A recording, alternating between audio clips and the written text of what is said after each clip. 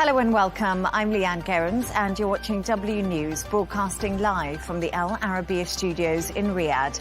These are our top stories. Trump claims the MOU with Tehran is over as he warns Iran the US will hit them hard tonight.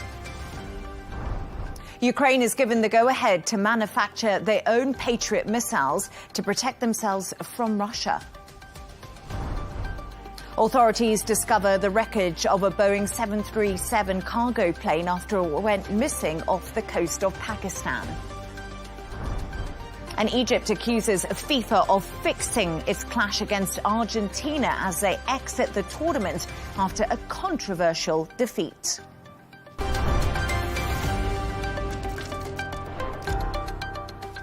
US President Donald Trump has granted Ukraine the license to manufacture their own Patriot air defense missiles in order to protect themselves from Russian attacks. President Zelensky has consistently asked the US for the weapons, which are expensive and in high demand. It's a big win for Ukraine as the conflict enters its fifth year. Here's what President Trump had to say. So one of the things we're going to be talking about is we're going to give a license to you to make Patriots. That's pretty cool, right? Larry? This way you can't complain that we're not giving them enough. I'd say make them yourself. We've settled a lot of wars, and this one is the one that I thought maybe would be the easiest. But Putin's a difficult character, and this guy's a difficult character. You have two kids in a park, and they don't like each other, and they start fighting. Sometimes you have to let them fight. Let them see that it's tough, it's tough. Fighting is tough. And he's done an amazing job. Look, he's been very effective.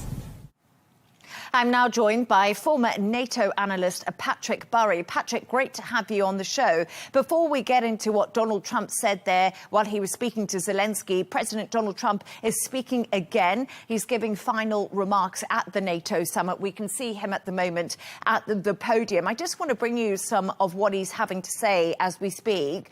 Trump on NATO. Members are making great progress towards the 5% defence spending number. He also said here, Patrick, there was tremendous unity at the NATO meeting. What is your take on what he's saying about unity and also the defence spending? Yeah, good evening. I think, well, it's good to hear that because I think prior to this, all we'd heard was the complaints really so far. And maybe that's the strategy. You turn up at the early phases of the summit yesterday and today, drop some verbal grenades basically to make sure the allies are off balance and keep spending on defence. Make your own point about Spain, for example, about Greenland, all, quite uncohesive comments, and then cap it off with a show of unity and say, actually, well, we're all friends. Obviously, it's a bit chaotic. I think the Turkish delegation and the rest of the NATO members probably would have hoped for a slightly smoother summit. But if it ends on a show of unity, I mean, that's a decent takeaway. And actually, President Donald Trump, as he was saying those remarks, says once again, praised Turkey's Erdogan. And we did hear him do that again yesterday. But let's go on to how Trump's comments about both Putin and Zelensky being difficult to deal with really square up with his commitment to help strengthen Ukraine's air defences. Oh, listen, if this licensing agreement goes ahead, that's a major step. The Russians will not like it. It's really important. The Iran war has put huge pressure on stockpiles of Patriot missiles and the other more advanced THAAD systems. The Europeans do make their own, the Astra system generally made by France, but it's just not available in the quantity that the Patriot is because it's an older system. So it would be a big, obviously it would take a while to come into the pipeline given that, you have to license and then get all the parts, etc. And then after that, the production. Nevertheless, it would be a pretty big show of support, I think. I also thought it was very interesting what he said about the two kids in a park. Like, basically what he's confirming there in a kind of vernacular sense is what most of the strategists have looked at since about March, which is the last time that there was a major effort for the negotiations, with the basically both sides have decided we're not going to negotiate. We think we have the upper hand over the summer fighting season, and maybe let's see where we are come November. And let's move on to another story that's been making all of the headlines, somewhat overshadowing NATO. Trump says the ceasefire is over. He called Iran cuckoo and accused its leaders of being untrustworthy. Are Trump's renewed strikes on Iran overshadowing the NATO summit? And how have leaders in Turkey reacted to what's been happening in the Middle East region? I mean, I don't know if it's overshadowed it, but it's certainly complicated it. And you've had to have the Secretary General, make a statement saying that he's fully in support of the US round of strikes. I think you've also seen Turkey saying they're happy to help diplomatically. So this is part of it. But luckily, we haven't had Trump saying that NATO members must get involved in Iran, which he has previously said. So I was glad to see that didn't happen. I mean, with the crisis in Iran now in the Strait, it's beginning to look like a perma crisis, isn't it? Mm-hmm. The US can't fully solve the problem militarily. The Iranians know it. They want to exert their power over the Strait. There's been escalating tit for tat attacks. They get stronger like they have in the last, 24 hours. And then there's a pause usually. Trump said he would go again tonight. But the problem is it's not really solving the issue. And that's why I fear we're basically short, medium term. It's just going to be whether ceasefire or no ceasefire. It's going to be a half open strait with frequent strikes against each other.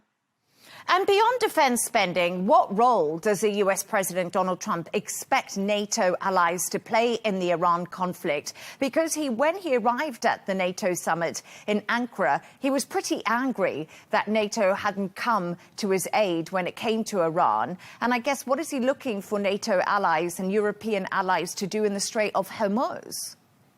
So I think the anger was in particular directed against the Spanish, who closed their airspace and their bases and made some of the cargo planes that the US had in those bases move immediately. Now, that's not really the way that a trusted ally would that's a little bit beyond what you would expect.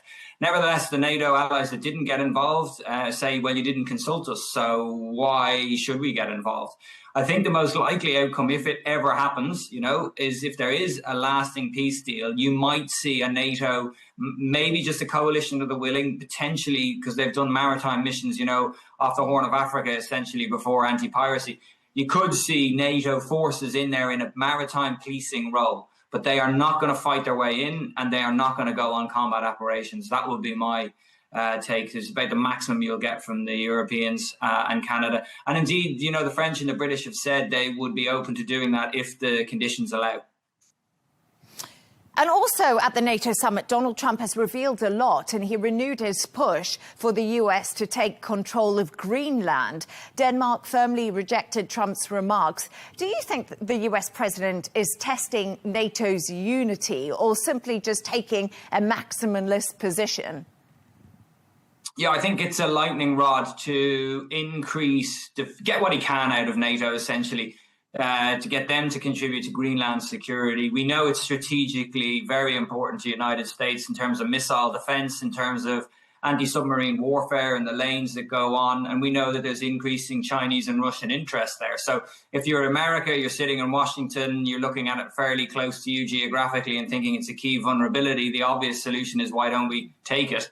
But I think the reality is, and certainly you see from officials in the Pentagon, although that would be their easiest and most obvious solution, given the NATO allies in Europe have a very different position on that, I think they'll muddle through. It's very interesting to see, since this kind of crisis about Greenland has built up, the Danes have spent $7 billion, have almost added another 50% to their defence budget just for Arctic security. And other countries, like you saw the UK and Norway, had a patrol or a task force up in that area as well, just over the last few days. So, I mean, there's a combined effort to try to appease Trump on this issue. And how do you think Tehran is viewing Trump's criticism of NATO members over the lack of support during the Iran war? Of course, he's now giving his final comments and we're getting the show of unity from the president. But before that, he was critical. And do you think Iran will see this as a weakness?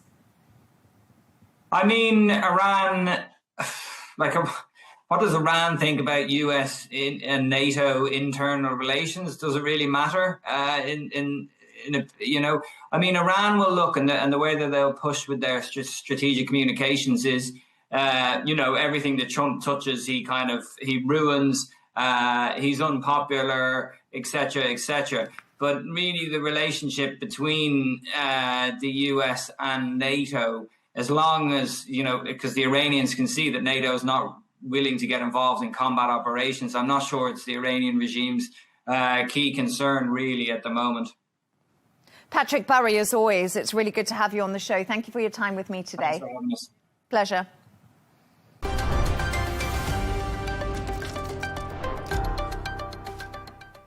US President Donald Trump has claimed the MOU to end the war is over. He also warned the US are likely to engage in additional strikes on Wednesday night after the attacks the night before. Speaking at the NATO summit, Trump said he no longer wanted to deal with Tehran. Take a listen. They're sick. There's something wrong with them. We said, go and do your funeral stuff. And instead of that, they start shooting rockets at ships yesterday. And so we hit them very hard last night, very hard. I would say 20-1, 20 times tougher. And I told them, every time you hit, we hit.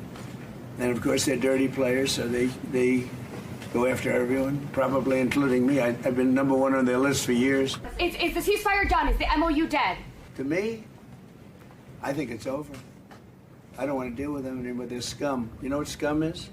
They're scum. They're sick people. They're led by sick people. And they're vicious, violent people. And if they had a nuclear weapon, they'd use it. As far as I'm concerned, it's over.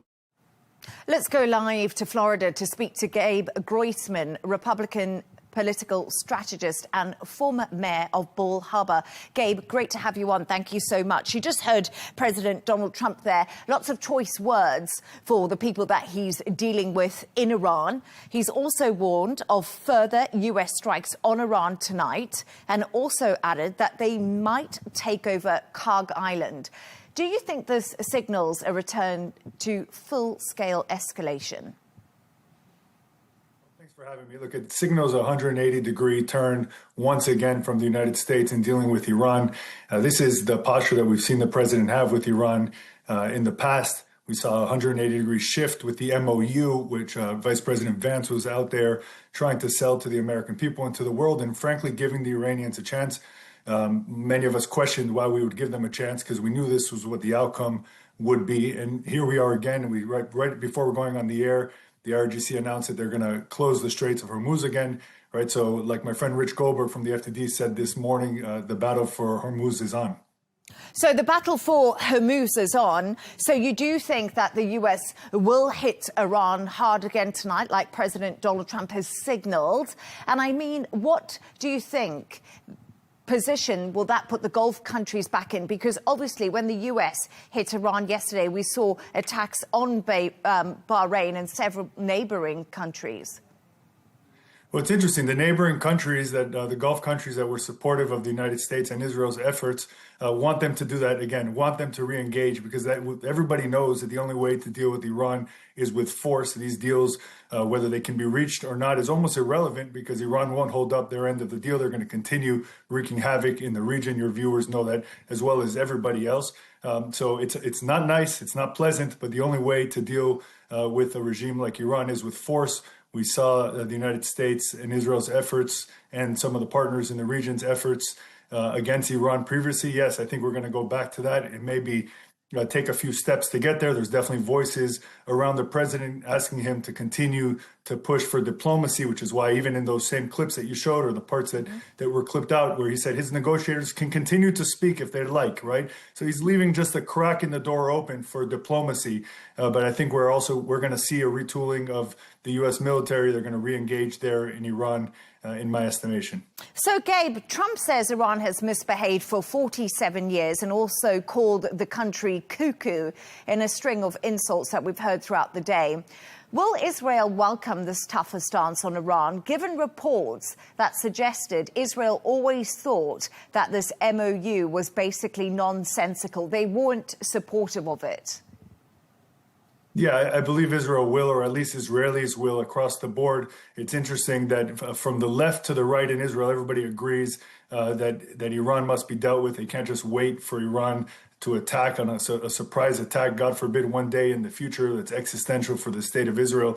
The only way to deal with them is through military force. And look, we've learned lots of lessons. The world has learned lots of lessons in the last 2 years in the engagement with Iran. Which is they can be dealt with militarily. Is it easy? Will it be short? No, neither of those things are true. But remember, the U.S. and Israel and the allies were able to fly around Iran freely, right? With no missile defenses coming from Iran, no active missile defense systems that were taken out immediately by Israel early on, right? They couldn't retool that, and they were able to engage. Now, it's a difficult fight. It's a large country. They have lots of unconventional weapons. So I'm not saying that it's an easy path to victory that way, but I am saying that that's the only way. So it's not an easy path. We know the Strait of Hormuz cannot be opened by military force. Donald Trump had to put a blockade in place. He said that this could be reinstated. We've heard that from him. But I think the big question here is, you say it's not going to be an easy job, but does the US have the military capability to achieve that objective? And do you think US boots on the ground is now a possibility, especially if the plan is to go into Carg Island? So I don't think we're going to see U.S. boots on the ground. And the question isn't if the U.S. has military capabilities to do these things. The U.S. clearly has military capabilities. The real question is whether there is political wherewithal in the United States to re-engage militarily in a serious way. And I do disagree with you respectfully on whether or not the straits can be reopened militarily. They can be. The question, again, is how much the U.S. wants to put towards that, right? How much political capital does President Trump and does the administration have? How much can the economy withstand the increase of oil prices when we engage in Hormuz one way or the other, right? Those are the questions that the U.S. is wrestling with in making its decisions. It's not really a question of military wherewithal. And I guess the US will also be grappling with its allies in the Gulf countries, who are, of course, neighbors and have taken the brunt of these attacks from Iran. And that has deeply affected their economies, too. We, of course, saw Marco Rubio in this region trying to sell the MOU. So America is in a tight spot when it comes to escalating military activity in Iran, because nobody really wants to see that. Yeah, nobody said it was easy. Like I said before, the European position and the rest of the Western world's position is just let them continue to accumulate nuclear weapons, ballistic missiles, let them develop an intercontinental ballistic missiles program, let them fund terrorism around the world. The United States and Israel and some of the allies in the region are saying no. Like, we know it's not easy. We know it's difficult. We know it's not perfect. But the free world cannot just wait and sit on their hands while they continue to grow their capabilities and continue to threaten the world. And let's talk a little bit about that nuclear capability, Gabe, because President Trump says the US may resolve the Iranian nuclear issue without a deal. What do you think he means by that? And how realistic is that approach, especially without the IAEA on board to inspect where that uranium is and that material? It will be impossible for the US to go in and find it without inspectors who have been in the country for years before. I mean, the answer is they would do so militarily. And if I were President Trump answering this question, the way he would answer it would be by saying, yeah, I'm not going to sit here and tell you on the news how we're going to go out and do it, right? Which is the U.S. keeps its military plans close to the vest like they should. And there are definitely military plans in the works to try to continue to degrade any nuclear facilities or programs on the ground there in Iran. Can they do it without putting American boots on the ground? Maybe. The Israelis are definitely willing to go there. They've been there before with boots on the ground in a covert fashion. We've seen that. We've seen the fruits of their labor there in the past. So we'll see how it's done. But yes, it's not going to be done through signing a piece of paper. That was proven in the last couple months. So, Gabe, just one final thought from you. President Donald Trump is wrapping up his NATO conference. Of course, he's been in Ankara. And during what he's been saying in his press conference, he's defended his handling of the Iran war at the NATO summit, calls it a big success. Do you think it has been a big success? And is that how the American public view it? I think when you're at halftime at a World Cup match You can't say you've been successful or not successful. You could say it's been successful thus far. I think the MOU was halftime, and we still have a whole second half to play for this mission to be completed by the United States. Like the football analogy, of course, the World Cup's on and everyone's got football fever. Gabe Groisman, thank you. Thank you so much. Let's continue this conversation with Professor Scott Lucas of the Clinton Institute, University College Dublin. Professor Lucas, it's always great to have you on the show. I just want to pick up a little bit on the last question I asked my guest. Donald Trump, of course, wrapping up the NATO summit, defending his handling of the Iran war, calls it a big success. What do you make of that? Well, there's Mr. Groisman's Trumpist talking points, and then there's reality. And if you want to use the football analogy, remember we weren't at halftime of the U.S. match versus Belgium. We remember what the full-time score was. The U.S. lost 4-1. And the Trump folks have not succeeded in this war alongside the Israelis on Iran. What the Israelis wanted was regime change. That has not happened. The Trump folks wanted regime surrender. They did kill the supreme leader, dozens of officials, dozens of commanders, caused massive damage. But the regime did not surrender. Instead, as you've been discussing, the regime exercised its own leverage. It retaliated against Gulf states. It closed the Strait of Hormuz. It still controls the Strait of Hormuz. It still can retaliate, as it has shown today, against Gulf states. So the idea that Donald Trump, who has a divided administration, can simply say, I'm going to bomb them into submission, that's just bluster. Because there's a couple of essential points here. First of all, yes, the Americans can bomb. They can destroy more things inside Iran, but that does not mean that the regime collapses. Secondly, you can only get the possibility of occupying Kharg Island, that major oil hub that Iran has, let alone getting regime surrender if you put in ground troops. It is absolute nonsense, as Mr. Groisman said, that you simply can resort to airstrikes and all of a sudden it will just be okay. And I'll add another talking point that he said, which you and I both know is nonsense. Most of the Gulf states are very concerned about this. Yes, there were some Gulf states that supported the Trump attacks on Iran in the first weeks of the war, despite Iran's retaliation, which they were upset about. But when it became clear the Americans would not put in ground troops and would not finish the job, those Gulf states swung behind negotiations. They were the powers behind the mediation of Pakistan. And of course, Qatar was one of the mediators. So to say that the Gulf states would welcome a return to all-out war in the region, I think that is frankly a fantasy and a very dangerous one, if I may be honest with you. And we're just hearing again from Donald Trump, Professor Lucas, and he says, I'm not sure I want to make a deal with Iran. This is at the NATO summit. And then he said this will end very quickly. I wonder what you think Donald Trump is trying to suggest there, because throughout the whole day, he's had a lot of impassioned news conferences calling Iranian authorities evil, sick and mentally disturbed people. And now he's saying he doesn't want to deal with them, but this will be over quickly. First of all, look, the media need, with respect, to stop leading with Trump's statements as being a headline that shows what the U.S. is actually doing at this point. Because secondly, Donald Trump swings around like a weather vane. A few weeks ago, when we did get talks under the ceasefire, he praised the Iranian regime. He said they were leaders with whom he could deal. His vice president, J.D. Vance, said that.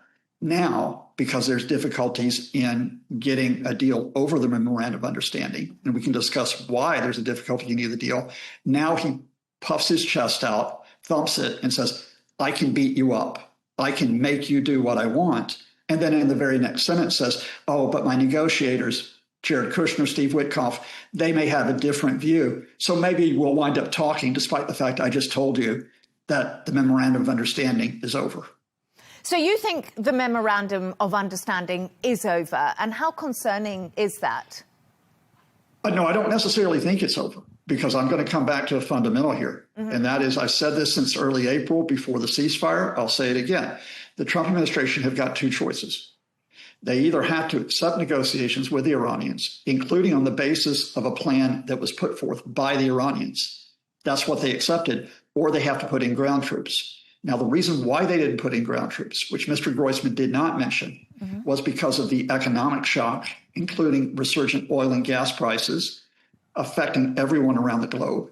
The reason why they did not do it was domestic opinion, 2/3 of whom are now against this war, let alone putting in ground troops. And they did not do it because the military said it would be a very difficult fight. Those conditions are still there. That's why I don't think the U.S. will put in ground troops. And if they don't put in ground troops, they have to accept maybe a day from now, maybe a week from now, a return to negotiations through the mediators. And I want to bring you some more lines that President Donald Trump is saying as he's wrapping up this NATO summit. He says, Iranian leaders now more rational. So that's something he's just said. Obviously, that's a little bit of a change in tone, of course, from what I read out to you a little bit earlier about them being evil, mentally ill and sick. What do you think the US public make of all of this?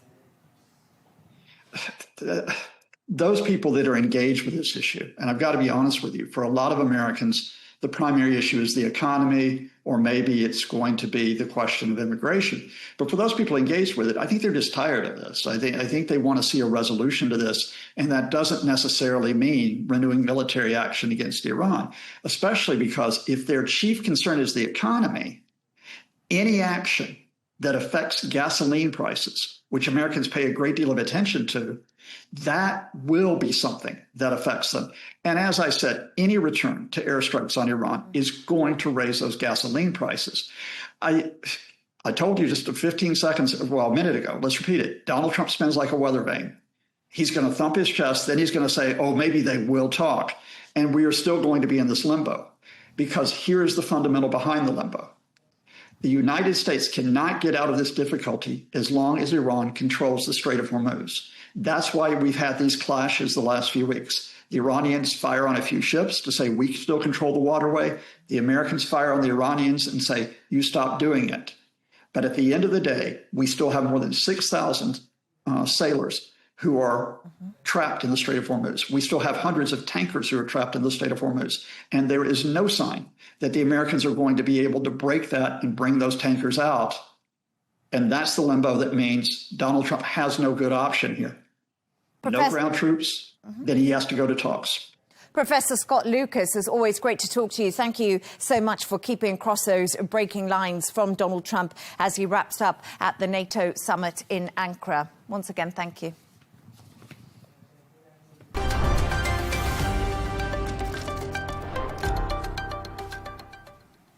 Authorities in Pakistan are searching for the crew on board the K2 Airways private cargo airline that disappeared off the radar on Tuesday night. The wreckage of the plane was found 53 nautical miles south of Omara port. Preliminary data sent from the plane indicated a loss of altitude followed by a dramatic climb. Wandi Intengento tells us more. Pakistan's authorities have found the wreckage of the Boeing cargo plane that had gone missing on Tuesday night while on its way from Sharjah in the United Arab Emirates to Karachi. Following a 12-hour search, rescuers are still combing through the site for the crew, made up of 2 pilots, 2 engineers and 1 support staffer. Earlier in the day, Pakistan's Prime Minister offered his condolences to the families of the crew. Authorities said the Boeing 737 plane, which reported a navigational system issue, plunged rapidly after 3 minutes of alerting air traffic controllers. Navigation tracking platform Flight Radar 24 data shows that before the disappearance of the aircraft, K2 Airways had not flown since June 28th. Pakistan aviation industry has been marred with a history of several major deadly plane crashes in the past decade, which led the EU in 2024 banning the national carrier from its airspace for 4 years. The K2 Airways aircraft is one of Boeing's decades-old 737-400s, 2 generations older than the MAX model that has been flagged for loopholes in safety. Wandi Swandengendo, Arabiya English.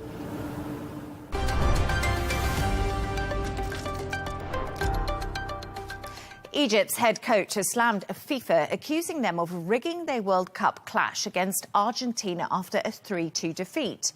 Hossam Hassan claims Egypt was denied a penalty before Argentina scored, clawing back a victory after being 2-0 down. Take a listen. I'm saying that we deserve to win. I do not want to say hard luck to us, no. We went out with honor on our part, but the result was far from the fair play that the Federation FIFA talks about. There was no respect, and no fair play today. So I'm saying that it is an undeserved victory for Argentina. I promise, after I return today, I will not watch the remaining games at this World Cup at all, because there is no justice in it. My internal objection is that I will not watch the World Cup again at all. I mean, this World Cup.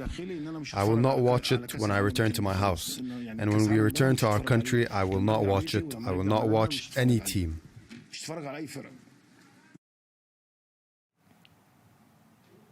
Let's get the thoughts and opinions of sports broadcaster Tusdik Din. Tusdik, as always, great to have you on the show. Some really strong and passionate words there coming from the Egyptian coach.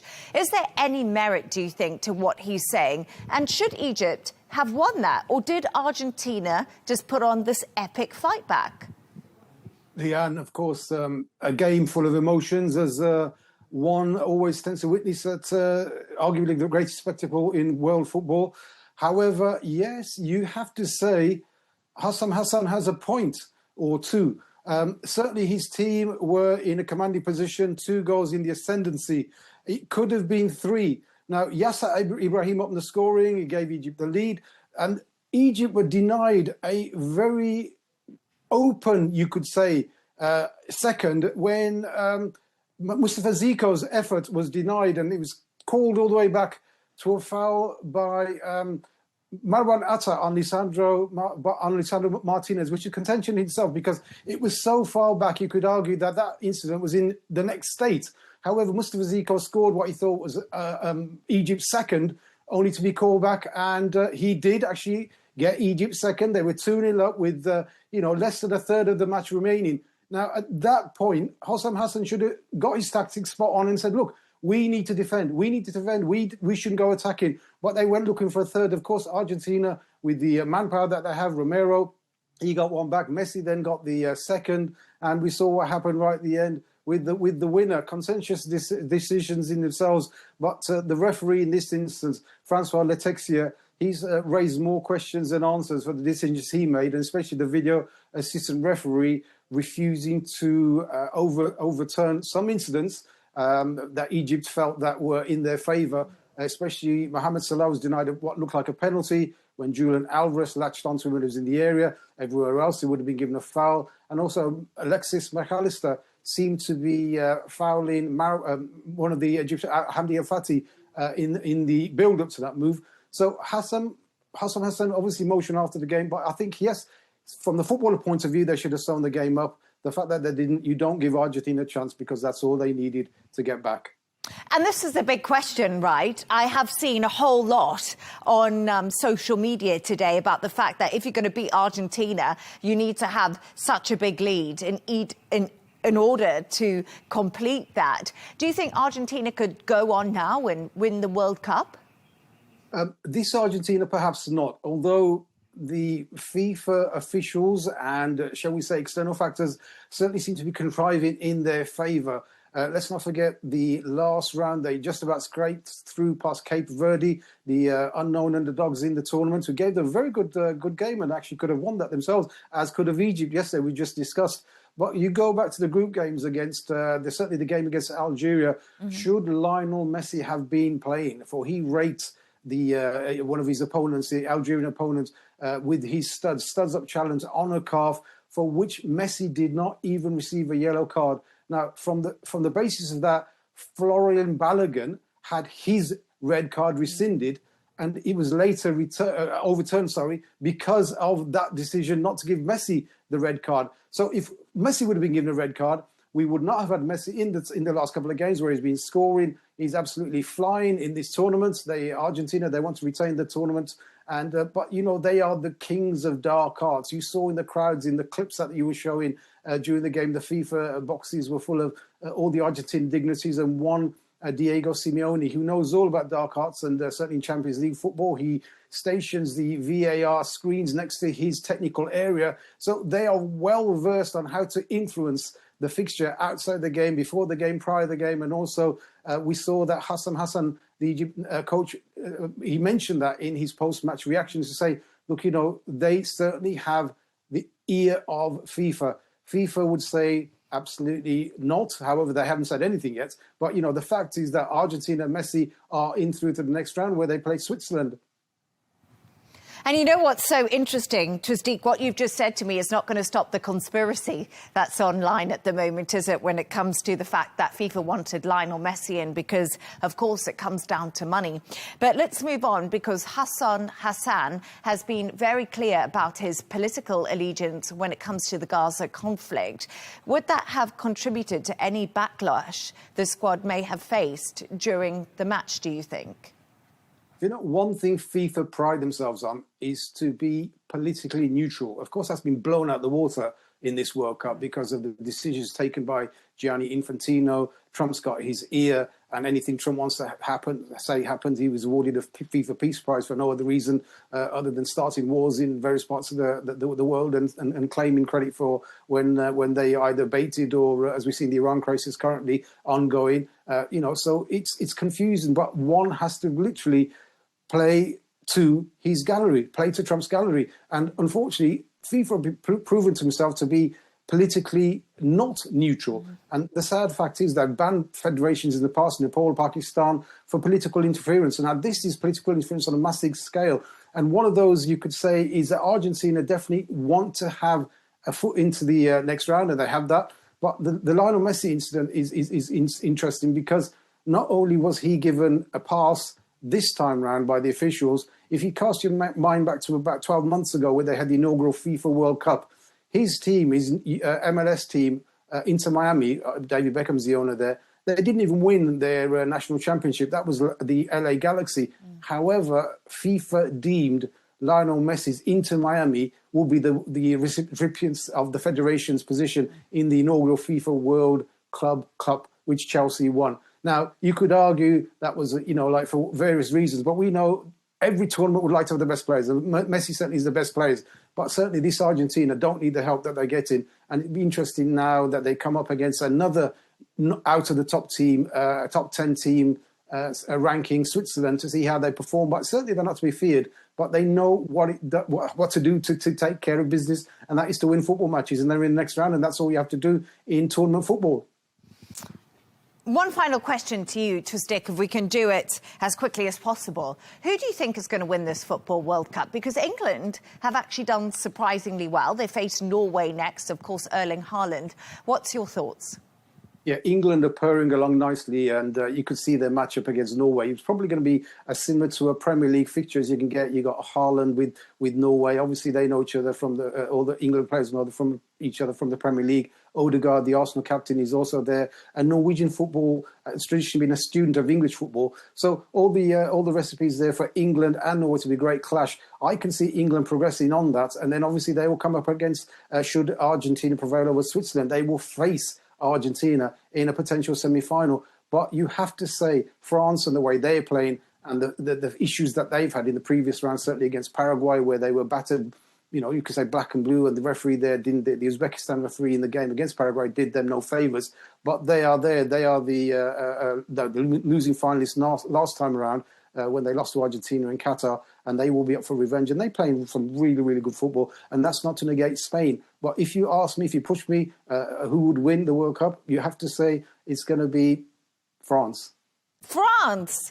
OK, Tasdeeq, you're going with France. I'm hoping England, because I think they've been having enough political trouble. They need a bit of sports magic. And also, just to bring you some news on that sports magic, Tasdeeq, I'm not sure if you're watching the Wimbledon, but it's been a historic man. The British wildcard, Arthur Ferry, has now got through all the way to the semi-final. So there's some British hope left in the tennis still. Twas Dicton, thank you very much.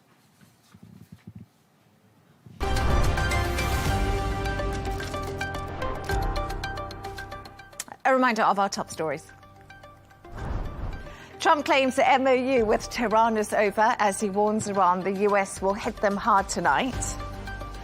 Ukraine is given the go-ahead to manufacture their own Patriot missiles to protect themselves from Russia. Authorities discover the wreckage of a Boeing 737 cargo plane after it went missing off the coast of Pakistan. And Egypt accuses FIFA of fixing its clash against Argentina as they exit the tournament after a controversial defeat. And that's all from us on W News. Don't forget to subscribe to our YouTube channel. Of course, follow us on X. We'll be back in a few hours with W News Extra. Goodbye and thank you.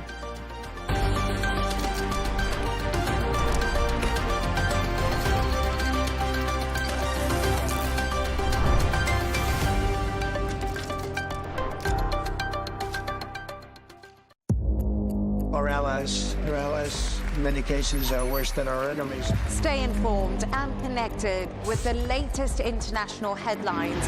There obviously is a risk. From breaking news to in-depth analysis, it would appear that this war is coming to an end. Who buys this stuff? Investors, pension funds. We deliver the most important developments straight to your screen. Iran always wanted to deal with militia. Join us for compelling, expert-driven conversations. A curfew order has been established. And an insightful look at the issues shaping our world today. There are a lot of proposals about European architecture for security. I'm Leigh Ann Gerrans, and this is W News. We dealt with this when I was Chief of Staff in the first term. Where you don't just hear the headlines, you get the full story.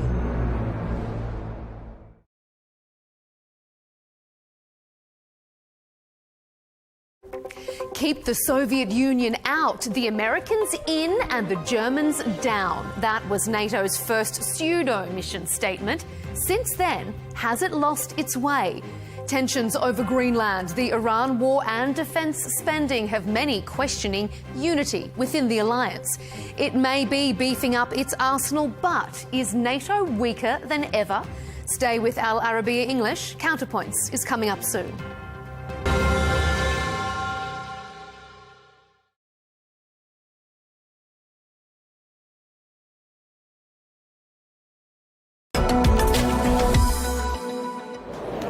We're joined now by Nadim Bafesh, who's the CEO of WeBook.com. Nadim, thank you very much indeed for joining us on The Real Deal. You're the CEO of what is Saudi Arabia's leading platform for discovering and booking events, entertainment, experiences, a huge player in the kingdom's leisure economy. How have you seen this sector evolve since 2014 when you got started? It's thriving, it's blowing up. Things are just getting more and more exciting every year, and every year that we always have these shocks and surprises. Alhamdulillah, since the vision was announced, we had this platform for communities and getting people together. And when the vision was announced back to 2016 time, we were there at the right place in the right time, and we had ticketing available. We had a full sort of platform with a back end, flexible with the front end capabilities to be able to white label and go out there and activate these projects.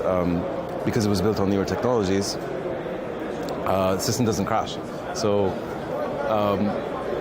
you have suddenly a country where these massive events, which we've been waiting for all our lives, and a massively youth population, I think about 70% of the people are under 30, hungry for entertainment. And when this stuff happens, one tweet from His Excellency Turki al-Sheikh, for example, and we have suddenly millions of people in the same second on the platform.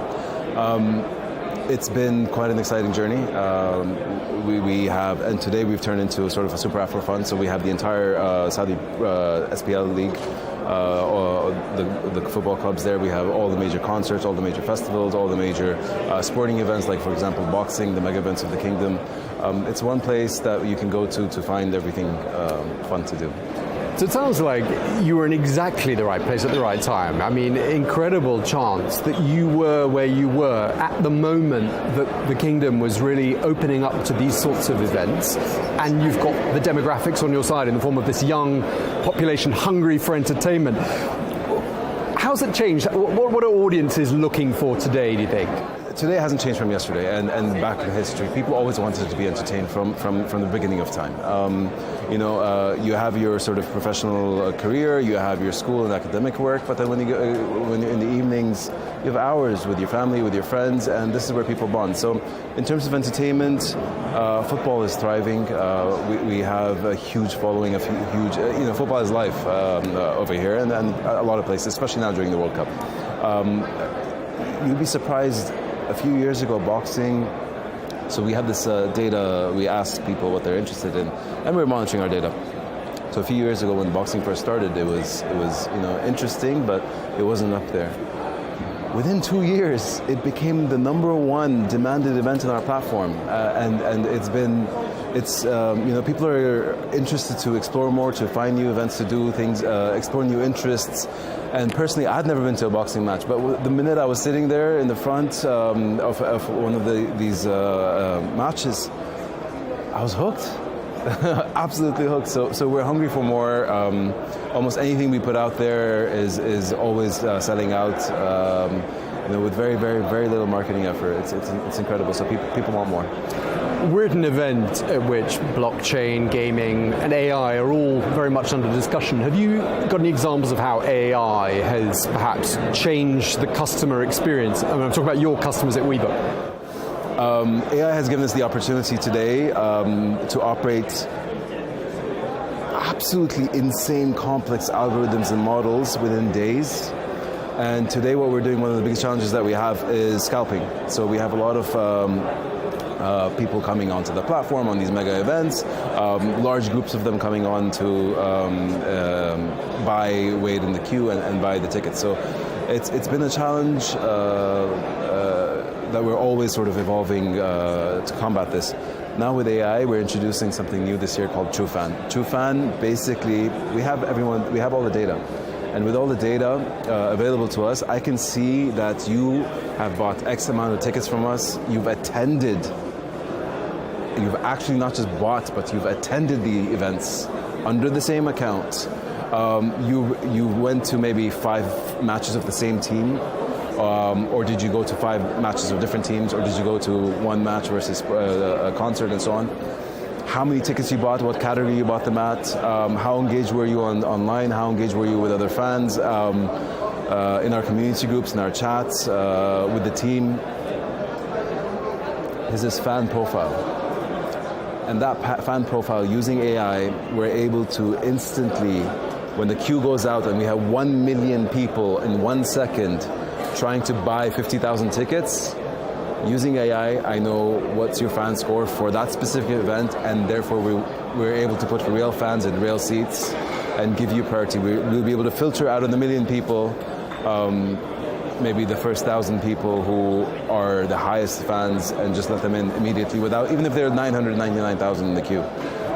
So AI, that's just one example, and across the board in every department, in every the entire life cycle of WeBook, discovery to after an event, we're pushing AI across the board. Okay, another example of you being in exactly the right place at the right time, because you've got time very much on your side. I have to say, amazing timing.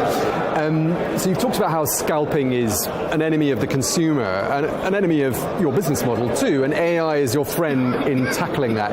Is AI solely your friend, or do you view any threats when it comes to AI? I think every technology has a pro and a con. It's a double-edged sword, always from history, and organizations have to be very careful, have to be very aware, constantly doing all the types of risk assessments, threat assessments, studying the vulnerabilities. Unfortunately, with AI today, the scale of attacks and the evolution of these attacks is at such a fast pace that literally we have to be monitoring it on a daily basis, the constant news around the world. We're at a stage where a single hacker around the world is able to infiltrate maybe a third-party source that a lot of companies around the world are using, so it creates a huge security risk. Investing heavily into your security operations, into your team, ensuring the data is secure. There's multiple factors in security, so I think this is the time that companies have to invest the most into security and really be careful in the new world of AI. Okay, so great opportunities, but with some associated risks that need to be managed. Saudi Arabia has huge and ambitious goals when it comes to making the kingdom a global destination. How do you see your role in helping to achieve that? Look, we have, my data team tells me we have over 190 something countries that people have purchased tickets from us. I asked them, are there 190 something countries in the world? Can we just say 185, just to be safe? And the majority of our events today are based in Saudi. We are expanding internationally, but that is actual users all over the world purchasing to come to Saudi at one of these events. I mean, the events that we have being developed by Ministry of Sports, by the Entertainment Authority, by Ministry of Culture, and so many more are world class.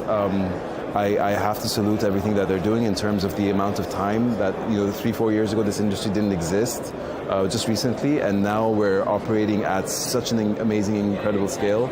I'm hats off and salute to everyone that operated these first events, the first versions of these events. I'm sure it was a huge challenge and they barely got any sleep. But if you look at the events today, oh my God, they're incredible. They're one of the best in the world. I was just at WWE a few days ago with my son, and he had the time of his life, and thank you. I want to thank everyone there. I think Saudi's booming, is thriving. We have an amazing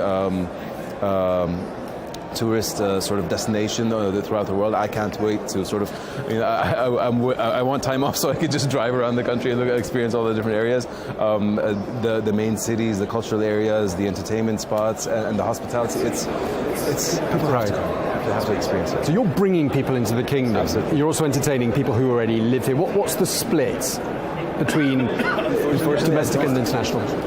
It depends on the event. So I don't have an overall number at the top of my head.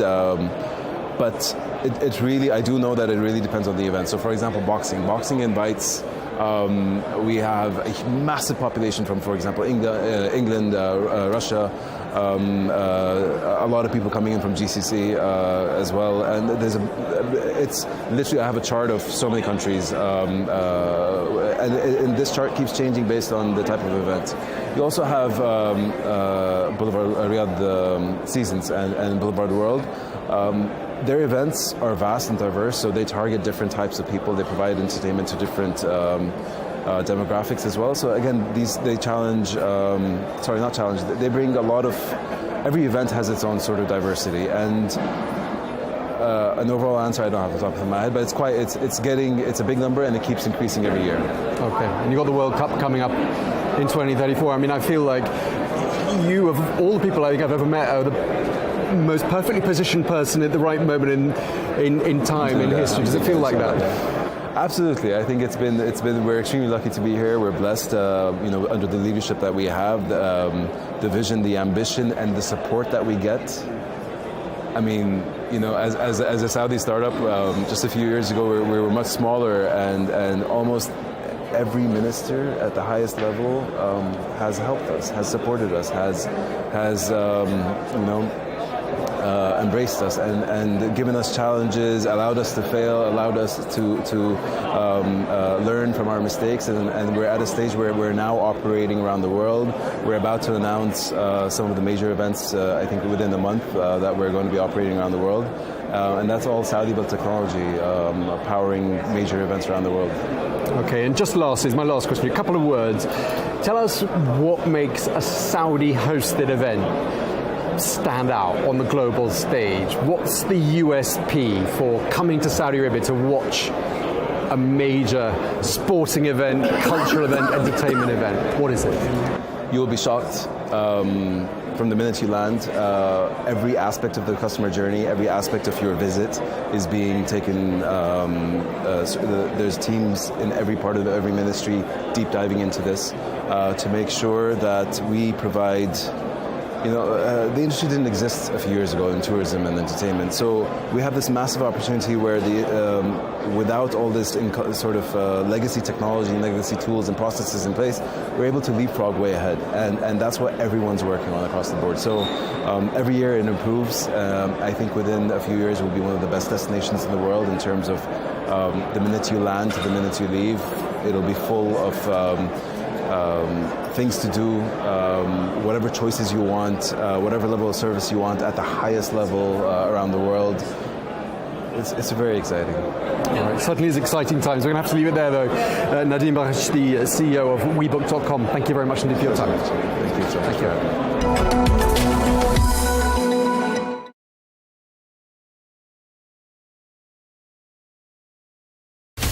From the White House to Gaza, Kiev to Beijing, elections, economics and the environment compete with conflicts and other complex issues for our attention. In an age of fake news, deep fake and artificial intelligence, they've got to have a vote and a say. It's important to look beyond the loudest voice to understand the truth. From newsmakers to groundbreakers, my campaign is going very well. Presidents, prime ministers, princes and peacemakers, and cultural tastemakers. As Arabs, as Middle Eastern, we're too emotional. Join me on The Riz Khan Show for empowering conversation.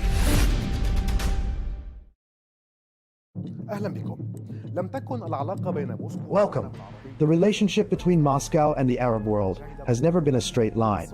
It has seen decades of rises and falls, from peaks of alliance during the Arab-Israeli wars to a sharp decline after the collapse of the Soviet Union, and then a notable return through the Syrian gateway, followed by Gulf caution amid the war in Ukraine.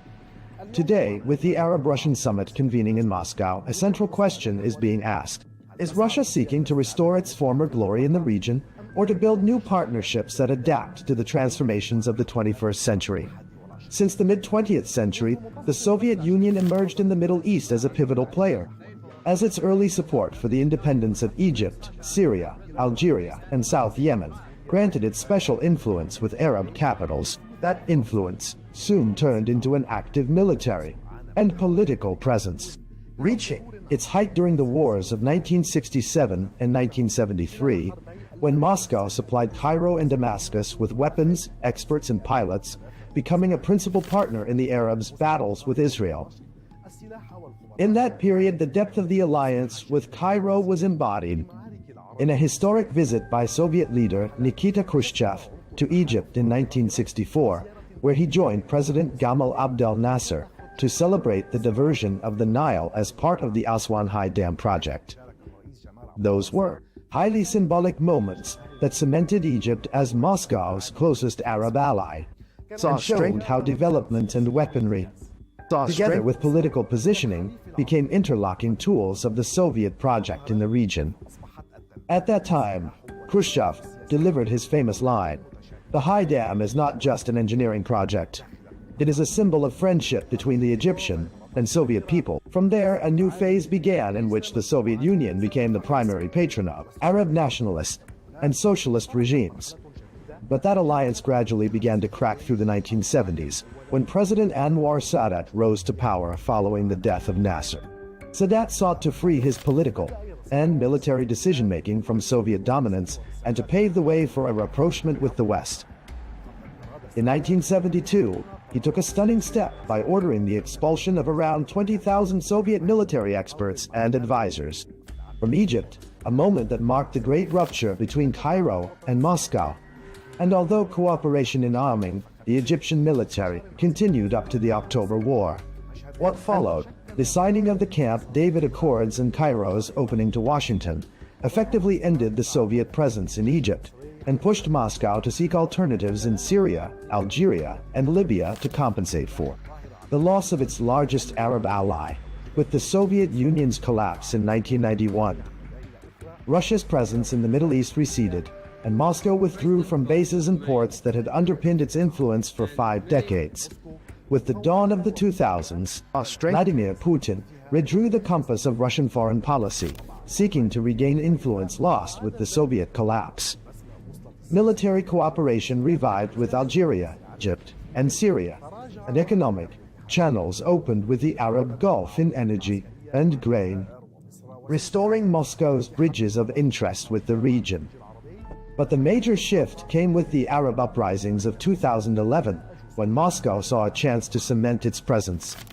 Its direct military intervention in Syria in 2015 restored to it key strategic levers, most notably the bases of Tartus and Memim.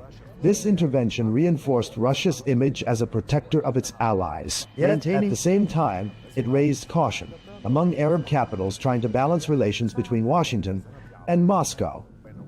Saudi Arabia, the UAE, and Qatar viewed Russia's military presence, maintaining as deepening Iranian influence and keeping Assad in power. Despite political disagreements, Moscow's ties with the Gulf capitals remained pragmatic, maintaining close cooperation in the energy sector, along with Russian investments in gas and petrochemicals, and a limited degree of security and military coordination. With the eventual fall of the Assad regime, the scene shifted again. The new Syrian leadership rearranged its priorities, moving away from dependence on Moscow and opening up to Gulf capitals in search of reconstruction and investment. This shift cost Russia its Damascus card, the one that had given it prime influence in the Middle East equation, while the new Syrian leadership sought to redefine its relationship with the Kremlin on different terms, preserving security coordination and continued use of the Tartus and Memim bases in exchange for limited Russian support in infrastructure rehabilitation projects and the supply of wheat and fuel. Then came the outbreak of the Russia-Ukraine war in 2022, putting Russian and Arab relations to a severe test. Saudi Arabia, the UAE, and most Gulf states adopted a policy of neutrality, maintaining oil cooperation with Moscow, while on the other hand, Egypt and Algeria continued their economic and military partnerships with Russia despite Western pressure. But Western sanctions affected grain and fertilizer trade and energy prices, driving several Arab countries to seek a careful balance between their interests with Moscow and their need for Western partners. Despite the geopolitical complications, the last decade saw strengthened oil cooperation between Moscow and Riyadh through OPEC Plus agreements that helped stabilize the global energy market. Mutual investments also expanded in petrochemicals, agriculture, and religious tourism, with high-level visits between Russian and Gulf leaders keeping communication lines open even at the height of crises. In parallel, Moscow maintained its traditional stance on the Palestinian issue, affirming support for a two-state solution along the 1967 borders and the establishment of an independent Palestinian state beside Israel, while calling, during the recent Gaza events, for an immediate ceasefire and civilian protection to preserve balance in its relations with both Palestinians and Israel. Russia's presence has not been limited to the Gulf, Syria, and Egypt. Algeria has been one of Moscow's oldest military partners and the largest importer of Russian weapons in Africa and the Arab world. Since 2019, Russia has played a prominent role in Libya through the Wagner Group supporting Haftar's eastern forces, giving it military and economic leverage in key regions. In Sudan, there was the 2020 signing of a preliminary agreement to establish a naval logistics base at Port Sudan, not yet implemented because of political circumstances. Meanwhile, Russia has remained a major arms supplier to Sudan. In Tunisia and Morocco, cooperation centers on agriculture, trade, and tourism, while in Lebanon, Moscow's influence is confined to the energy and offshore gas sectors. Thus, over 7 decades, Russia has shifted from a strategic ally of Arab nationalist regimes to an oil and investment partner for the Gulf states, and finally to a party in confrontation with the West, one that directly impacts the Middle East stability. Today, with the Ukraine war still raging, Arab capitals face the challenge of mediating between East and West, while Moscow strives to entrench its footing in the region despite global isolation, and to deepen cooperation with Arab countries in economics and energy.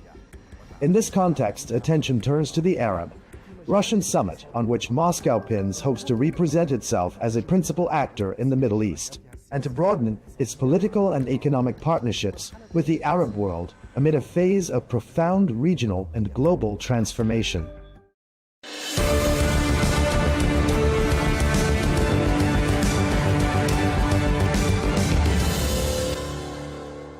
Hello and welcome. I'm Riz Khan. There are hopes that there will be progress in the conflict between Russia and Ukraine following the meeting in Alaska between the US President Donald Trump and the Russian President Vladimir Putin. There are talks that maybe bilateral and trilateral meetings will follow, but then there are also those who believe there will be no progress, largely because of Vladimir Putin's intractable position when it comes to Ukraine. One of those is the former UK Defence Secretary, Liam Fox. He joins me now to explain why he has that position. So, Liam, thank you for making the time. It's good to have a chance to chat with you, sir. First of all, we're seeing a lot of media reports now that there seems to be some progress when it comes to the Russia-Ukraine situation following the meeting in Alaska and the following talks. What's your opinion on that? There's a lot of rhetoric. There's a lot of staging. Are we seeing real progress? We don't know yet. My view is that you need to go back to understand why Ukraine wants very, very specific, overt, and bankable security guarantees. Remember back in 1994, Ukraine gave away the nuclear weapons that they had inherited from the breakup of the Soviet Union. And they did so on the basis that they had a security guarantee from the United States, from Britain, from France, but mostly from Russia, that their sovereignty and their borders would be respected.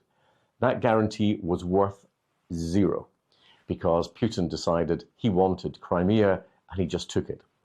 Now, if you were the Ukrainians and you are wanting to end the war, you will want to do so knowing that you have a much better guarantee of your security than came with that agreement, the Budapest Memorandum. So I entirely understand why the Ukrainians are where they are. And until they get those very bankable guarantees, I don't think we can move much forward.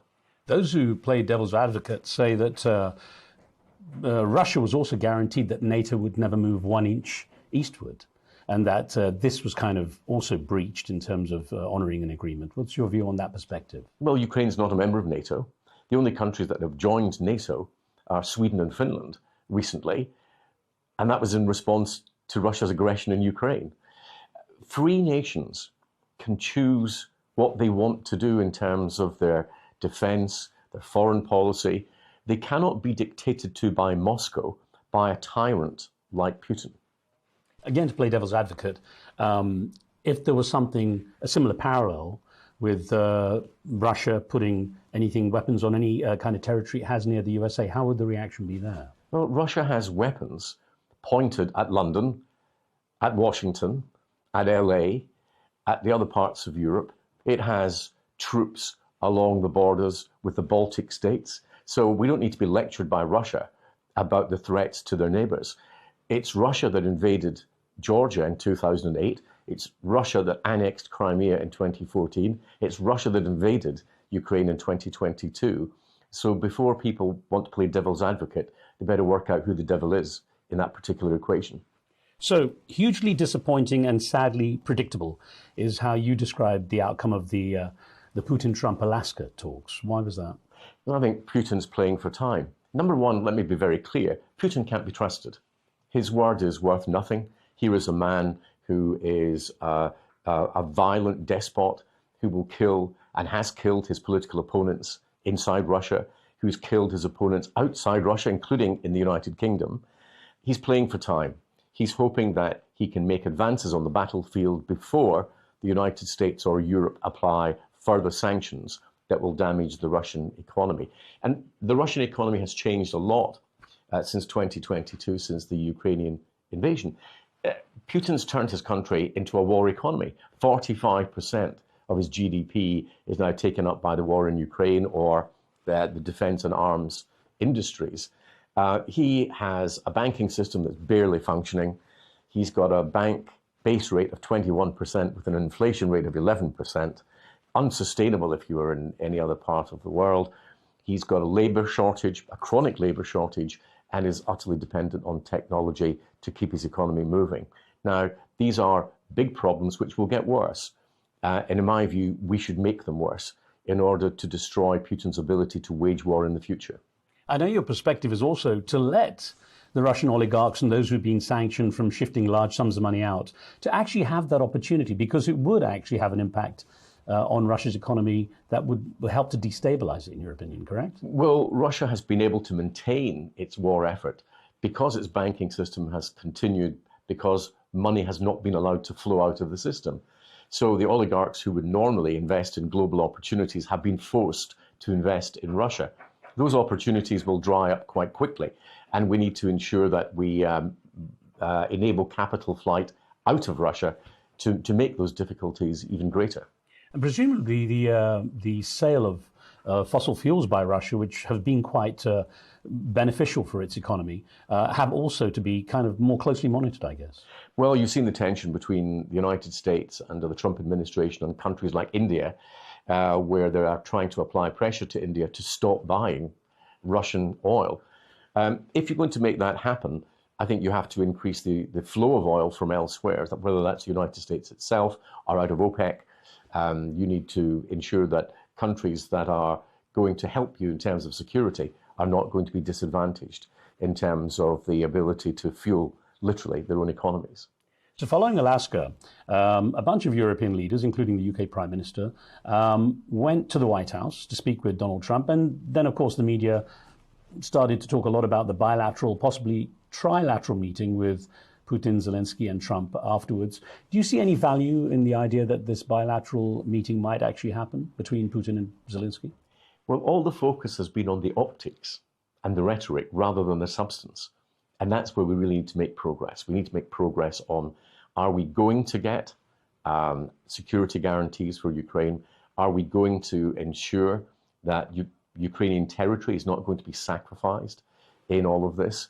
When these big issues are sorted out, then you can work out who is going to talk to whom and where it's going to be. I mean, yesterday we had all this stuff about, will it be in Geneva? Will it be Istanbul? You have to have something to talk about first. So let's focus on the substance, and let's have a little bit less focus on some of the lesser important parts. Ironically, Budapest was mentioned, which you mentioned earlier as the 94 site of the memorandum. So it would be an ironic venue if they chose that. It would be, yes, it would be ironic, but there would be some who would think it was inappropriate, given that it was that memorandum in Budapest that was so badly betrayed by Russia. There have been reports that Europe would impose more sanctions on Russia if Vladimir Putin does decide to reject any bilateral or trilateral meetings. What impact could those sanctions have?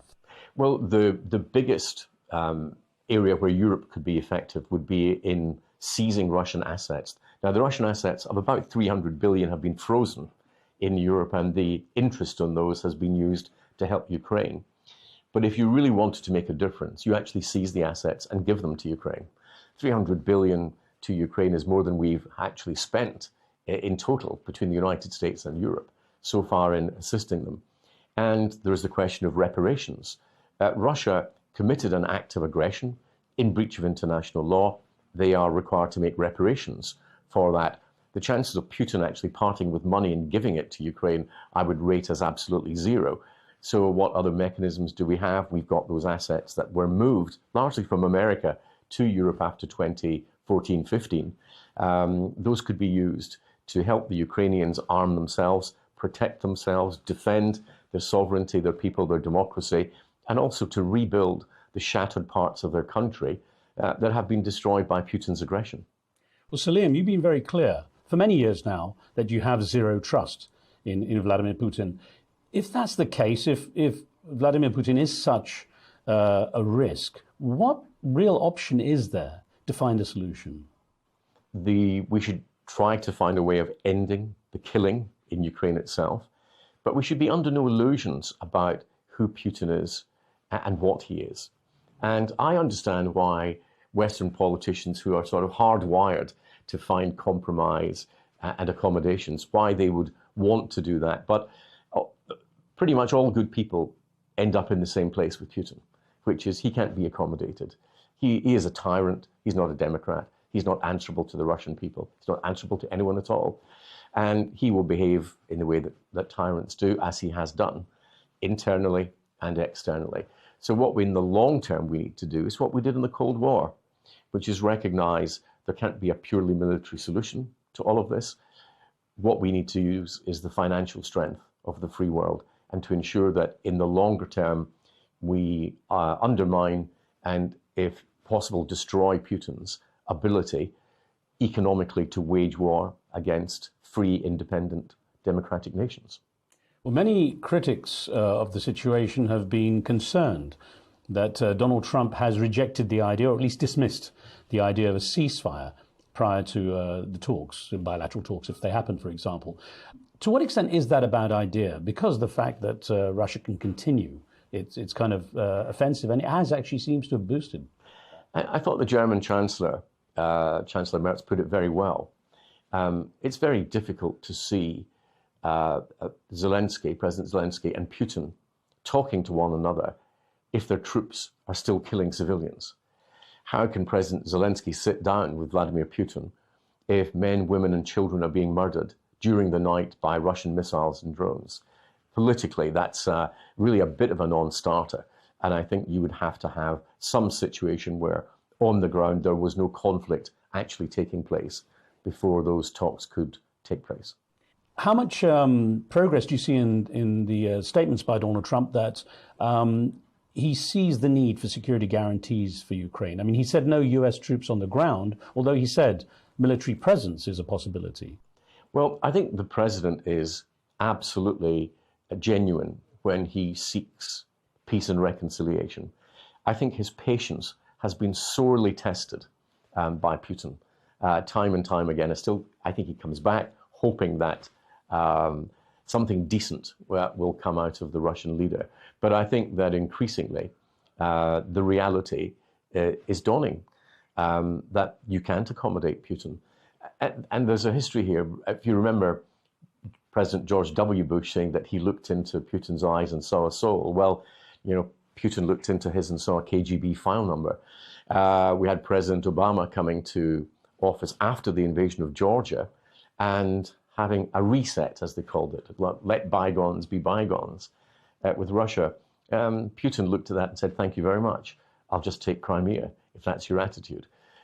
We need to really understand what we're dealing with, because wishful thinking is a very bad basis for foreign policy, and it's an even worse basis for defense policy.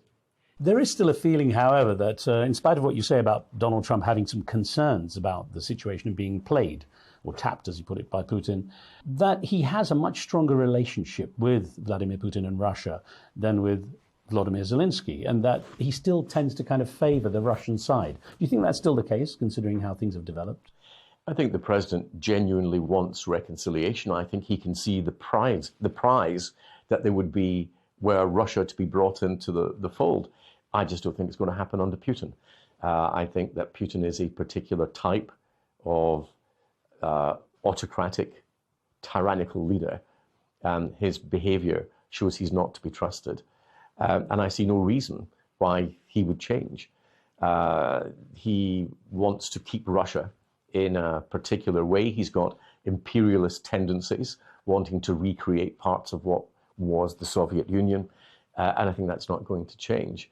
And I think that President Trump, like President George W. Bush, like President Obama before him, hope that they can find something good to deal with in Putin.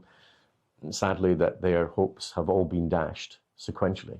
There is a widely held opinion that actually he's more interested in becoming a czar-like figure than reconstructing the Soviet Union, having a more imperial kind of attitude towards things. I think that's true with Putin. I think that he's also been willing to use the Russian Orthodox Church as part of that czarist approach. But he's a very dangerous man. He's dangerous to the people within Russia, and he's dangerous to the people outside Russia. And we've got to be very hard-headed in accepting that. It's in the minds of good people, wanting to see good in someone else is a very laudable and understandable trait. But it can be very dangerous when you're dealing with somebody like Putin. I'll get back to the current situation in just a second, but As and when the time comes when Vladimir Putin is no longer around, is there a chance for Russia to reset, or is it likely that someone else with the similar kind of tendency might just be able to slip in and continue the policies of Vladimir Putin? I think there were three ifs in that question. So I suppose it depends on the state of the Russian economy. Is it a stable economy, or will Putin actually leave it fundamentally weakened? It's much easier to take a peace economy and turn it into a war economy than vice versa. So there are big problems ahead for the Russian economy. How Putin will manage that, we don't know. Who's coming behind Putin? Difficult to say. Most of his potential successors have left under, let's say, less than clear circumstances. The Russian people, do they have a yearning for democracy? They have a yearning, I think, to control their own future and to live in a country where they are much more able to determine what happens to their families, their communities, and their nation than they have today. But impossible really to know. Russia doesn't really have a strong historical experience in democracy, really at any point. So yes, we have to hope for it. And we in the West have to prepare for a post-Putin era in the hope that we can help encourage change, but in a way much better than we did last time after the fall of the Soviet Union. There's a bit of a paradox in the fact that the Russian people did taste the fruits of a more kind of market economy, capitalistic society after the fall of the Soviet Union. And yet the statistics show that so many Russians seem to be behind Vladimir Putin's actions. Perhaps it's a patriotic or jingoistic attitude, but there is that strange paradox. Well, I think it's probably more likely to be the fact that there are no independent polls in Russia, and all the polls that we have are controlled by the Russian government. That will tend to produce the results that the Russian government want. But leaving that aside, so we don't actually know what the Russian people think. But if we are going to see reform in Russia, it has to be in a way that has tangible benefits on the street, and not just for the oligarchs and not just for the politicians, which is what we saw last time. And that needs to be better thought through. Considering your perspective on President Putin, do you see any value in him actually recently now agreeing that there should be security guarantees, that perhaps there could be some kind of monitoring system if there was a peace deal? Anything that gives us a verifiable peace deal, great. As Ronald Reagan would say, trust but verify. And that is just as true today as when President Reagan said it in the Cold War. And we need to be able to make sure that it's there. But there's something else. It's not just a security guarantee. What's missing there is the word credible. Is it a credible security guarantee? Because if Russia thinks that the deterrence is missing, then he will act again.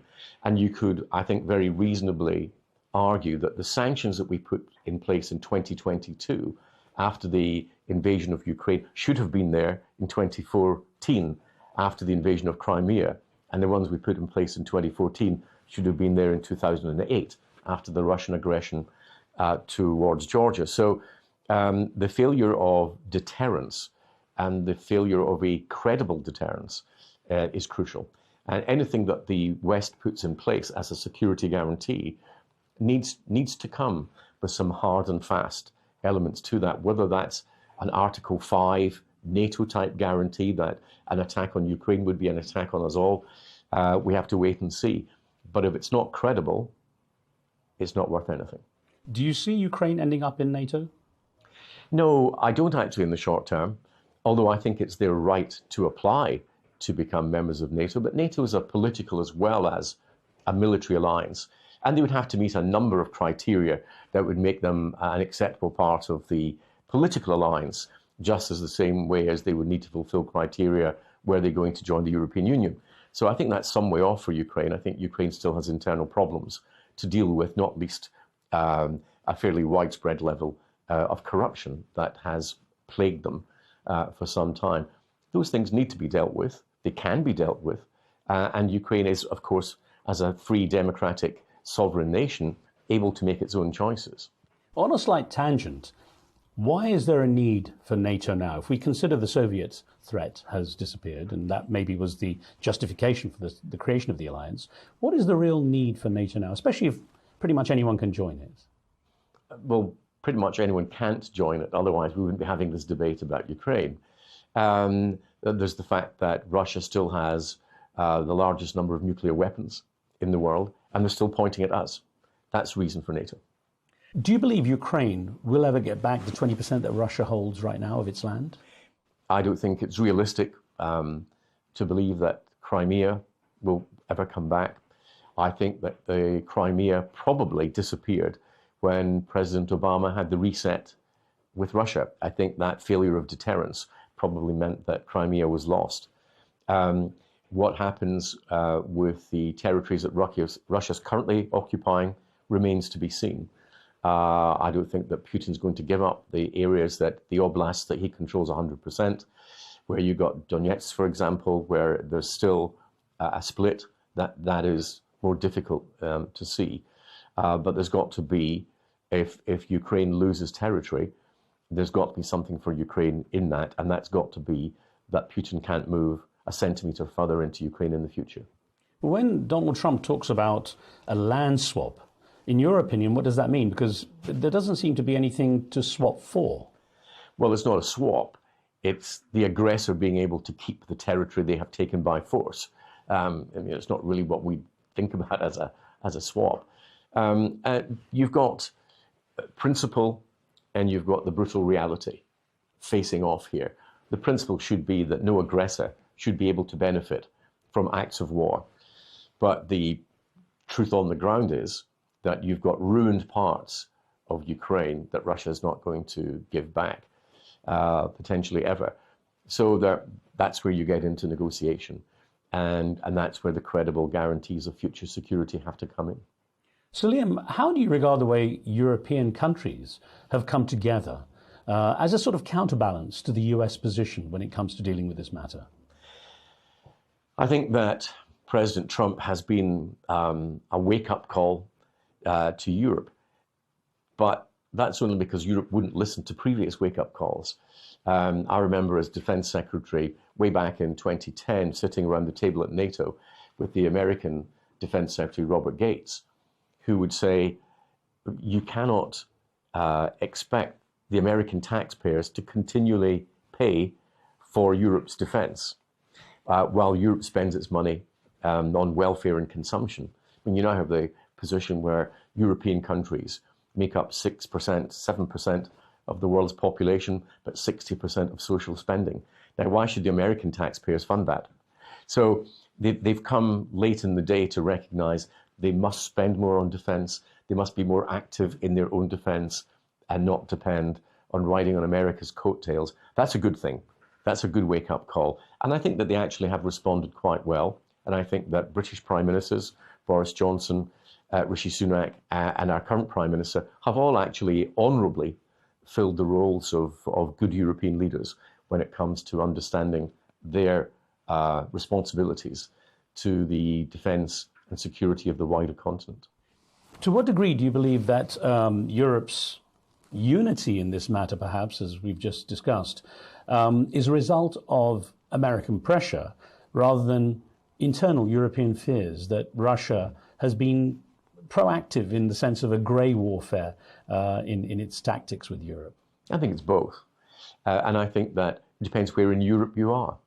If you are sharing a border with Russia, your view of your security post-Ukraine has very much diminished.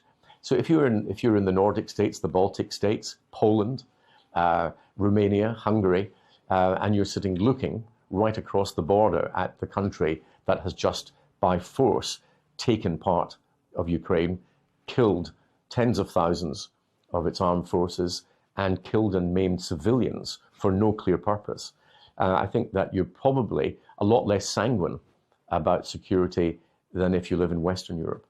But considering Russia's taken quite a toll in this conflict as well, it hasn't been the kind of few weeks affair that people thought it would be going into Ukraine, as Russia seemed to be so dominant. Does Europe really have that level of fear, grey warfare apart? Does it really have a fear that Russia could stretch itself out so far to try and destabilize or be involved in taking over other countries? So what's the difference? The difference is that in Europe, we care about our armed forces. We would care about the human cost and the financial cost of a conflict like that. If you're Putin, he doesn't care. He's not answerable to his electorate. He's not answerable to a free media. There are no critics out there saying that the cost is too high. So just as, since you mentioned, taking an imperial view, the view of Russia was throw as many troops as needed into battle. And it doesn't matter what your casualties are. That's the view that Putin will take. I think the question that's very crucial in this is, at what point, even in Russia, does the loss become so acute, does the financial hardship become so great that the public will just not stomach the conflict? But does he have the resources? Does Vladimir Putin have the resources? I mean, it's been proved that he's used North Korean troops to supplement his. Does he have the resources to take things further? Well, he has an economy that's a war economy that will be unable to produce wealth. So the longer the war goes on, yes, there will be a toll that is there. But you have to understand the mind of Putin, his imperialist, aggressive tendencies to want to control Ukraine, which he believes is Russia, remember, is greater than his fear of any domestic resistance to his program. That cannot last forever in the real world, but he can last for a long time. And as long as people are buying Russian oil and enabling him to fund his war, he will continue as best he can. And if that means releasing more prisoners from prison to go onto the front line, bringing people in from North Korea or any other favorable dictatorships around the world, that's what he'll do. And as long as the Iranians are helping him supply of weapons, missiles and drones, then he's got his allies on whom he can depend, at least for some time. Since January of 2025 and Donald Trump's return to the White House, he seems omnipresent. With executive orders, he seems to be such a dominant figure in what's going on in the world. Do you get any sense that perhaps Europe has been kicked into a very underdog position in having a say in what's going on here? I think to an extent the reverse, possibly because of that great influence that President Trump has had, that European leaders have stepped up to the plate a bit, particularly on this, and they were not passive in this process. After the Alaska summit, they were very quick to get to Washington. So no, I don't take that view. And also, in the West, we have to understand the American political system. You've got a president newly elected in his second term. He's got control of the House of Representatives. He's got control of the Senate. But America has elections in November next year. That could change. But still, looking at the sort of global optics, can Europe kind of step out of Donald Trump's shadow? Europe needs to make some changes. I mean, Europe needs to be looking at its trading practices, for example. Whatever you think of the president's tariff policy, he's got a point when it comes to the EU, that the EU has been using non-tariff barriers and technical barriers to trade as an alternative to financial tariffs. So, he's right that there needs to be change. Maybe we're just seeing a little inkling of the need for change amongst European leaders. Briefly putting on your international trade secretary hat, the one you wore for a while, does the level of tariffs, though, that Donald Trump talks about and the way he threatens them, is that good global practice when it comes to economics? It has a different impact depending on the sort of economy you're dealing with. If you put tariffs on a country that only sells basic commodities, that has no value added, then you will definitely harm those economies. And I think that whatever the financial plus that the administration sees for the United States, you have to weigh that up against what if I make it more difficult for developing countries to trade their way out of poverty? Will that trigger a wave of global migration, which is the one thing that I also don't want in policy? So sometimes I think that in Western governments, the people who make the economic policy and the people who make the security policy don't properly talk to one another, and the dots don't really get joined up. Going back to the Russia-Ukraine conflict, there is a feeling among many people that the world has let Ukraine down, was slow to act, hasn't been decisive enough as a community. Where is the rest of the world in this? We've talked about America, we've talked about Europe.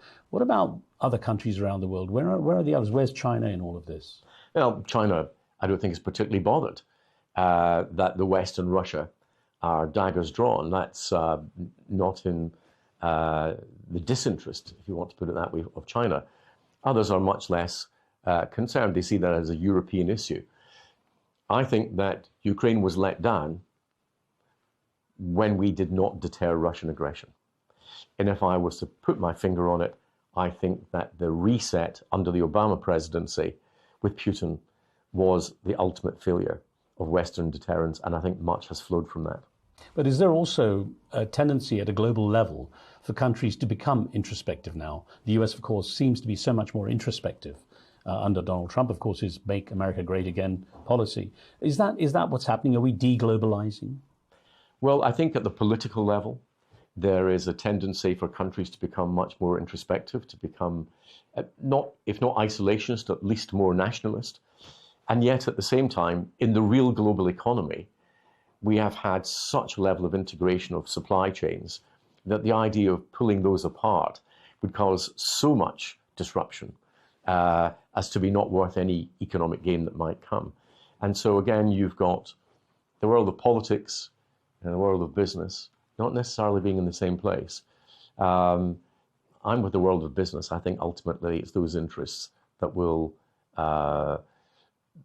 be longer lasting, and they will be to the benefit, particularly of those parts of the world who don't yet share in the good luck of the wealthiest. Well, that's almost the perfect segue, talking about your role in business, to discuss your role as the chairman of the Abraham Accords from the UK perspective. Tell me about the work that's being done, because you're now planning to launch a fund as well. So we have something called the Abraham Accords Prosperity Group. It basically has 4 pillars. The Abraham Accord Prosperity Fund, which is an investment fund that we plan to launch in the near future. A project called REACH, run by the NAS group of companies, talking directly to young people in English and Arabic in the region to say, you should have opportunity. We will give you the chances to grasp that opportunity, but to talk to them in a language that is much more familiar and through social media. We also have a think tank network, including Trends in the UAE, including the Amadeus Institute in Morocco. And we have, fourthly, our advisory council, the great and the good, helping to guide us and promote us. And we're building those. And we're doing that because if you want to effect change, it can't be done just by a financial instrument. You've got to create an ecosystem which is sustainable. I've agreed to chair this grouping for 10 years. My wife thinks I'm mad, and maybe she's right. She usually is. But we need to show commitment, long-term commitment. Part of the problem is that the initiatives that we have had are very top-down. Where is the benefit on the Arab street, for example, of these initiatives? Unless young people can see that there will be something different for them, that they will get dignity and hope and opportunity from this, it is otherwise it's meaningless. And also, how do you put in place the mechanics over time that go beyond the sort of democratic mandates of 3 or 4 years that Western governments tend to have? How do you give investors confidence? How do you give young people confidence that they genuinely have friends out there who are in it for the long term? That's what we're trying to change. The overarching issue, though, is that since October the 7th, 2023, anything that really concerns the Abraham Accords has taken quite a hit, certainly psychologically, on the Arab street. What kind of damage has it done to your goals, to your aims to try to create some kind of better world in that environment? I don't think it changes our aims or our goals. It perhaps makes the environment in which we're doing it more difficult.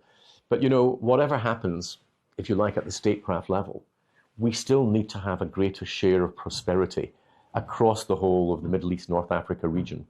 And we need to ensure that younger people are able to share more in the prosperity that in Europe or the United States we would take for granted than they have been allowed to do in the past. And that means, how do we get more of the economic opportunity, for example, in the service industries, instead of countries buying business services from Europe or America? Why are we not trying to create more of them in those countries themselves? Who do you see contributing to this fund? Well, we have a number of high net worth individuals, but I would also like to see the sovereign wealth funds and institutions do something that they really can do, which is invest in peace. That's the real challenge for us. And is it the sovereign wealth funds largely from the Middle East region, or do you see this as truly global? Well, we've had a lot of interest in the United Kingdom and the United States, but in the region itself. And we have to encourage those in the region to invest in the future of the region. And we have to ensure that, as I often say, if you've got the same DNA as your parents and you make the same choices as your parents, you end up in the same place. And we can't afford that. We need to break that. Here we are in the United Kingdom, a country massively shaped by our history. But there are those in the Middle East who are not shaped by their history. They're prisoners of their history. We need to help them break out of that. Just a final thought then. Are you getting the sense that ears are open to your requests and your pleas for some kind of progress? I think that people are recognizing that we cannot continue as we are. We have to create a different future, and we're not passengers in that future. We can be the prime movers in our own destiny, and we can choose to effect change if we want. And people will say, well, this is a terrible time to be launching a project like that. Well, is there a good time to launch a project like that? And if you're looking at the long term, you have to start somewhere.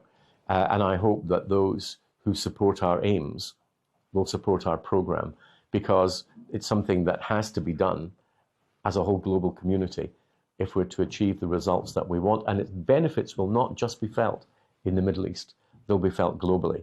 And that should be as much an attraction to us as anything else. Well, Sir Liam, I wish you luck. Thank you very much for joining me, sir. Pleasure.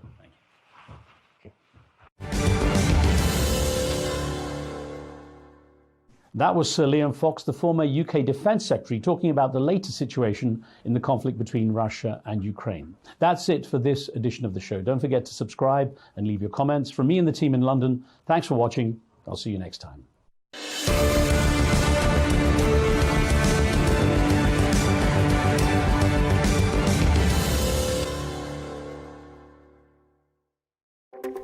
Keep the Soviet Union out, the Americans in and the Germans down. That was NATO's first pseudo-mission statement. Since then, has it lost its way? Tensions over Greenland, the Iran war and defence spending have many questioning unity within the alliance. It might be beefing up its arsenal, but is NATO weaker than ever? I'm Melinda Nucifora. You're watching Counterpoints.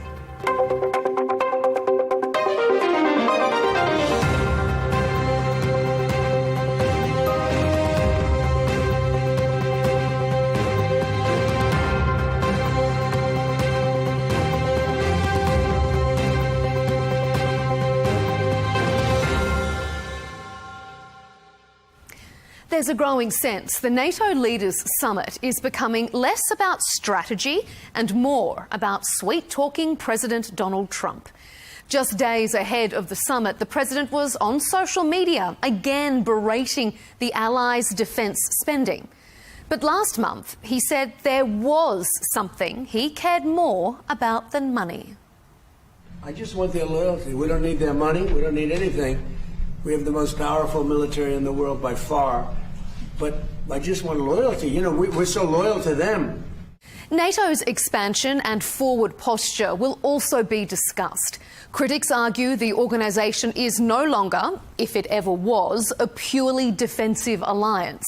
Instead, they say it fuels instability and aggression.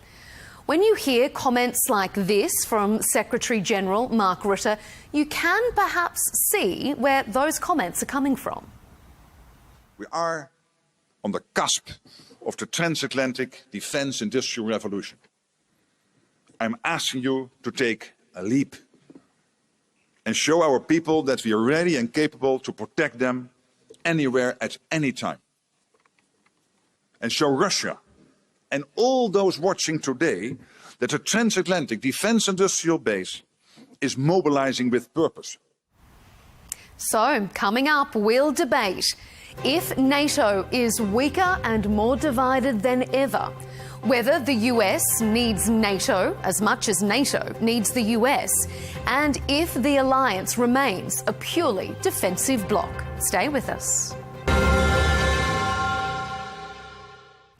Joining us for this discussion is Sir Michael Fallon, a former British Defence Secretary.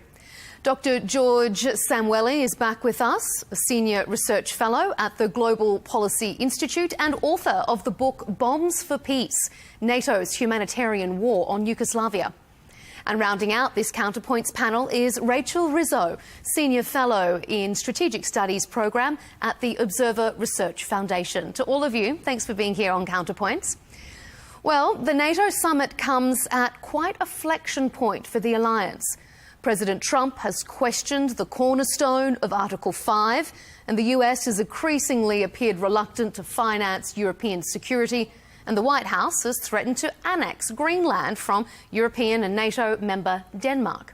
NATO's adversary, Russia, has boosted its defence production and capabilities as the war in Ukraine drags on. And European countries didn't heed the call from the US to assist with the war against Iran. So a tricky time for the alliance. So, Michael, is NATO weaker and more divided than ever? No, that's not the impression I got. And I've been in Ankara at a side event alongside the summit. The controversial decisions were really taken last year. NATO did agree to its defence investment plan, its new targets. And I think you're going to hear over the next couple of days that, members of NATO are stepping up now. And I think that's what the United States really wants to hear. So I don't think that is actually going to be as controversial as people think. The new targets have been agreed. And one by one, the different members of NATO are stepping up, some moving faster than others. I think there's more likely to be discussion about how we stick by Ukraine. Clearly, Ukraine needs more help in dealing with the missile and drone attacks. And then how else we can reassure the United States that Europe is taking a fair share of the overall burden, and that we are ready to step up and to backfill if the United States chooses to move troops or missile defence to any other part of the world. Dr. Samueli, how do you read the situation? Well, surprisingly, I agree with a lot of what Sir Michael has said. I don't think that NATO is weaker. I don't think it's on the brink of disintegration. I think much of this is a kind of a Punch and Judy show that President Trump enjoys. He loved doing that during his first term. He would arrive and start berating other NATO member states. You're not doing enough on this. You're not doing enough on that. You're not spending enough. And then during his first term, he complained about the Nord Stream pipelines. Why are you giving money to Russia while we're supposed to be defending you from Russia and so on? So I don't think any of this is really a serious fight between the United States and Europe. In fact, what's really happening here is that the Europeans are indeed spending a lot more than they used to.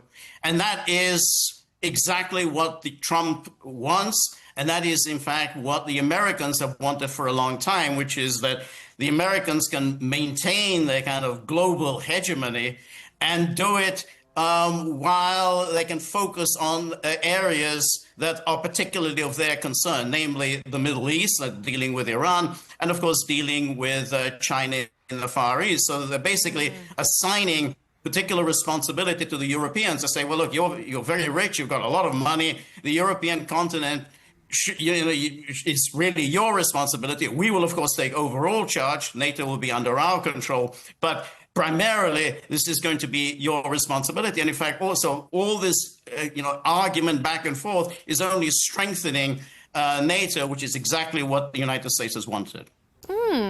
Okay. Ms. Rizzo, how do you see that? Do you read it the same, that this isn't a very serious fight, that this is a little bit of posturing, but really perhaps shows the depth of strength within the alliance? Look, I think you can read it a couple of ways here. I mean, as soon as Trump entered political office in early 2016, or late 2016, NATO was immediately on the chopping block, and you started having these major fights about whether or not the United States was committed, whether or not the United States would stand by its Article 5 commitments. But at the end of that argument, I think at the heart of it for Europe was really this question of what does Europe need to do in order to keep the United States engaged? And what does Europe need to do to secure its own continental defense? And I think there were a lot of disagreements, I should say, amongst Europeans over the last few years, because many believed that a stronger European pillar in NATO, a more Europeanized NATO, would in fact result in less America, less commitment from the United States as the Europeans became more independent and capable themselves. Now, I've always been one to say that I think the opposite is true, that a more capable Europe would indeed create a scenario where the United States, in this case, the Trump administration, was more committed to European defense because it would feel as though the Europeans were not free riding. And I think that's what we've seen happen. I think that there was a lot of disagreement amongst Europeans on how to deal with Trump over the first few years, even when he entered office again. But I think there's broad agreement amongst Europeans now that the European pillar in NATO has to be strengthened, and the future of the alliance really depends on that particular thing. And I think that it is bringing in a scenario where NATO is actually more unified than it is divided at this time. Well, I hope we're not all just going to agree with each other tonight, because it's beginning to look that way. I was there at Trump's very first summit in May 17, when he arrived, and he was fairly rude to almost everybody. And was threatening, if you remember, to withdraw troops from Europe. Actually, if you look at the 4 years of his first term, he didn't do that. He actually increased the number of US troops in Europe, and he then made a very good speech in Warsaw that summer, recommitting to the principle of Article 5. So, there's a certain amount of bluster going on here. But beneath it all, the Russian threat has grown, and I think the major economies in Europe are now really stepping up and spending more. There is a more interesting discussion, which partly bears on what's just been said, as to, are we going to go on buying American weaponry? What are we doing about the capabilities that we don't have? The heavy lift, the air-to-air refueling, the sophisticated missile defense, and so on. What are we going to do about that? And what is interesting, I think, about the defense finance bit of the summit, and you're beginning now to see announcements by some members of NATO of collaborative programs that they are going to work together. Britain is joining in a precision strike program with France and Italy and Denmark, for example. And I think we're going to see more of that. That doesn't mean we don't want the Americans to help. Of course we do. But it does help, I think, show the Americans that we do accept the challenge. This is our continent, and we've got to defend it. I'm going to come to Russia and what sort of threat that poses to Europe in a little while, but I do want to pick up on the idea. We've had some comments from President Trump saying that he, as he was arriving and meeting Turkish President Recep Tayyip Erdogan on the sidelines of the summit, saying that he was very disappointed that NATO wasn't there for the US when it needed them, and he's referring to that war in Iran and the resulting catastrophe in the Strait of Hormuz. He says that NATO let the US down, especially when you consider that the US has been indirectly supporting Europe with regards to Ukraine. So, Ms. Rizzo, what do you think? Did NATO let the US down when they needed them? No, I actually don't think so. I mean, you had European leaders come out and say that this wasn't their war. I mean, the Spanish prime minister was very forceful on this front. And at the end of the day, Trump doesn't like to be countered, especially in such a public way, and especially in a scenario where the United States was kind of losing, if I'm being honest. I mean, I think you can, depending on who you talk to, you can look back on this decision that the U.S. made in Iran and really question the logic behind it, and really question whether or not it was a success. But I think for the Europeans to see that and to feel like they were potentially going to get dragged into something that wasn't necessarily their decision, their choice, an outcome that wouldn't necessarily affect their continent as much, I think it was a difficult decision for them. But then you had a scenario where they did start feeling the knock-on effects. You started having spikes in energy prices. You started having, Trump say publicly about how he felt like the Europeans had turned their backs on America, et cetera, et cetera. And it really created a rift there. So I think that the Europeans did the right thing, made the right choice. But I probably knew all along that those choices were going to create tension with the Trump administration, because that's just how things go with this administration. Well, I don't agree with that, if I may say so. I really don't agree with that. The Europeans have an interest in stopping Iran developing its nuclear program. The European countries have an interest in stopping Iran from destabilizing the rest of the Gulf.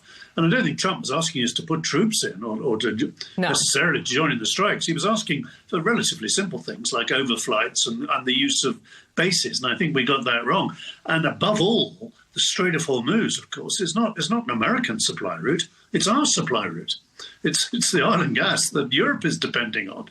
And certainly we should have been prepared to help there, and we should now be prepared to help there as soon as there is an agreement in place, so that we can actually enforce the freedom of passage along the strait. So I think there is a European there is a European case for doing more of what Trump wants. Now, obviously, we all take slightly different approaches from country by country, but I think Trump is right to say, there is a European agenda here, and we should be helping more. Dr. Samuele, Rachel, did you want to pick up on anything? Hold on. Can I get in here? Yeah, go. First of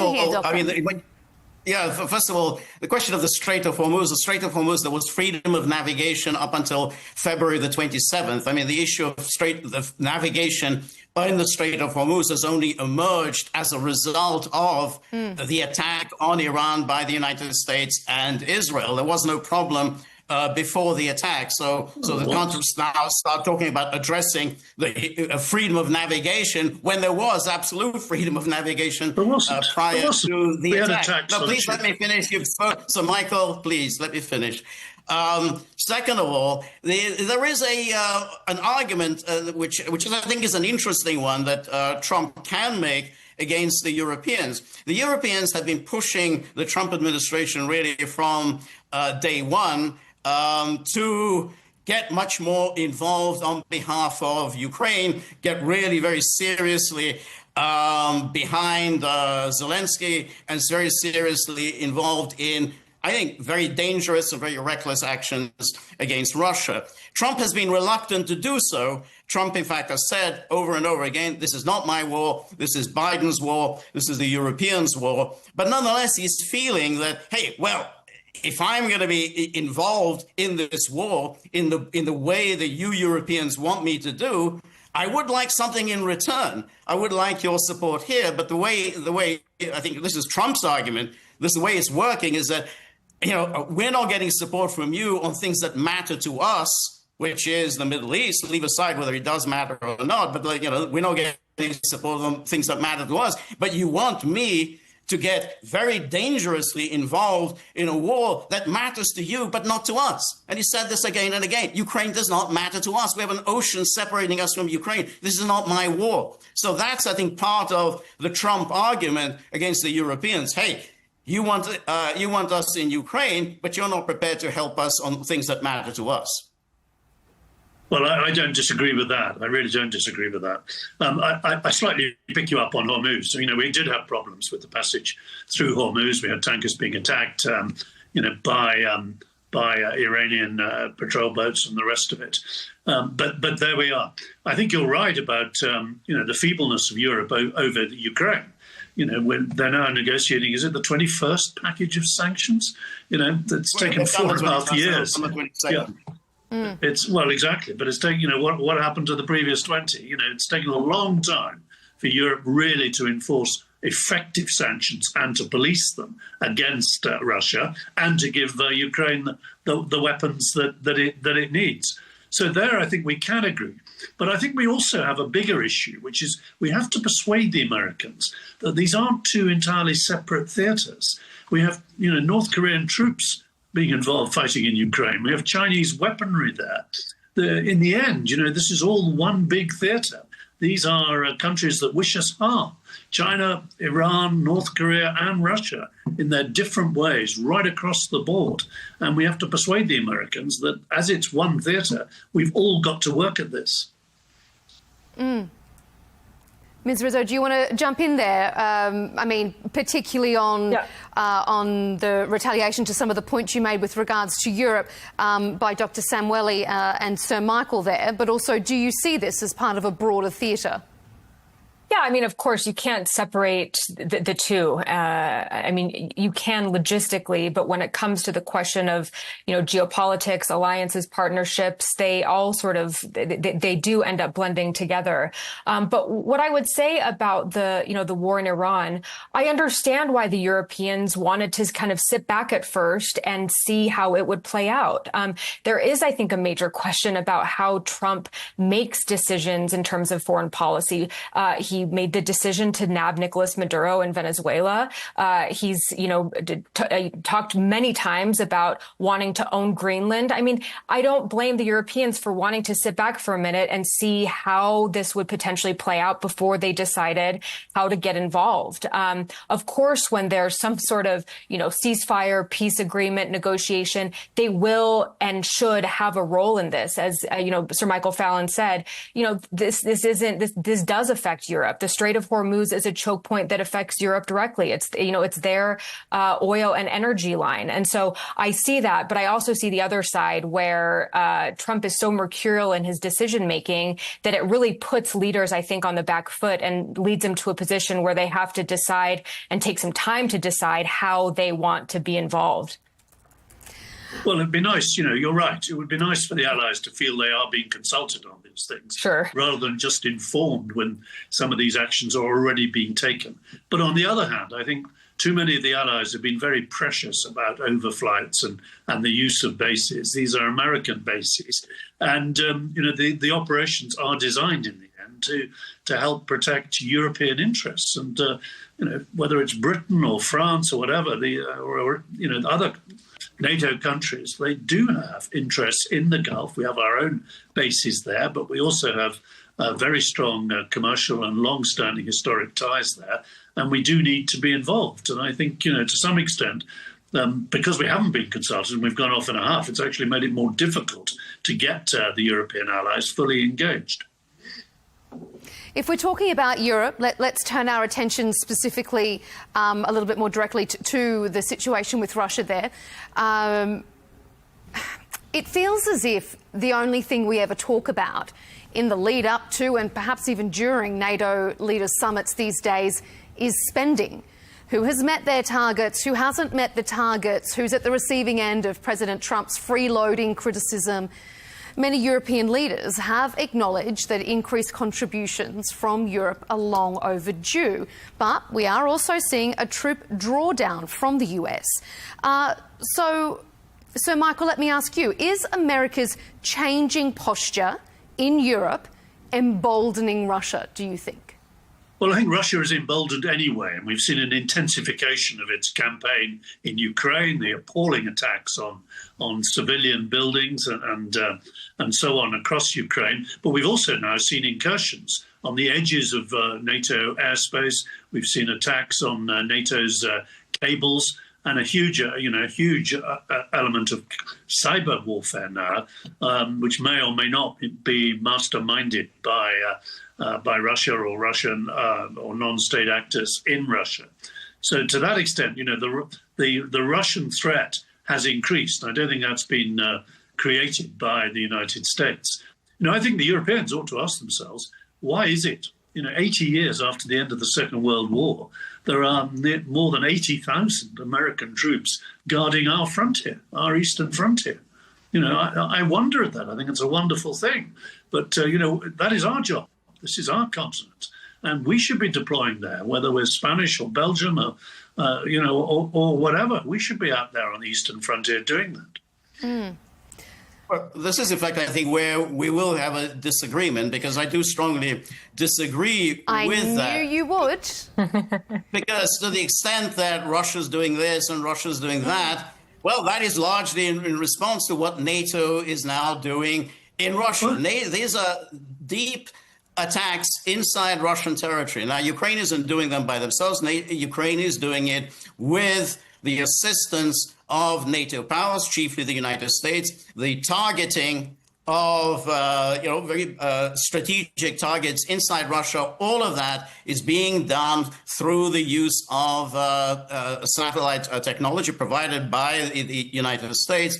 And of course, the drones, the missiles, everything else that is going to Ukraine, this is all done by the NATO powers. Now, Russia is not going to indefinitely tolerate this. But we know this. This is obviously not going to indefinitely tolerate, and this is the point that I made earlier. NATO is behaving in a reckless, irresponsible way that the public in NATO have not fully understood how dangerous the situation has become. There have been repeated warnings coming from Russia that we will not tolerate this indefinitely, because you are not anything other than, you NATO powers, other than co-belligerents. And as co-belligerents, you are legitimate targets. And I think this is where it's going. And this is why, going back to your original question, which is, well, we're always talking about money, money, money, money. But the real question is, how do we develop a security system on the European continent? Not, oh, let's have 80,000, 100,000, whatever troops in Europe. How do we get a security system that guarantees everybody's security, including that of Russia, rather than creating alliances directed at Russia, which was always bound to end in disaster? There were plenty of people who warned that it would end in disaster, and sure enough, it did end in disaster. George, look, it's not been NATO that's been invading other countries. It's Russia that's invading Georgia.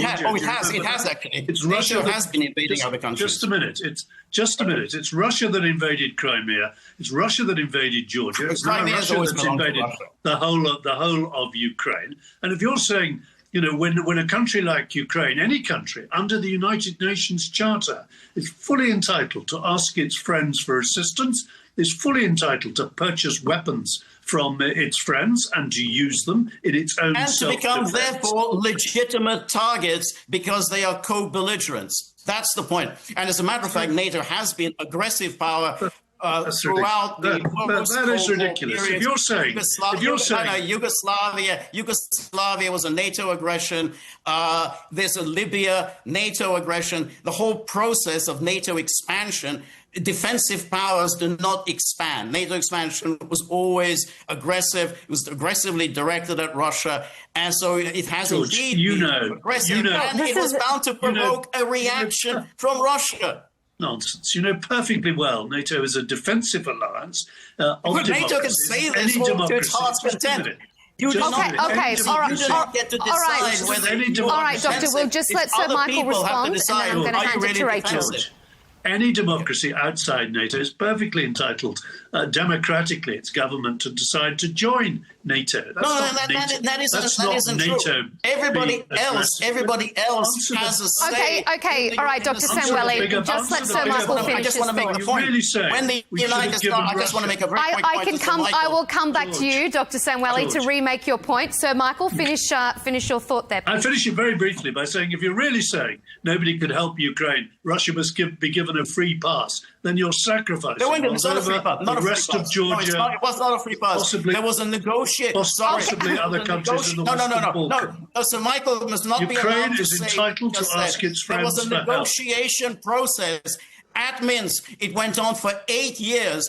8 years, during which time Russia was perfectly happy for the incorporation of the Donetsk and Lugansk oblasts within Ukraine. It was an 8-year negotiation process. The invasion of February 2022 came at the end of 8 years of essentially lies and deceit on the part of the NATO powers. All right. Ms. Rizzo, I want to bring you in here as well, because I know you've been trying to make a point. I mean, it's definitely this moment makes up for the fact that we were all agreeing with each other in the first segment. But what I will say is, like, it feels like we're having two different arguments here. You can sit here and argue about whether or not NATO should have had its open door policy, whether or not NATO should have enlarged. That's one conversation. But the other conversation here is whether or not Ukraine has a right to defend itself and ask for help from its partners, and whether or not Russia has wrought this response on itself, which it absolutely has. And so I think those are two different conversations and two different debates that you're having. Certainly, I think Russia, you can talk about NATO's open door policy and how Russia felt like it had been closed in upon. I understand that, but that does not give it the right to invade its neighbors.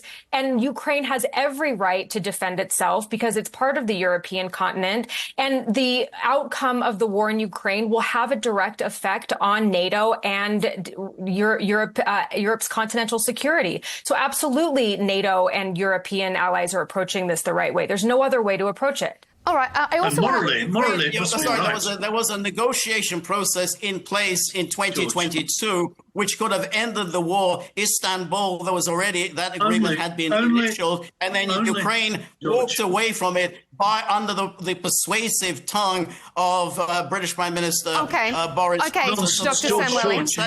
So you don't have any obligation to help Ukraine once you walk away from a very good deal. It wasn't a good deal for Russia. It was a very good deal. But that's come. That has come and gone. Sir Michael.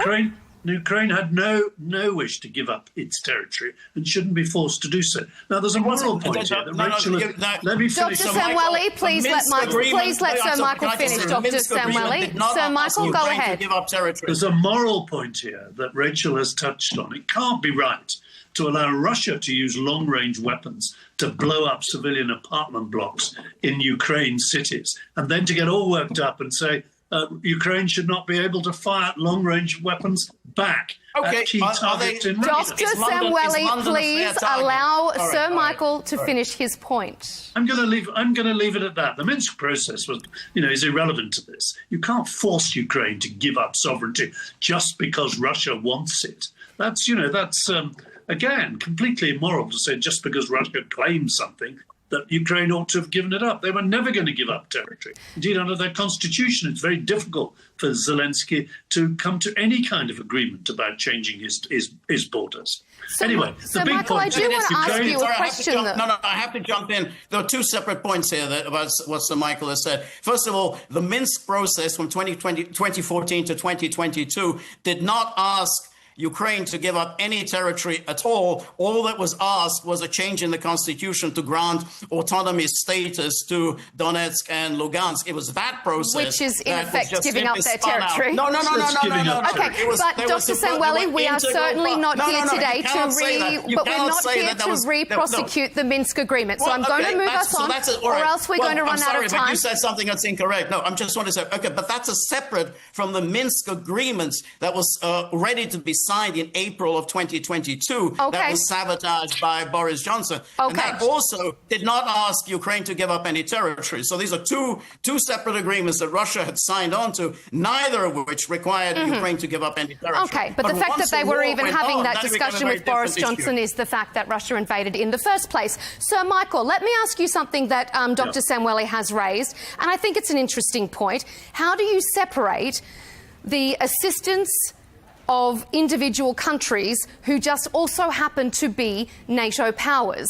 Does that not allow or open them up to being legitimate targets, the same way that we saw the spillover across the region in the Iran conflict? Other countries were considered legitimate targets because of the support they provided to the United States. So if European countries are supporting Ukraine in that way, why are they not the same legitimate targets? Because they're supporting Ukraine legally under the United Nations Charter of Self-Defense. Ukraine is perfectly entitled, as I've already said, to ask its friends for help, to ask its friends for weapons, and some countries are doing it. And not all members of NATO have been supplying weapons, but some have decided to do so very slowly and very reluctantly. I wish we'd done it earlier. Many thousands of lives might have been saved if we'd responded by sending weapons to Ukraine right back in 2014. I regret we didn't do that.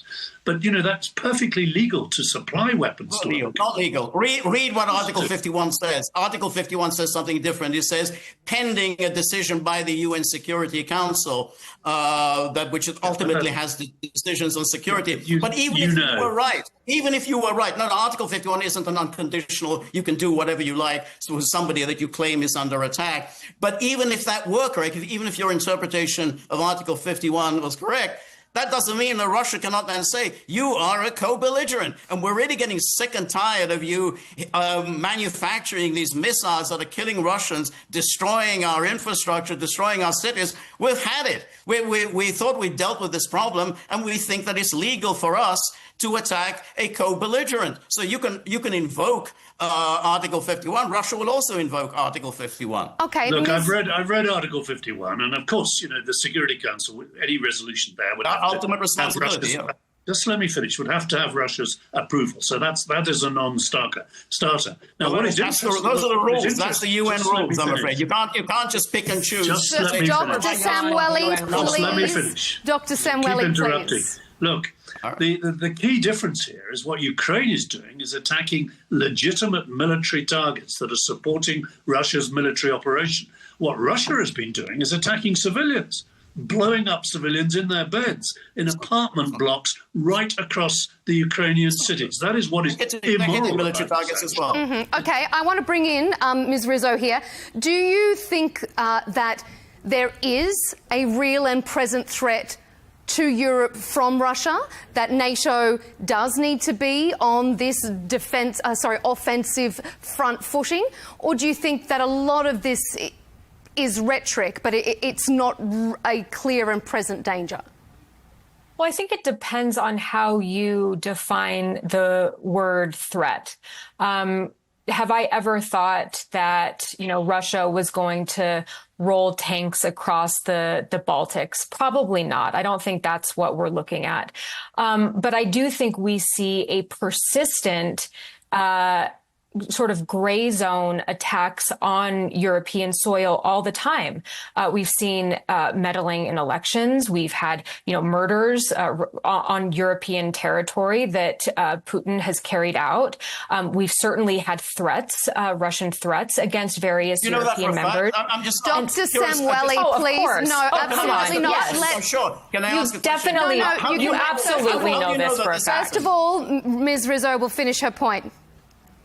Yeah, I mean, yes, you know that for a fact. I mean, you can sit here and debate this. Please tell me. Dr. Samueli, let Ms. Rizzo finish her point, and then you can respond to her. I think you're saying this so that we can debate each other. It's like being willfully ignorant. You know, come on, let's just all start from the same. You are quoting. Sorry, you are quoting without any criticism the claims of Western intelligence services. Okay, all right, and that's fine, and that's her right, because this is her time to speak. So that's Ms. Rizzo's time to make her point, if that's what she ascertains. So please continue. Yeah, I think that's absolutely okay, and I think that because Russia has made the decisions that it's made, in certainly in places like Ukraine, which, as I've made the point before, is on the European continent, it is up to Europeans to defend itself and to ensure that the threat doesn't move further west to its, not just at its front door, but on its continent. So absolutely, they should be arming the way that they're arming. They should be spending the way that they're spending. Let's start again. Is Ukraine a member of NATO? No. Is Ukraine a member of NATO? Is Ukraine a member of the EU? So there's no obligation whatsoever to do anything for Ukraine. You're just saying, oh, it's on the European It's not a question about obligation. It's a question of what is in their interest. It really is. It's a question of what's in their interest. It's in their interest. Well, it's in our interest. Is it in our interest? Is it in our interest to have a retaliation by Russia because Russia just simply got fed up with you waging a war on Ukraine's behalf? Is that in our interest? Is it in our interest to have Russian missiles landing in Germany, destroying missile factories and drone factories? Because that's where we're going to. And that is no question. That's where we're heading. Which is why Europe needs to defend itself. It's exactly why Europe needs to so let's have we'll have defending and defending itself. We'll have a world war on behalf of Ukraine. I'm staggered we should have this kind of apology, for what Russia is doing. Let's look at the fact. We've had 3 invasions now of, Crimea, of Georgia, and now the full-scale invasion. Crimea was not invaded. Let me finish. We've had interference in the Western Balkans. We've had the cutting of cables in the Baltic. We've had somebody murdered in one of our cathedral cities. Who bombed Yugoslavia? Who bombed Yugoslavia, Sir Michael? Dr. Samueli, that's not what we're talking about. Sir Michael, I want to ask you, can Europe afford to stage this sort of defence, given the economic constraints faced by many countries, this boost that we're all wanting in defence spending? Can Europe afford to do this without the United States at the current level? No, I mean, we can't afford not to do this. We have to defend ourselves properly. We used to spend much more on defence. Towards the end of the Cold War, we were spending roughly twice as much as we're spending at the moment, and we need to get back to that. We can't expect American taxpayers to pay when we're not prepared to do so, and when we're spending all the money instead on welfare programs or other objectives. I'm quite sure that Ukraine, by the way, signed up to sort of net zero or signed up to child poverty targets. You can't do any of these other things that are socially desirable unless you can defend yourself first. And that's why, we've got to hear the message from President Trump. And it wasn't just Trump, by the way. It was Obama who signed 2% more than 10 years ago at the Wales Summit. We've got to listen to what the Americans are saying and step up. Now, the really good news from last year's summit in The Hague is that the European allies really are stepping up. We've got countries like Poland, like Germany, like the Baltic states, even countries that are much poorer, like Romania, spending far more now than they were. And it's my own country, Britain, actually, that's lagging behind. OK, we're almost out of time, so I want to bring us to our final section because I want to give us a little bit, we've got about 10 minutes left, to discuss the defensive or otherwise nature of the NATO alliance, because the motto from NATO's first Secretary General was keep the Soviet Union out, keep the Americans in and keep the Germans down. It doesn't really sound a lot like defence. It sounds like preserving power and control. And there are critics of the bloc that argue that it's just a tool to exacerbate global wealth and power inequalities and keep all the other nations subordinate, I suppose. Dr. Samueli, I know what you're going to say. So first of all, I want to give it to Ms. Rizzo for our final question. Is NATO less about defence and more about an instrument for global north asserting power and dominance? No, I think if you want to look at a tool of the global north asserting power and dominance, you could look at something like the G7. I mean, this is really where dominance comes from, is through economics and power of, GDP. If you're looking at the NATO alliance, obviously, I think it has changed as an alliance since it was originally founded in 1949. I think the last time NATO really had a unifying purpose and something that all allies stood behind was after the attacks in 2001. And you saw NATO allies stand behind the United States after that in a way that you hadn't really seen NATO unified before or after. And I think after over the last 10 or 15 years or so, the purpose of NATO has always been there. It's been defensive, but I think they've sort of been chasing a unifier. And I think that when you had the annexation of Crimea in 2014 or 2015, when you had the full-scale invasion of 2022, NATO really sat back and said, this is why we exist. We exist to defend the European continent, to defend the North Atlantic region, to work together, to create efficiencies between different defense programs, to have a set of values that we defend. I think it goes beyond, just defense and military hardware. And that's, I think, really at the heart of NATO. So no, I don't think it's a way for it to assert global power or global domination. It hasn't ever tried to do that. But in a sense, I think it has, in a way, sort of changed its meaning as times change. And that's, I think, why it's been so successful over the last 75 years. Dr. Samueli, was NATO ever a purely defensive alliance? Is it still? Or is it an instrument of power from countries like the US, like the UK? Let's look at the chronology. NATO was founded in 1949. That's 6 years before the founding of the Warsaw Pact. It was called the North Atlantic Treaty Organization, yet it incorporated Greece and Turkey and Portugal very, very early on. So even at the time when NATO was set up in 1949, very conservative voices in the United States like Robert Taft, George Kennan, said, the Soviet Union is not going to look upon NATO as a defensive alliance. They're going to look at it as a threat. Now, if you want to make the argument that basically it didn't really do very much during the Cold War, you can say, okay, it really didn't do anything very much. However, since the Cold War, it's done rather a lot, and there's nothing that you can say that NATO has done since the end of the Cold War that can be said to be defensive. When you start expanding, and when you start expanding by incorporating Russia's former allies as your military allies, when you start expanding right up to Russia's borders, there are 5 NATO states currently on Russia's borders. When you do that, when you start bombing Yugoslavia, Russia's traditional ally, and when you then start threatening essentially to continue your expansion into the Caucasus, into Armenia, Azerbaijan, all the way through to the Far East, and when you bomb Libya, all of these things, which are in clear violation of the NATO Charter. Look at Article 1. Article 1 says absolutely nothing out of area. Involvement in Ukraine is a violation of Article 1 of the Charter. Nothing out of area. So when you do all of that, no, NATO is not a defensive alliance. And as the former, Bill Burns, the former CIA director under Biden, when he was ambassador to Russia, said, Ukraine is an absolute red line for Russia. If we try to move Ukraine into NATO, this is going to end in a war. So George Kennan said, and anyone with any common sense knew that Russia would regard Ukraine in NATO as a mortal threat, and Russia would react. And so we'll talk, oh, this is good and that's good. There is less and less of Ukraine. This war will continue and continue, and there will be less and less and less of Ukraine at the end of it. Okay. How this is benefiting anyone beats me. All right. Wrap us up, Sir Michael, as we come to the end of our debate. Well, I was hoping patiently that there might be something in what George was saying that I could agree with, but I don't.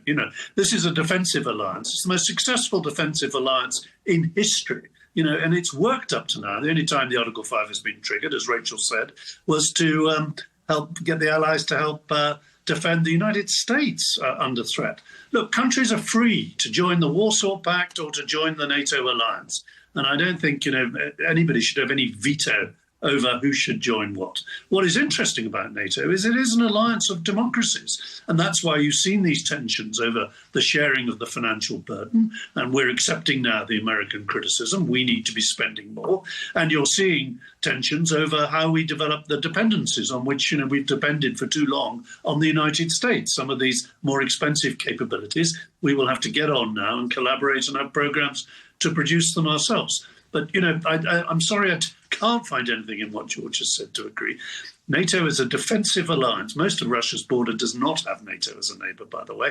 Now, we've never invaded any part of Russia or anything to do with Russia. But when friends call for help, we're entitled to send them Russia there. and China forming military alliances with Mexico and Canada. No problem there. You just go ahead, station your forces in Mexico and Canada. We don't have any problem. I'm sure that's exactly how the United States would respond. Look, it's a democracy in NATO. The stationing of troops, these things. Okay, thank you, Dr. Samuel. We're almost out of time. The decisions they take in the NATO Council tomorrow will be taken democratically. The Soviet Union deployed its missiles in Cuba. Hey, no problem here. You can deploy your missiles. It's a sovereign decision by Cuba. No, we don't have a problem. Yeah, that's not how the United States responded. It's not how any West European country responded. So we should then allot to Russia the same respect. They don't like a hostile military alliance on their borders. Okay, so they should be free to invade who they like, should they? Anybody?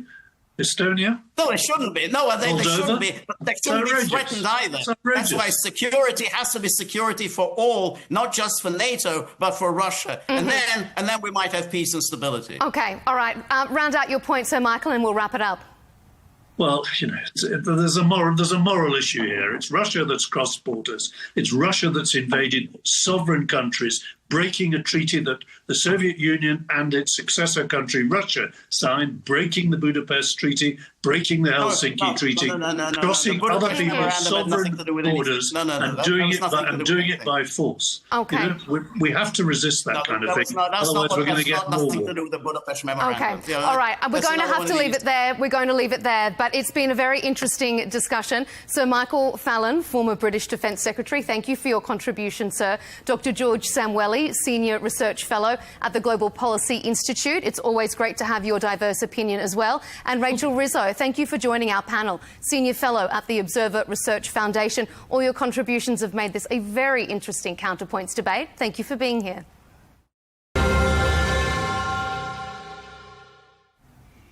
And to you at home, thank you for tuning in to this episode of Counterpoints. Be sure to keep up to date with our latest debates and interviews by subscribing to Al Arabiya English on YouTube. And of course, you can follow us on X and TikTok. We'll see you next time.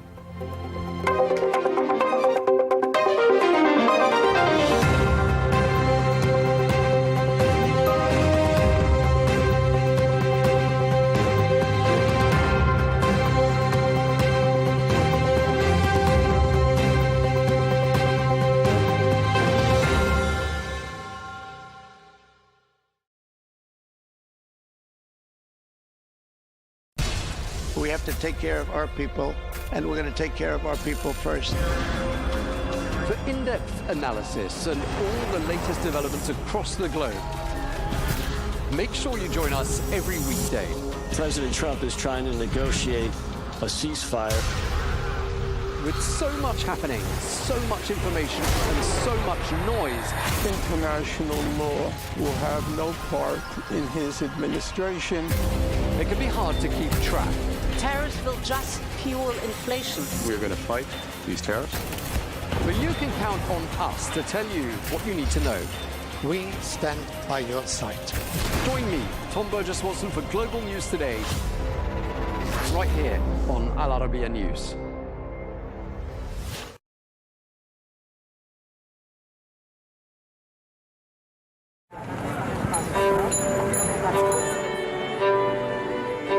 People think that we launder money, but actually we make money black. It's a weird law. They call it gedoogbeleid, like this. That is the law. So they say, okay, bye, but don't let us see you.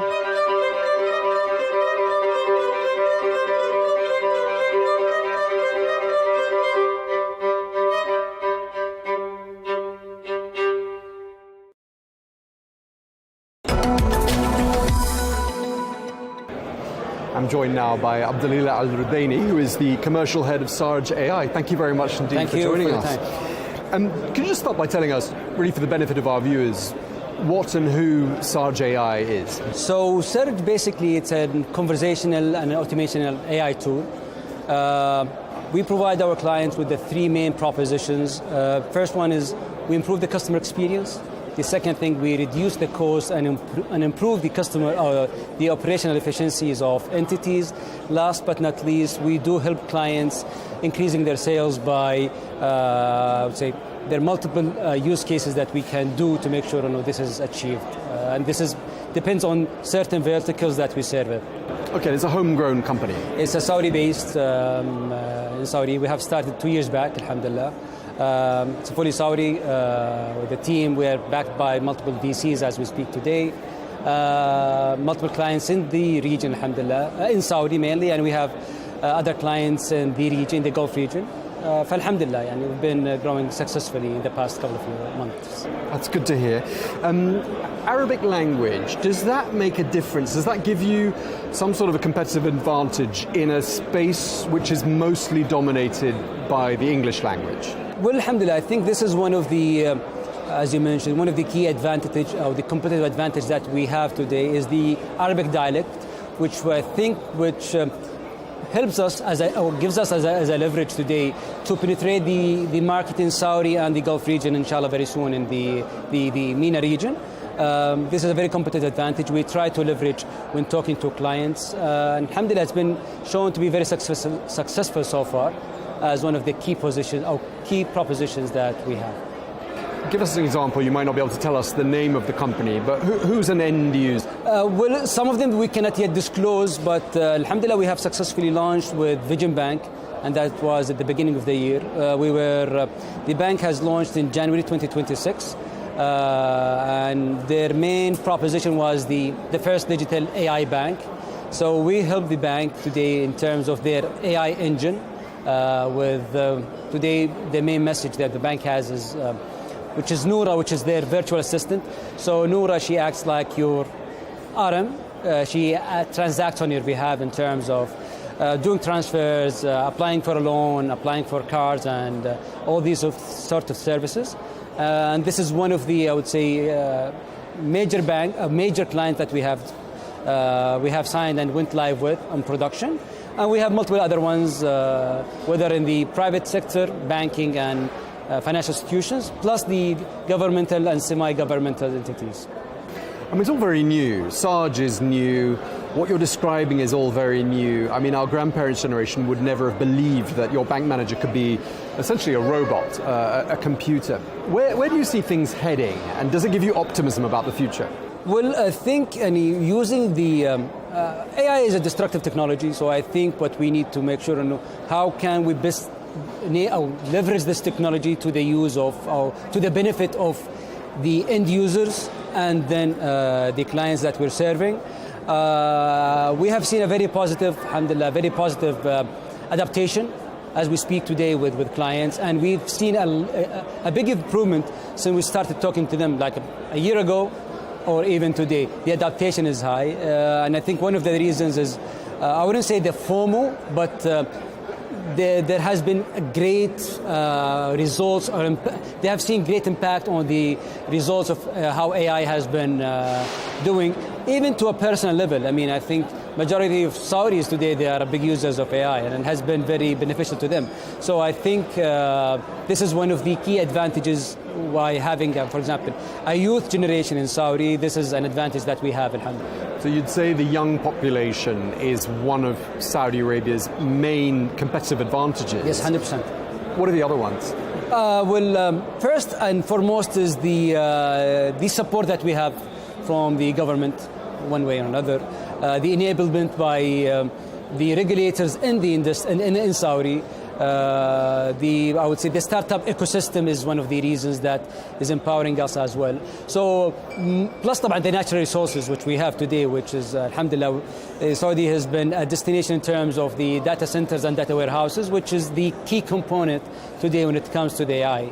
Alhamdulillah, we have seen all of the, I would say, pillars to make it a very successful destinations for AI, whether companies or even users, alhamdulillah. Right, you've got the will of the government, you've got the young population, you've got the energy, you've got the desalination plants to provide the water, to provide the data centers. You've got it all, haven't you? Alhamdulillah, yes. We're very glad to have that. If you had one word of advice, this is my last question to you, for any CEO who's watching here in Saudi Arabia, what would you advise them, how would you advise them on how to proceed with AI?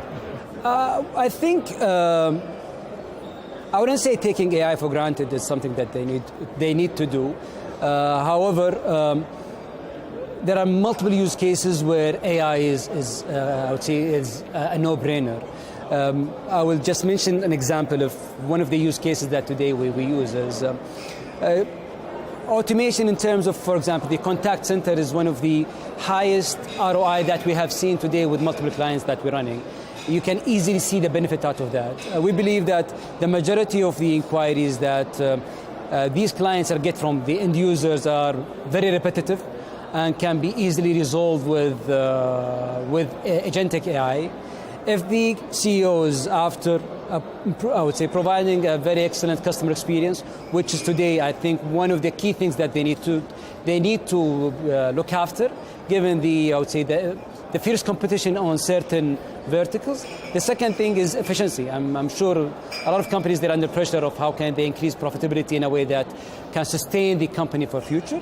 And last but not least, we do provide some sort of POCs. I mean, there is no, I would say, upfront commitment. We run POCs, see the results yourself. If you're not happy with the results, I mean, we would be glad to I mean, we had the chance at least to prove ourselves, but alhamdulillah, so far, all POCs has been turned into a converted contracts. Well, we wish you all the very best of luck. Thank you very much. Thank you so much for your time, Abdulillah Al-Udaini, the commercial head of Sarjay. Thank you very much. Pleasure.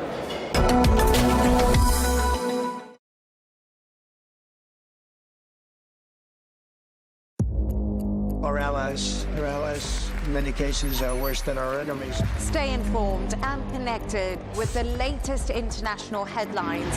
There obviously is a risk. From breaking news to in-depth analysis, it would appear that this war is coming to an end. Who buys this stuff? Investors, pension funds.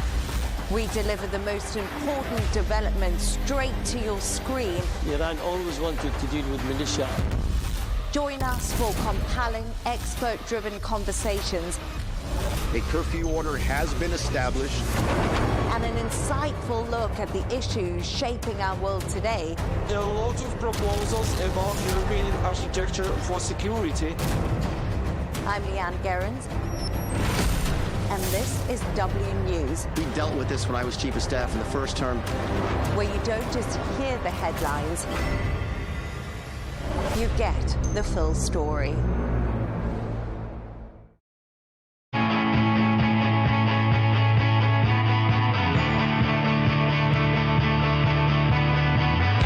Welcome to the metropolis, the big city. This is where tech, trends, and culture meet.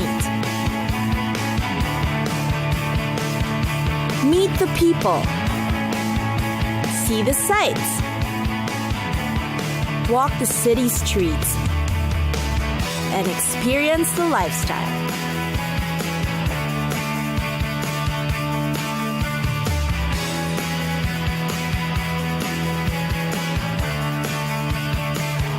This is your first-class ticket to the cities of the world.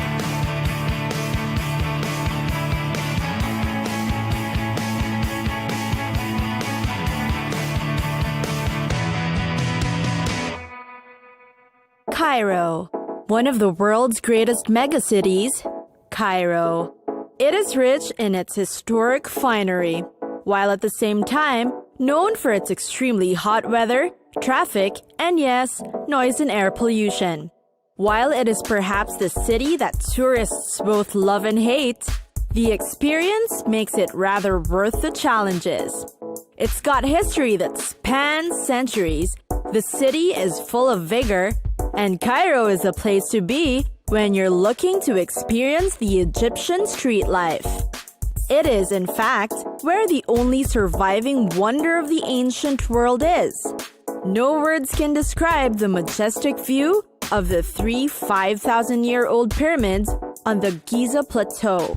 One of the most popular ones is the King's Chamber, considered one of the deepest man-made silences on Earth. Of course, you can't miss the Sphinx. It is both an enormous sight and an overwhelming experience you will never forget. It serves as the guard of the pyramids with its lion body and pharaoh face. It is certainly an iconic monument of the ancient world. You can take hours-long camel rides to get through the pyramids. Despite the heat, dust, and other hurdles while traveling, it is definitely worth it. The pyramids of Cheops, also called the Great Pyramid or the Pyramid of Khufu, is the largest pyramid of the Giza group. You can explore the mysterious interiors of its narrow passages. There's also the Solar Boat Museum behind it, where you will see the ceremonial solar barks that's amazingly been restored to its original glory. On the south, there's a Pyramid of Khafre, which is also known as the Pyramid of Khafre. It also has an internal tunnel that invites you to explore it. Finally, there's the smaller Pyramid of Mycerinus, or the Pyramid of Menkaure.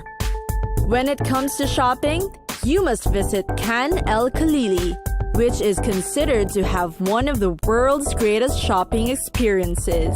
Its narrow alleyways have been established since 1400 AD, and up to now is still up and about with all sorts of trade, from tiny stores to cluttered workshops.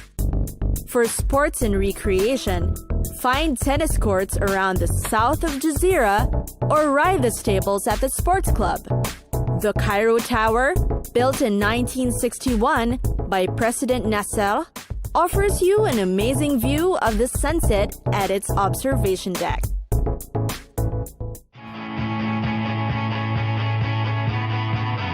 It's time for us to go. Pack your bags and get your tickets ready. And we'll see you on the next destination. Catch us again next time on Cities of the World.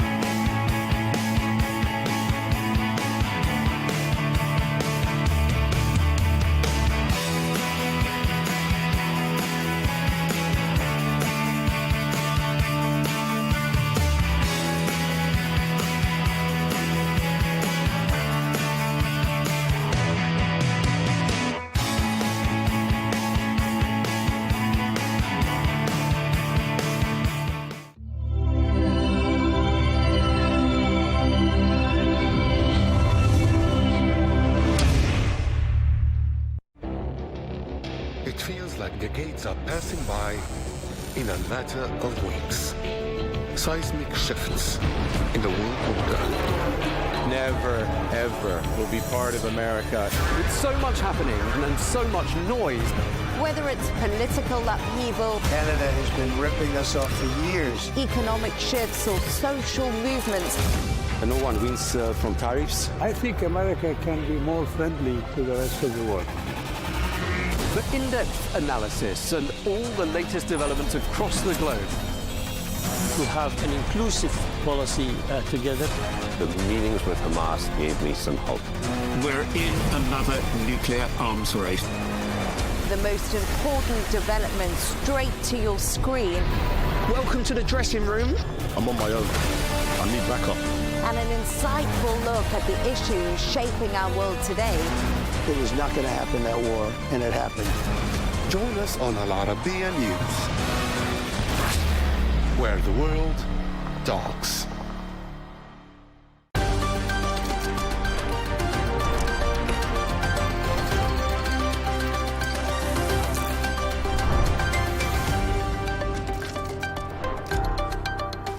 Hello and welcome. I'm Leigh Ann Gerrans and you're watching W News Extra, broadcasting live from the Al Arabiya studios. These are our top stories. Trump claims a memorandum of understanding with Tehran is over as he warns Iran the US will hit them hard tonight. Ukraine has given the go-ahead to manufacture their own Patriot missiles to protect themselves from Russia. And Egypt accuses FIFA of fixing its clash against Argentina as they exit the tournament after a controversial defeat.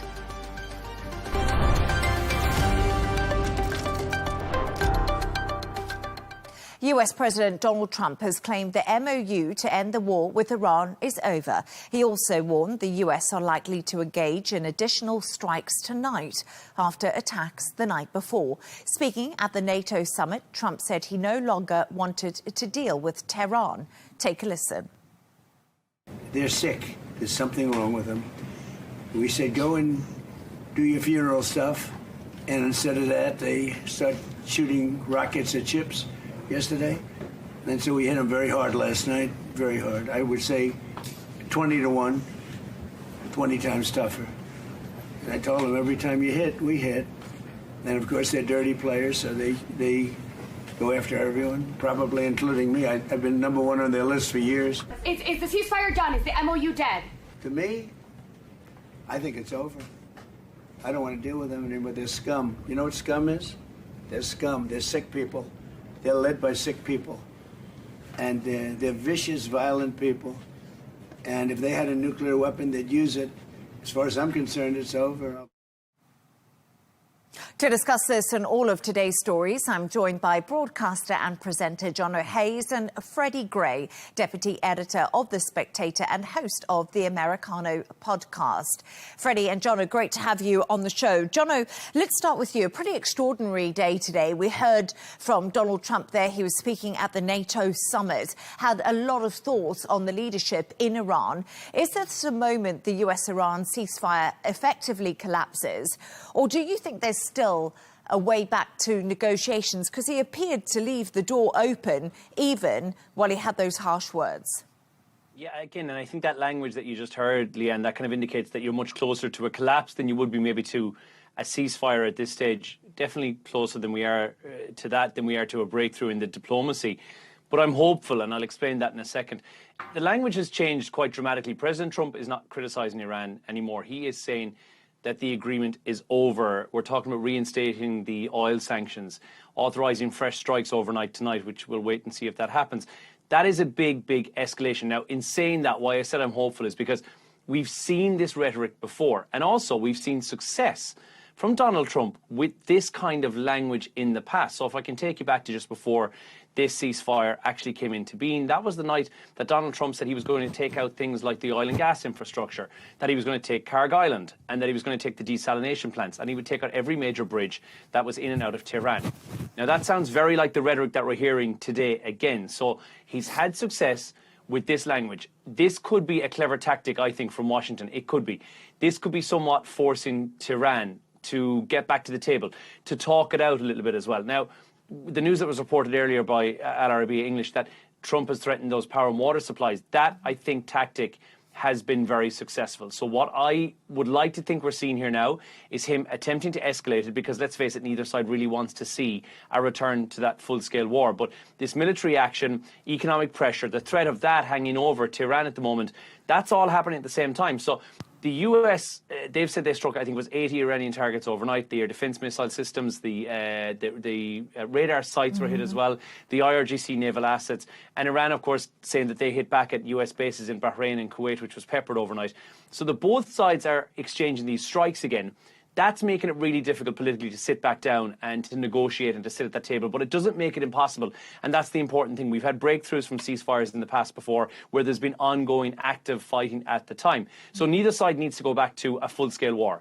What I might need to remind you about is that this is the most expensive war per day in conflict history. So that is something that neither side needs. The Strait of Hormuz is obviously part of that equation as well. That, limited attacks on those commercial shipping ports and shipping routes, I should say, that immediately pushes up things like insurance costs, freight costs, oil prices, which I know Freddie's going to discuss in a minute. So I think diplomacy isn't necessarily dead. We know there's still 40,000 troops that are stationed here from the US across the Middle East. So Iran knows that it can't really afford sustained damage. It has an economy that's already under a massive, massive pressure, both locally, and they need those sanctions to be lifted. They need the relief. They need the assets that have been frozen to be released. So I think, yeah, the ceasefire is, as it has been, let's be honest, since the start of this, hanging on by a thread. But I think a crisis like this, one that involves military escalation, was inevitable at any stage during the ceasefire from the very get-go. And this doesn't mean that the diplomacy is over. We're in that betwixt phase right now. So even the most critical of people on this entire ceasefire could say that, yes, a deal is still likely possible, even though it looks very, very challenging right now. And Freddie, we're just getting some lines through now that Iran says its foreign minister has called the Qatari PM after military flare-up with the US, what John has just been talking to us about, and also the mediators. Pakistan is urging all sides to uphold commitments under Islamabad MOU. So we see a push to try to get diplomacy back on track. But how worried should the world be about the tensions, especially in the Strait of Hormuz? And of course, the impact on global oil markets, because we saw how that closure of the Strait of Hormuz really choked the world economically. Well, I think very worried. I agree with Jono that, the peace process has held in spite of its obvious flaws so far. And even though, you get Donald Trump saying these very aggressive things, saying that it's over, saying he's going to strike Iran extremely hard tonight, you could see that as just speaking to a domestic audience, just trying to show strength and leverage, etc., etc. I think the worry at the moment is that the conflict is intractable. And I think that if you look at, the Gulf states, Qatar, the Qatari ship was hit yesterday, they are desperately trying to find this off-ramp. They're trying to get Iran and America together to find this off-ramp. I think the fear at the moment is that the negotiating parties on the Iranian side don't necessarily have the ability to stop the IRGC or whatever elements it is that is firing drones at ships in the Strait of Hormuz. And I think that is a great concern for the world. Everybody wants this conflict to end. The worry at the moment is that the thing that everybody feared when Donald Trump started this conflict, which is that he wouldn't be able to get out of it and he was going to find himself stuck in a kind of strategic quagmire. I think that is the fear at the moment. And while I think that it's certainly true to say that you don't have to listen to what Donald Trump's saying, he has said a lot of crazy things throughout the peace process, throughout the war process.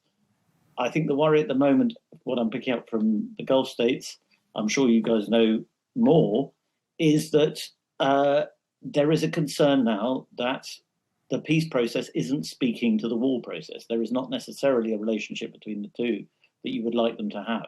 And that is a big worry. And I guess that we are seeing Iran right now still marking this funeral procession of the Supreme Leader Ali Khamenei. We've seen that happen over the last 4 days. And his son, Jono, the new Supreme Leader, Mujtaba Khamenei, has not been present at all during those funeral processions and ceremonies that have been happening. And I guess that draws on what Freddie's saying, is who's actually in control of the IRGC? Is there one overall voice in Iran making the decisions? And that, you're exactly right, Leigh Ann, and that's led to speculation as well, which is never good when there's a new power at play. And that's what's happening in Iran right now. And as Mujtaba Khamenei is still not being seen, nobody knows who's actually at the top. And it's very important to note the IRGC obviously are not acting independent, allegedly. They're not their own military that have overthrown or abandoned the government. Nothing like that seems to have happened. But what is happening, what we do know is likely to be happening inside, is that these hardliners within the IRGC are acting with some sort of an autonomy of themselves. They're just doing their own thing separately. And they're probably more willing to overrule either governmental pressure or civilian pressure. So it's exactly what Freddie said, is that the peace process is taking place on one table over here, but the IRGC, they're over here doing their own thing, having their own party and deciding what they want to do. So the leadership have kind of disrupted the coordination between what is government and what is the IRGC, who are effectively at the front line. And I think it's deliberately been decentralized from that Iranian military doctrine, from the government doctrine that is there. And I think that's what the IRGC have used that as a very long time, somewhat like kind of a level of a mosaic defense kind of a system that gives these regional commanders the authority or the ability to operate. So even though they've been given levels of authority from way up above from government, they'll still go ahead and do whatever they want. And that's probably likely why we're seeing, and I'm not indicating that they've gone completely rogue, but I am saying that that's likely to see things like these attacks in the Strait of Hormuz means that these generals or these leaders who are much further down the ranks are just dominating the policy. They're not ignoring it, but they are dominating it, and they're basically operating on a law unto themselves. And that's where you end up with this we said this at the very, very start of the peace process, a miscalculation or a wrong move, and that's exactly what's happening right now, and it's putting the entire thing into chaos. Yes, indeed. And as I did say earlier, Iran's foreign minister called the Qatari PM, and there's a few more lines that have come out of that. It says the two parties underscored the importance of using diplomatic means to resolve regional issues and emphasize the need to maintain contact and coordination to make sure and avoid escalation and tensions in the region. So it looks like after President Donald Trump's comments, it looks like diplomacy might be back on the table, reading between the lines of that conversation. Stay right there as we move on to another story now. And Trump has granted Ukraine the license to manufacture their own Patriot air defense missiles in order to protect themselves from Russian attacks. President Zelensky has consistently asked the US for the weapons, which are expensive and in high demand. It's a big win for Ukraine as the conflict enters its 5th year. Here's President Trump. So one of the things we're going to be talking about is we're going to give a license to you to make Patriots. That's pretty cool, right? This way you can't complain that we're not giving them enough. I say, make them yourself. We've settled a lot of wars, and this one is the one that I thought maybe would be the easiest. But Putin's a difficult character, and this guy's a difficult character. You have two kids in a park, and they don't like each other, and they start fighting. Sometimes you have to let them fight. Let them see that it's tough, you know, it's tough. Fighting is tough. And he's done an amazing job. Look, he's been very effective. Both difficult characters, Freddie, according to President Donald Trump, both Putin and Zelensky. But that was a very, very different meeting to what we saw in the Oval Office when Zelensky went there. But also a big question, does giving Ukraine the ability to build its very own Patriot systems, do you think, does it bring the war closer to an end, or does it just fuel the fire? Will it just annoy Russia? I think on the Patriot missiles, I mean, the missile interceptors are supposedly defensive, but also I think a lot of people think they could be used offensively. So it doesn't necessarily resolve the conflict one way or another. It gives Ukraine something they've been wanting for a long time. But again, just to use that word, intractable, we have a foreign policy situation here, a war situation that seems to be intractable. And it is extraordinary that, you know, 2 years ago now, Donald Trump had this famous Oval Office press conference with Zelensky where he told him, you don't have the cards. And the whole international, you know, Western media went bananas and said, we are not supporting this ally. We are, you know, Donald Trump is giving in to Putin and so on. Today, things have changed. Trump certainly is suggesting that Ukraine has cards. He's presenting himself as more of a kind of middleman between these two very obstinate figures. But you still have this extraordinary situation of Donald Trump, who is a world figure like no other. I mean, he was talking there, as you've seen in the clip, he was talking there like a school teacher who's dealing with a troublesome child. And you can see Zelensky there sitting there thinking, this is very strange. But that is the experience of so many world leaders now. Just you're dealing with a politician who doesn't believe in resolving conflicts in any of the normal diplomatic ways. He thinks it's about strength. He thinks it's about signaling, messaging, and so on. And as a result, the Ukraine situation, which is extremely complicated, extremely difficult, it's no closer to being resolved. And a lot of people admired this Trumpian diplomacy because it seemed to be more direct, more, you know, getting around all the silly niceties of international diplomacy. But actually, I think it's running up against the limits at the moment, both on Iran and Ukraine. And as Donald Trump did say, well, he has been speaking at NATO, he's the deal maker. That's what he does. He makes deals. So I think he's desperate to bring this to an end. But once again, we need to hear from Vladimir Putin and what his thoughts are, because, of course, Zelensky and Putin have never spoken directly. John, I don't know what your thoughts are on what we're hearing from Donald Trump regarding Ukraine at NATO. I don't necessarily think that what Ukraine wanted was the ability to produce the weapons. I think they wanted the weapons, to be honest with you. The sheer cost is something they'll have to bear. The only thing I can equate that to is the Germany, Netherlands and Spain. They signed that deal for, I think it's over $6 billion for the European production of 1,000 Patriot PAC-2 missiles. So I want you to put that into context. With India, were recently building their very, very complex missile manufacturing plant that was set to cost around $300 million, just under it. So you're looking at a very, very expensive thing. Now, they are very effective. Obviously, the Patriot system is very effective. But giving them the rights to be able to produce it means that you have to get suppliers from more than 400 parts that have to be sent in from abroad as well. Very, very highly specialised parts. So the setting up and the establishment of a missiles-ready facility is something that will take months, years potentially as well, and getting people involved, including like Lockheed Martin, who are behind the Patriot system as well. This is a very, very long, drawn-out, complicated process. I don't think that's necessarily what Zelensky wanted going into this meeting. We said this on Monday when we spoke about it, that what he likely wanted was assistance, and he needed it now. He needed aerial defence. That's what Kiev and what Ukraine in general needs, and he needs it urgently. Giving somebody the right and the licence to go about producing their own Patriot defence missile system is amazing, but it's not something that happens overnight, and I don't necessarily think that that's what Ukraine will take away as a win. But we've seen in the past, there's been heated discussions and exchanges between Trump and Zelensky. So I think he will have to say thank you very much, write him a nice thank you card, and walk away from that meeting saying there's been a success, even though I think that it's a limited success from Ukraine's part. But I also thought it was interesting, something that Donald Trump said in that conference. Freddie, I don't know what your thoughts are on it when it comes to Patriot missiles. He's given the licence for them to potentially build them, but he did say that they need Patriot missiles, that they are important to them right now, and that was something that he made quite clear. And I was just wondering, has the war in Iran and the use of the Patriot missile systems now really shown when it comes to this war between Russia and Ukraine?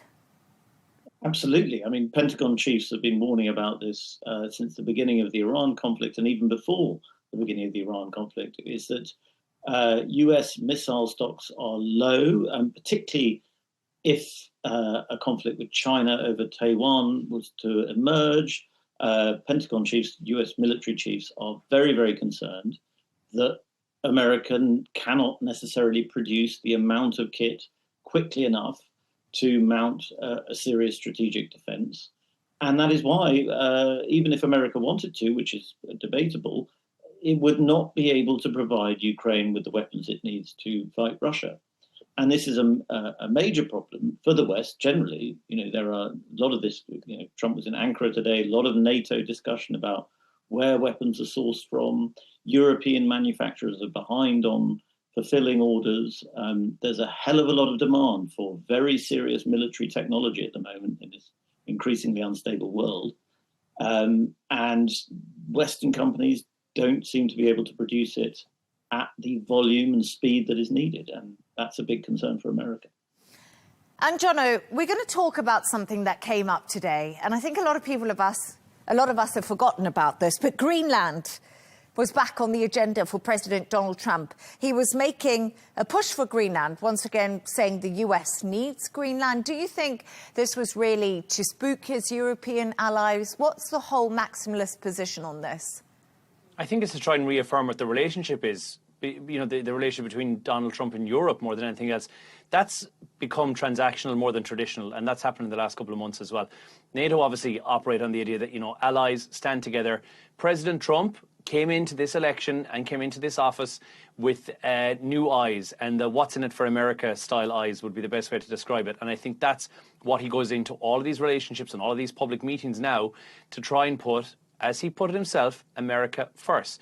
So if it's defence spending, if it's trade, if it's even Greenland that we're seeing put back on the table once again, he's putting that direct pressure on allies to deliver what he says is the US first, best interest for America. That has to be the important thing. So the Greenland issue, obviously, it's been a bit unusual. Strategically, I think it's huge. It's very, very important. It's in terms of size, the scale of it between North America and Europe. Its position is very significant as well. Rare earth minerals, you know, it's a significant Arctic shipping route due to the thawing in that region as well. It's even home to a US space base that's very important for missile warning systems and space surveillance systems. So it is an important place for the US. So I don't think Europe is ever going to suddenly walk away from the US and say, right, we're done with this, you know, we don't need a relationship anymore. But they are NATO's biggest military power. So European governments are talking about becoming a bit more independent and doing their own thing because, yes, of course, you have to have Washington and their priorities, but they can change very, very quickly. And we've seen that with Donald Trump, who is favourable, and we've seen that today with Spain, with Denmark, you know, the various different conversations he's had about them and with trade today. He can turn on a dime, Donald Trump, very, very quickly. And that might not necessarily be a bad thing for Europe. I think that actually could be good because for the longest time, the US, or Europe, I should say, has stood by the US and required them more than anything else. Europe has become, since the inception of the EU, it's built itself on becoming this powerhouse.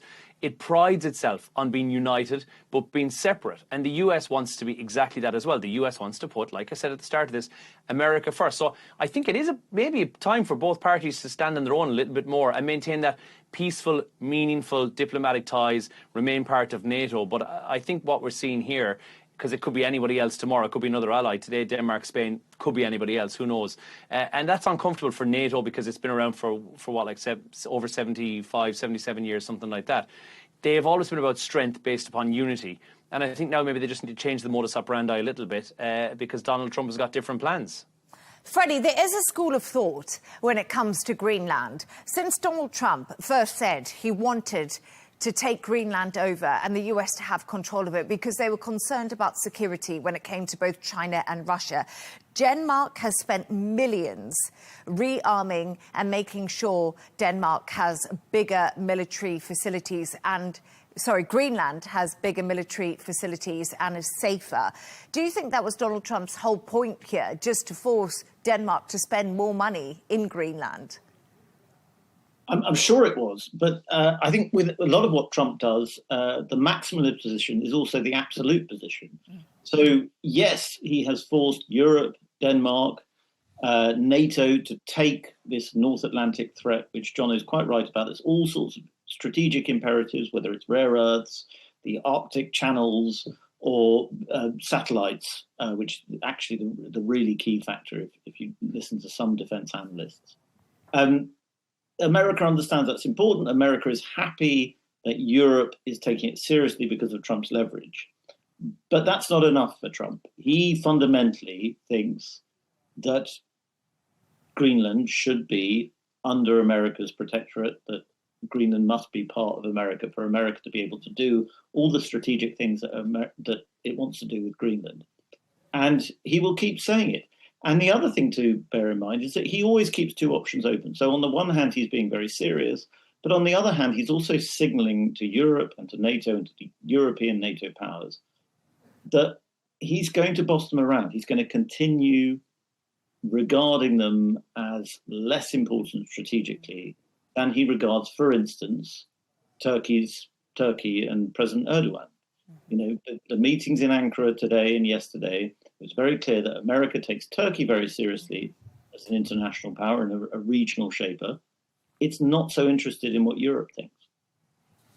Yeah, that's a really good point. He did heap praise on Erdogan yesterday and both today at that NATO summit. But thank you so much for your thoughts on that. Stay right there as we move on to another story. Nigel Farage is heading back to the voters after resigning as MP from Clacton and triggering a surprise by-election. Farage says the people of Clacton should judge his actions as he faces scrutiny over his finances.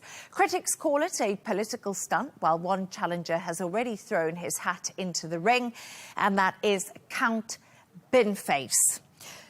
Jono, do you think this is a legitimate election, well, by-election for reform when we have a look at it? Because Binface is actually the only candidate who will be standing against Nigel Farage.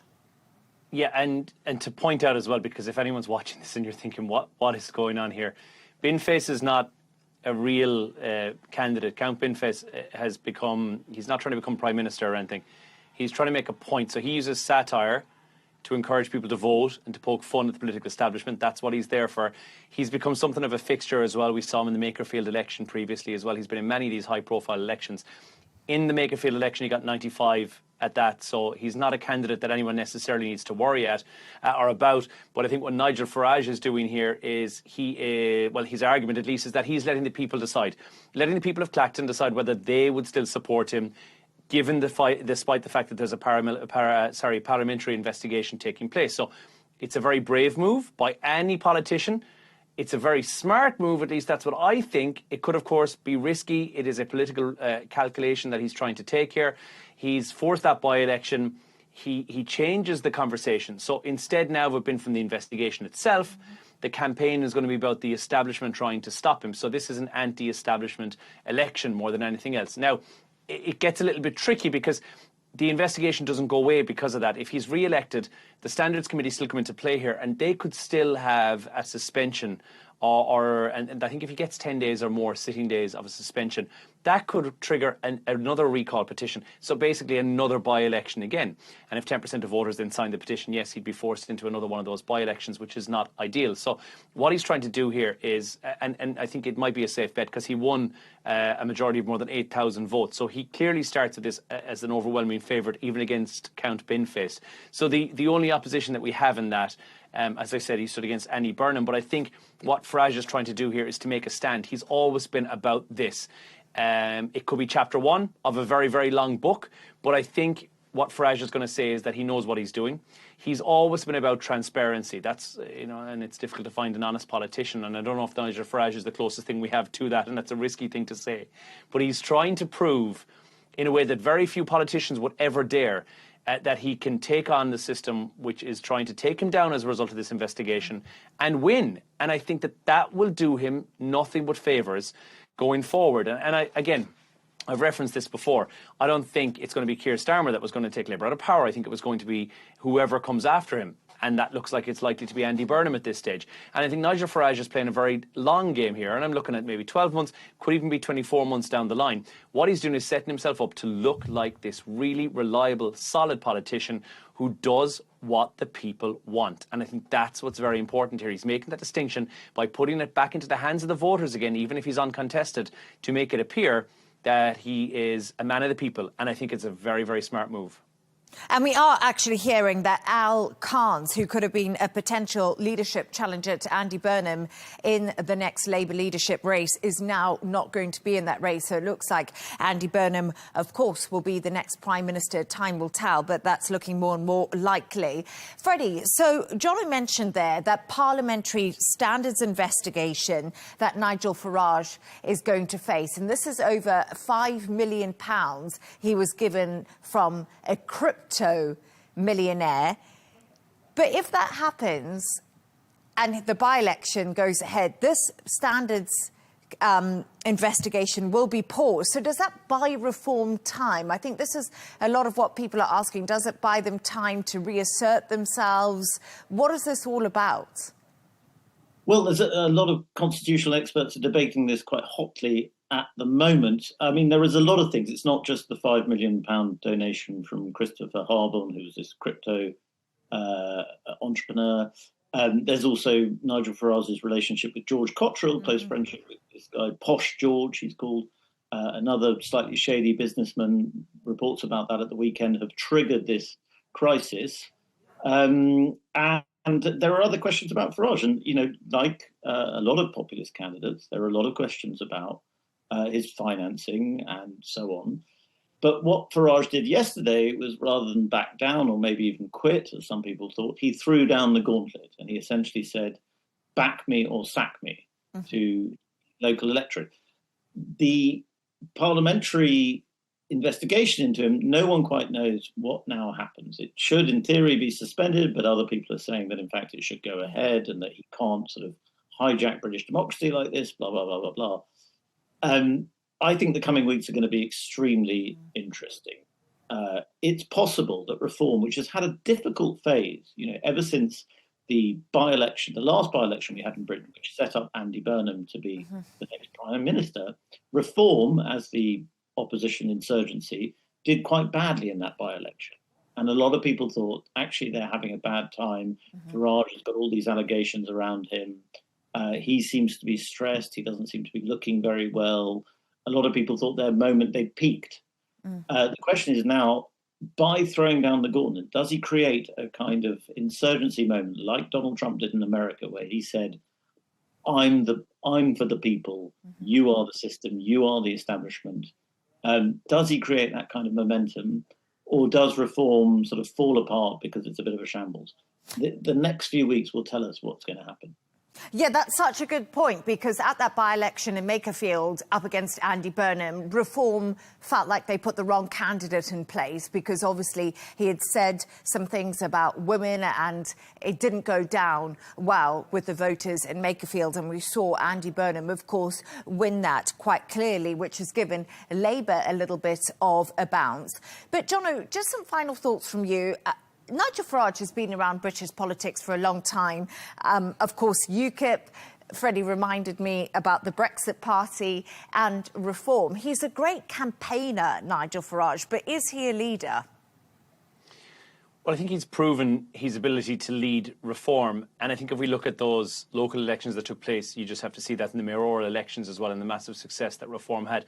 I don't think anybody predicted that. I remember watching that morning time as the results came out, thinking, nobody saw this one coming. It was as nail-biting as the World Cup watching right now. And I just thought, you know what he's done? He's taken that party, he's made them relevant, and people in the UK have for the longest time said that they want change. They'd like to just not vote for Labour again. Maybe potentially that's what's going on. And I think what he's doing is playing into something that's very, very important, which is young voters and how much they take on board the fact that they would like politicians to be open, to be honest, to be transparent, and to be someone who is just like them. That's what we said before. Angela Rayner would have been an ideal candidate, depending on what office she was going to go into, based upon the fact that she was one of the people. And I think going forward, that's likely to see what we've had enough of public school people who are, in positions of power in the UK. And looking at the electorate, I think they'll be looking for somebody who's more on their level. Doing something like this, and like I said, it is a big political risk that he's taking right here, but I think it might be one that pays off.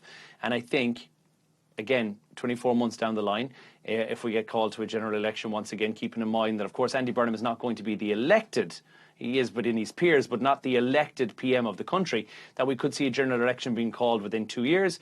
And I think that's what Nigel Farage is setting himself up for, to be one of the populist vote more than anything else, and to be a man of the people. And I think he does a very good job on trying to portray himself as that, be it true or not.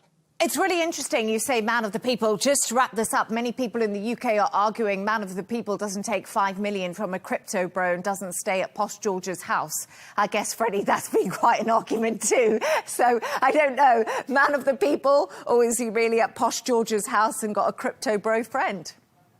Well, I think it's an interesting test of how the British people think. I think with Donald Trump, often, the corruption allegations would be thrown at him, the dodginess of his various businesses.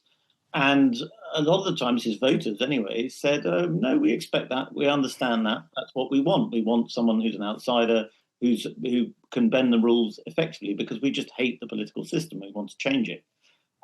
Whether the British people feel the same about Nigel Farage is a different question. I don't think it's been proven yet that they love him. He certainly has a massive fan base. He also, like Donald Trump, has a lot of people that oppose him. Which side wins out? And of course, it's a very different system. He's not running to be president. He's in Parliament already. Donald Trump was never in Congress. So it's a very different dynamic. Nobody knows how it's going to play out. And as I say, the next few weeks will decide. We'll see how that by-election against Spinface goes. We'll be watching that closely. Stay right there as we move on to another story now. And Egypt's head coach has slammed FIFA, accusing them of rigging their World Cup clash against Argentina after a 3-2 defeat. Hossam Hassan claims Egypt was denied a penalty before Argentina scored, clawing back a victory after being 2-0 down. Take a listen.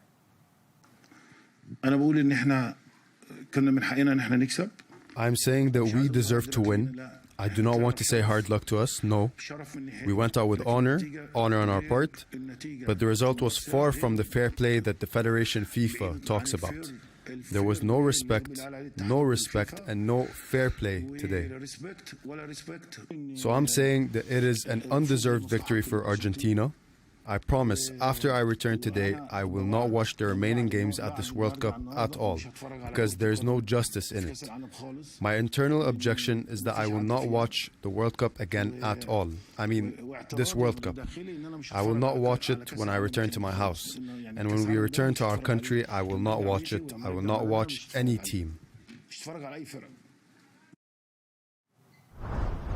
So, Freddie, he's not going to watch any more of the football, clearly, but was the game rigged? I don't think we can say for certain that it was rigged. It's certainly, if I was Egyptian, I would definitely feel that it was rigged.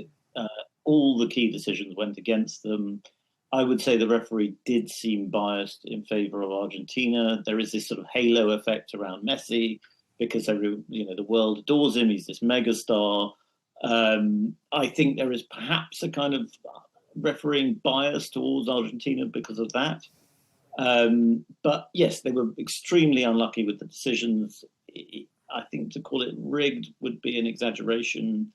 As far as FIFA's concerned, if they really wanted this to be a huge success, I think having a North African team succeeding would actually be in their interest. So I don't see it necessarily as a great conspiracy. I just think the referee got the decisions wrong. And Jono, does FIFA have a perception problem when it comes to Messi and to Argentina and some of the other big players when it comes to football? Absolutely. And, perception matters a lot. It matters in politics. It matters even more probably in sport. So Whether FIFA have done anything wrong is the big question. Whether that French referee has done anything wrong, that's a big question as well. Millions of fans, obviously Egyptian fans, have now thought that Argentina received favourable treatment. It's a whole different conversation. Having watched the game yesterday, I certainly walked away from it feeling like that, but I was rooting for Egypt as well. It's sad to see, because you'd seen a team who'd been so incredibly humble through this entire tournament. You'd seen players break down yesterday, like Mustafa Ziko. You know, you've seen, as we saw just there, when you had Hossam Hassan and his twin brother as well, who's also on the bench for Egypt, Ibrahim Hassan. You know, they obviously, there was a bit of turbulence, which I'll go into that in a second, but they've been piling onto that referee as well. But you had some incredibly humble, wonderful players who just really deserved the win. Mo Salah, Omar Marmoush, you know, Imam Ashur. These have been tremendous players, a wonderful team, where I felt sympathy. I felt sad to watch Egypt lose yesterday. I didn't really feel that when I watched Neymar crying on the pitch when Brazil lost, because Argentina must be sick to death of carrying the World Cup home. Brazil, you know, the home of football. Okay, great. It would have been so wonderful for a North African country to take the win on that as well. And that's what I think. 2-0 into that game, I thought, this is it. Egypt had this in the bag. I called it this morning. And I was really, really hopeful. And I feel like they were denied a win on that. At least it should have been that goal that was disallowed in the first half of the game. That I don't feel was a foul, but that's a VAR question. But then if you're going to take that into consideration, VAR should have been pulled into play again when Egypt called a foul on that ball that was being played. And I just think, if you're going to have one rule for the first half of the game, you've got to have the same rule for the second half. Then it would have been 3-3, and then we could have gone into penalties. And you know what? Then it would have been a different conversation we were having today as well. The Egyptian fans and the Egyptian team feel a little bit robbed. I think any Egyptian supporter should be incredibly proud of the performance that they put on as well. Of course, Lionel Messi, he's the biggest name that sport has probably ever produced. 8 Ballon d'Ors. He's been, I think it's 850 senior career goals. He's won that World Cup with Argentina in the past as well. So when the decision goes Argentina's way, of course there's going to be a conspiracy theory as well. But I feel like this one, there's a bit of weight behind it as well. And that's what I feel like the biggest challenge for FIFA is not about making the right decision. It's about making sure that people believe those decisions are made fairly. And if you start having to question things like the integrity of the game, the referee, the use of VAR, which we were told was going to make the game, you know, far more fair and far more friendly in terms of fairness, I should say, more than anything else. If you're going to bring it into play, you have to bring it into play when it's requested from the benches. And I think that was the issue that we saw yesterday from both sides. Now, it descended into a little bit of chaos in the closing minutes, which I was really sad to see as well. You know, we'd red cards. I didn't know who was getting what at one stage. It was red cards, yellow cards being handed out left, right and centre. I couldn't figure out who was getting it on the bench, who was getting it on the pitch. And you can really understand why, because Egypt were about to make history. And they simply wanted a question answered that they felt there was an undeserved goal. If they checked VAR, we could have answered that question fairly, and it's very, very understandable. Everyone loves an underdog story. Egypt were this for the World Cup. So I, along with a lot of fans, think that, you know, Egypt in the quarterfinals would have been absolutely wonderful. But what I will say is there's not one pundit that I've heard from today who hasn't agreed that it was not only probably the most memorable game of the tournament, without a shadow of a doubt, but probably one of the most memorable games in living history. And I think that in itself is something that Egypt can hang their hat on and say, what a proud moment for the nation and what a proud moment for their football team to have done so well. Absolutely. Jono. Yes, very impassioned there from you, I must say. Freddie, I do want to ask you about something else that was happening a little bit today, and that was Wimbledon, because this British wild card called Arthur Ferry, he's 23 years old, or 24 years old, actually, when it comes to the day of the Wimbledon final. It's his birthday. He had a wild card into the competition. He has now made it through to the semi-finals. He beat Flavio Cobolli today, the Italian who's ranked number 9th in the world, quite high. Obviously, we see Ferry, he's about 114th. Incredible run. He faces Alexander Zverev next. It's just kind of a magical moment for British tennis. It is, and I think the last time I was on your show, Leigh Ann, we were talking about how the Brits had failed, so majestically failed, at the opening stages of Wimbledon. I think we lost 10 players went out in the very early phases of the tournament, and we didn't seem to have a hope left in either the men's or the women's tournament. And then this Arthur Ferry guy has come out of nowhere. He's tiny. He doesn't look like he should be able to compete against these much bigger athletes he's facing on the other side of the court. And yet he won. He beat Dimitrov. in an absolute thriller over the 5 sets. He beat this guy Kaboli today pretty easily over 3 sets. He's now got to face Zverev, who's again another absolutely incredible player. But it's starting to feel, and some English people are getting overexcited looking at the Football World Cup and Wimbledon, as though this could be a kind of magical summer for English sport. Maybe I'm getting carried away by buying into that a little bit, but it is extraordinary, and it's great to see, and it's a great testament to grass court tennis, which does allow, I think, more than other surfaces, these kind of incredible stories where you get complete outsiders having amazing tournaments and being in contention to win a major like Wimbledon.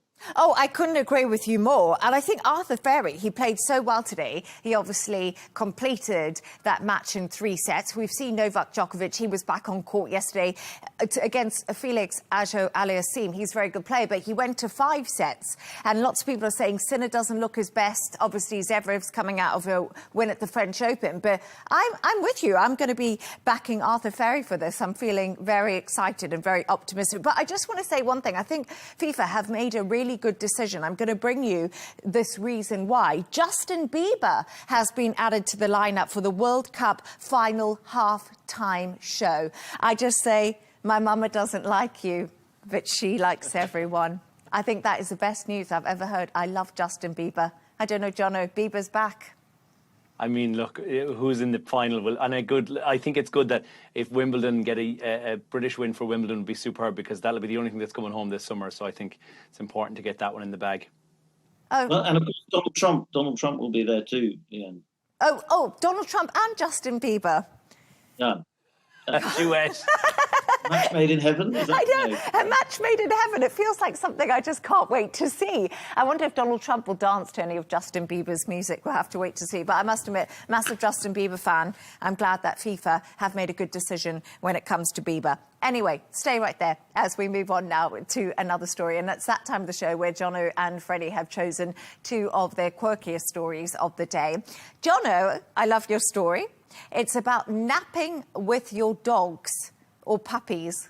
Tell us more. I knew you'd like this. And actually, I'm a king of the props this week. I brought a prop with me for this exact moment, which I've been waiting to try and... Yeah. She's been so well behaved through the entire show. I've been waiting to get her... It's great news for Lola, who's going to be happy to hear this. But it apparently is really good. I've been saying this for years. And I don't know if dogs have done this survey. Research says that sharing a bed or taking a nap with a dog is actually really good for your health. So it actually lowers levels of loneliness. Surprise, surprise. It reduces stress, and it's good for your emotional well-being as well. Physically interacting with your dog, give him a little rub on the head, it reduces cortisol. So it also increases things like oxytocin. So that's the bonding hormone in your body as well. So apparently only half of dog owners allow their pet on the bed at some time. I am in that half, so this is something millions will relate to as well. They do say there's a few little caveats. You have to have a well-behaved dog. So this lady is so old, she's barely aware of what's going on right now, so it's fine. But just to have no health concerns that keep you awake all night, which is why she was picked to be in the studio tonight and not any of the other 2 that I have. That might not be the best today, but if you've got a well-deserved dog and you're happy to contort your body around your dog so that they're comfortable, it is great news. As I said, there's 3 in my house, so I'm going to suspect that this research is going to be making an appearance in the very near future again to prove that I don't have to make them sleep somewhere else at night. Oh, that little doggy, Jono. It's just loving its moment in the limelight. She has a little underbite that she doesn't like to show off. She's too cute. I don't know, Freddie, I sleep with my dogs in the bed. I have 2. I have slept within the bed for 12 years. I don't know how to sleep without my dogs. I don't know what your thoughts are. Do you have a dog allowed in the bed? We do. We have a dog at home. We have a Staffordshire Bull Terrier, which my wife, who's very strict and makes all the rules around the house, she does not allow the dog to come above the ground floor. But when my wife is away, I actually am more relaxed and I let the dog in the house. In the house. She's allowed in the house. I let her in the bedroom and does occasionally sleep in our bed. And then I get a massive telling off from my wife for having let the side down. But at least you made the dog happy for a few days. I got to cuddle you in the bed. Pardon? Maybe, yeah. Maybe, yeah. Freddie, let's move on to your story, because you actually chose a story today about breaking a world record. Tell us more. Yeah, well, this is at the University of Pisa. Some Italian students have constructed the world's... they've broken the Guinness Book of World Records. They've broken the record for the largest plane to travel, paper aeroplane to travel the largest distance. So I think it's 65 feet wingspan. It's travelled over 100 feet. You can see it on your screens there. It's absolutely enormous. And it must have taken a hell of a lot of pieces of paper, a hell of a lot of work, but they have broken the record. And this thrilled me because when I was at school, there was nothing I liked more than waiting for the teacher's back to be turned and to make my own paper aeroplane and to fling it around the room, because I was a badly behaved pupil in class. And look how well you turned out, Freddie. Look how well you turned out. You know, I don't know, John, are your thoughts on paper aeroplanes? Any good at making them? I've tried to put one together. My dad had taught me some techniques in this in the past as well. I'm not overly good at them. Really good. I just made one. Freddie, who's done the best one? Pilot on mine.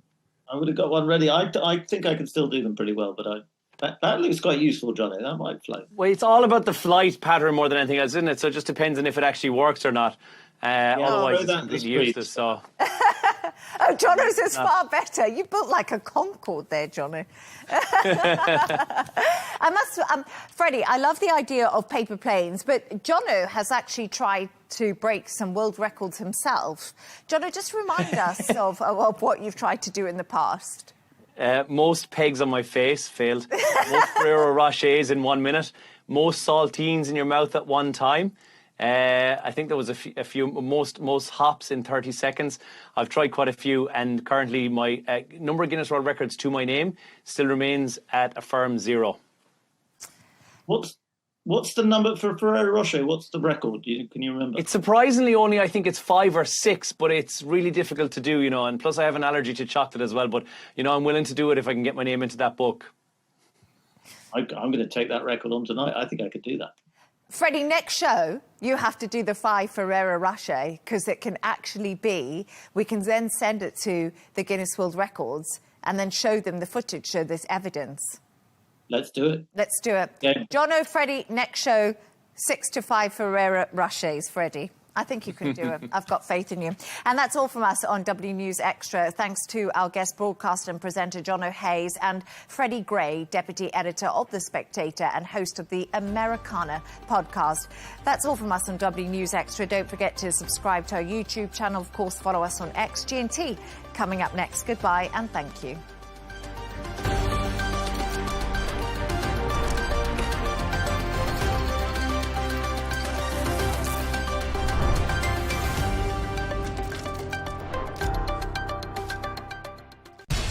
We have to take care of our people, and we're going to take care of our people first.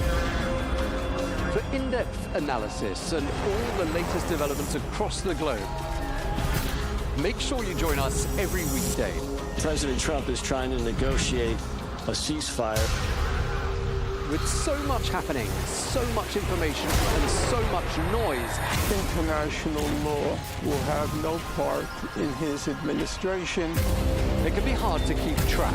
Tariffs will just fuel inflation. We're going to fight these tariffs. But you can count on us to tell you what you need to know. We stand by your side. Join me, Tom Burges Watson, for Global News Today, right here on Al Arabiya News.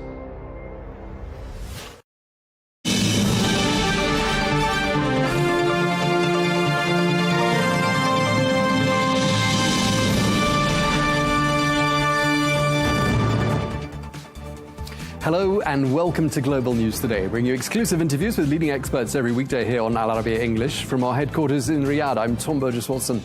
Coming up today, we'll get the latest from the NATO summit in Ankara, at which President Trump's stance on Greenland, Spain and defence spending have been generating plenty of discussion. We'll be examining the health of the NATO alliance. Fallout from the war in Iran looms large over that NATO gathering as President Trump declares the Iran ceasefire over, and he warns there'll be more US strikes on Iranian targets tonight.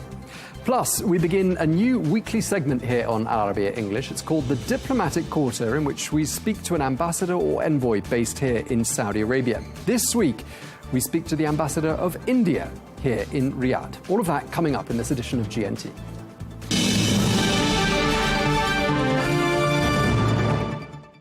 Hello and welcome to the programme.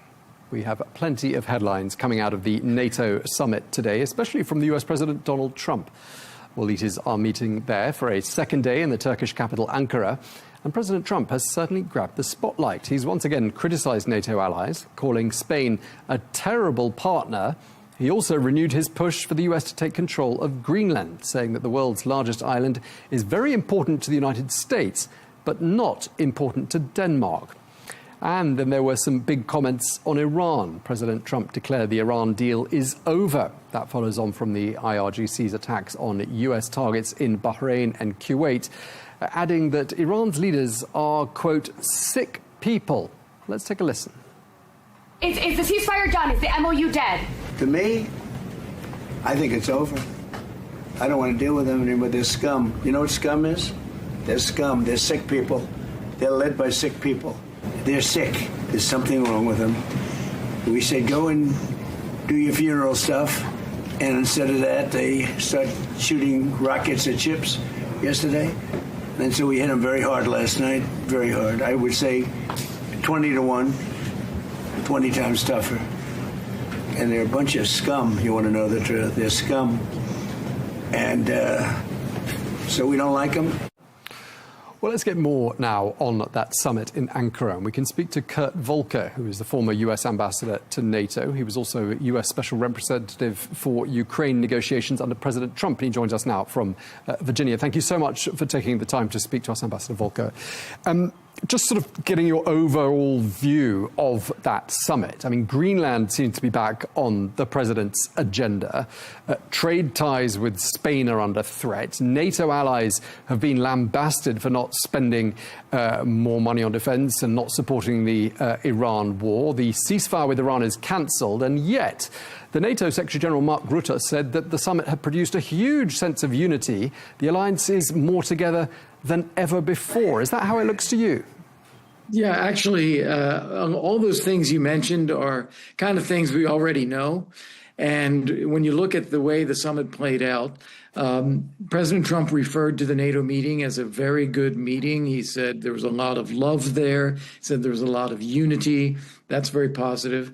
There was a lot of announcements about defense spending and defense investment, including in defense industry. He had a very positive meeting with President Zelensky from Ukraine and said that we were going to authorize them to build Patriot missiles under license. That's a huge step forward, in my view, and I think a very strong signal to Russia. And with Iran, you know, a lot of this is predictable. The Iranians are trying to take steps to exercise control over the Strait of Hormuz. President Trump doesn't want them to do that, so he has to push back on that. But he doesn't want to go back to a full-scale war because of the impact on the global economy and oil prices and gasoline prices.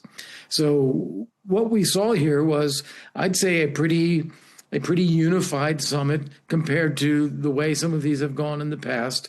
And nothing really new coming out on those issues you mentioned, like Spain or Greenland or so forth. OK, so you think there's perhaps been a bit too much focus on the negative headlines, of which there have been a number, but as you say, there have been plenty of positive ones as well. On Iran... Indeed. On Iran, let's just take Greenland as an example, if I could, because this has come up a lot in the news today, Wednesday the 8th. People keep saying, oh, Trump is threatening on Greenland again. He wasn't bringing up Greenland. He was asked a question in the press conference that he was having with Erdogan. So, of course, he repeats his thinking about Greenland because he'll never back down on anything. But I don't think it signals some renewed push from Trump to go after Greenland all over again. OK, you've raised lots of important points already. I'm going to pick up on some of them. Let's start by talking about Iran in a bit more detail. President Trump said they are scum, they're sick people, they're led by sick people. The NATO Secretary-General Mark Rutte says that he agrees with what President Trump has done in the last 12 hours or so, i.e. carrying out those strikes. Do you think everyone there in Ankara would agree with Mark Rutte that this was the right way to go? I think there are a couple things that they would agree with. They would agree that Iran attacking ships in the Persian Gulf is a bad thing. They shouldn't do it. They would agree that there should be freedom of navigation in the Persian Gulf. And they would agree that if we had a stable situation and we needed a military force to support freedom of navigation, they'd be happy to contribute to that. They don't want to just make this an issue then between Europeans and the United States. They don't want to be criticizing President Trump over his retaliation. They see that he doesn't really want to escalate the war again anyway. They don't want to be blamed for obstructing America in any way, as they were blamed a few weeks ago. So I'd say the things that they agree on are the significant ones, and they're just going to hold their tongue when it comes to the back and forth and let President Trump take the lead. Now, something I'd like you to help us clarify as former US ambassador to NATO is this notion President Trump has, and he's repeatedly done this, is just to frame Iran and the war in Iran as being a NATO war. Obviously, he didn't brief NATO allies beforehand. He seems to have suggested there is an important role for NATO here. I mean, is this a NATO war, in your opinion? No, it's not. It's not. And I think the reason President Trump does that is to deflect blame. He started this war on his own. It did not go that well. He doesn't want it to continue because of the impact on gasoline prices and oil prices. So he's deflecting a little bit of blame, blaming NATO allies. It's a tried and true trope that he uses to shift the subject. That being said, when he says that NATO countries, he broadens this to say NATO countries have never been there for the U.S. That's not true either. After September 11th, 2001, they supported the U.S. with air policing over the United States. They were with us in Afghanistan and Bosnia and Kosovo, Libya, and so forth. So there's a lot that the U.S. gets out of NATO and a lot of partnership there. He doesn't like to say that because he likes to keep the pressure on. But the reality is that there's a lot more unity between the European allies and the United States than President Trump likes to say. Now, I'd like to talk a bit more about Ukraine, and you did mention it at the beginning of this conversation.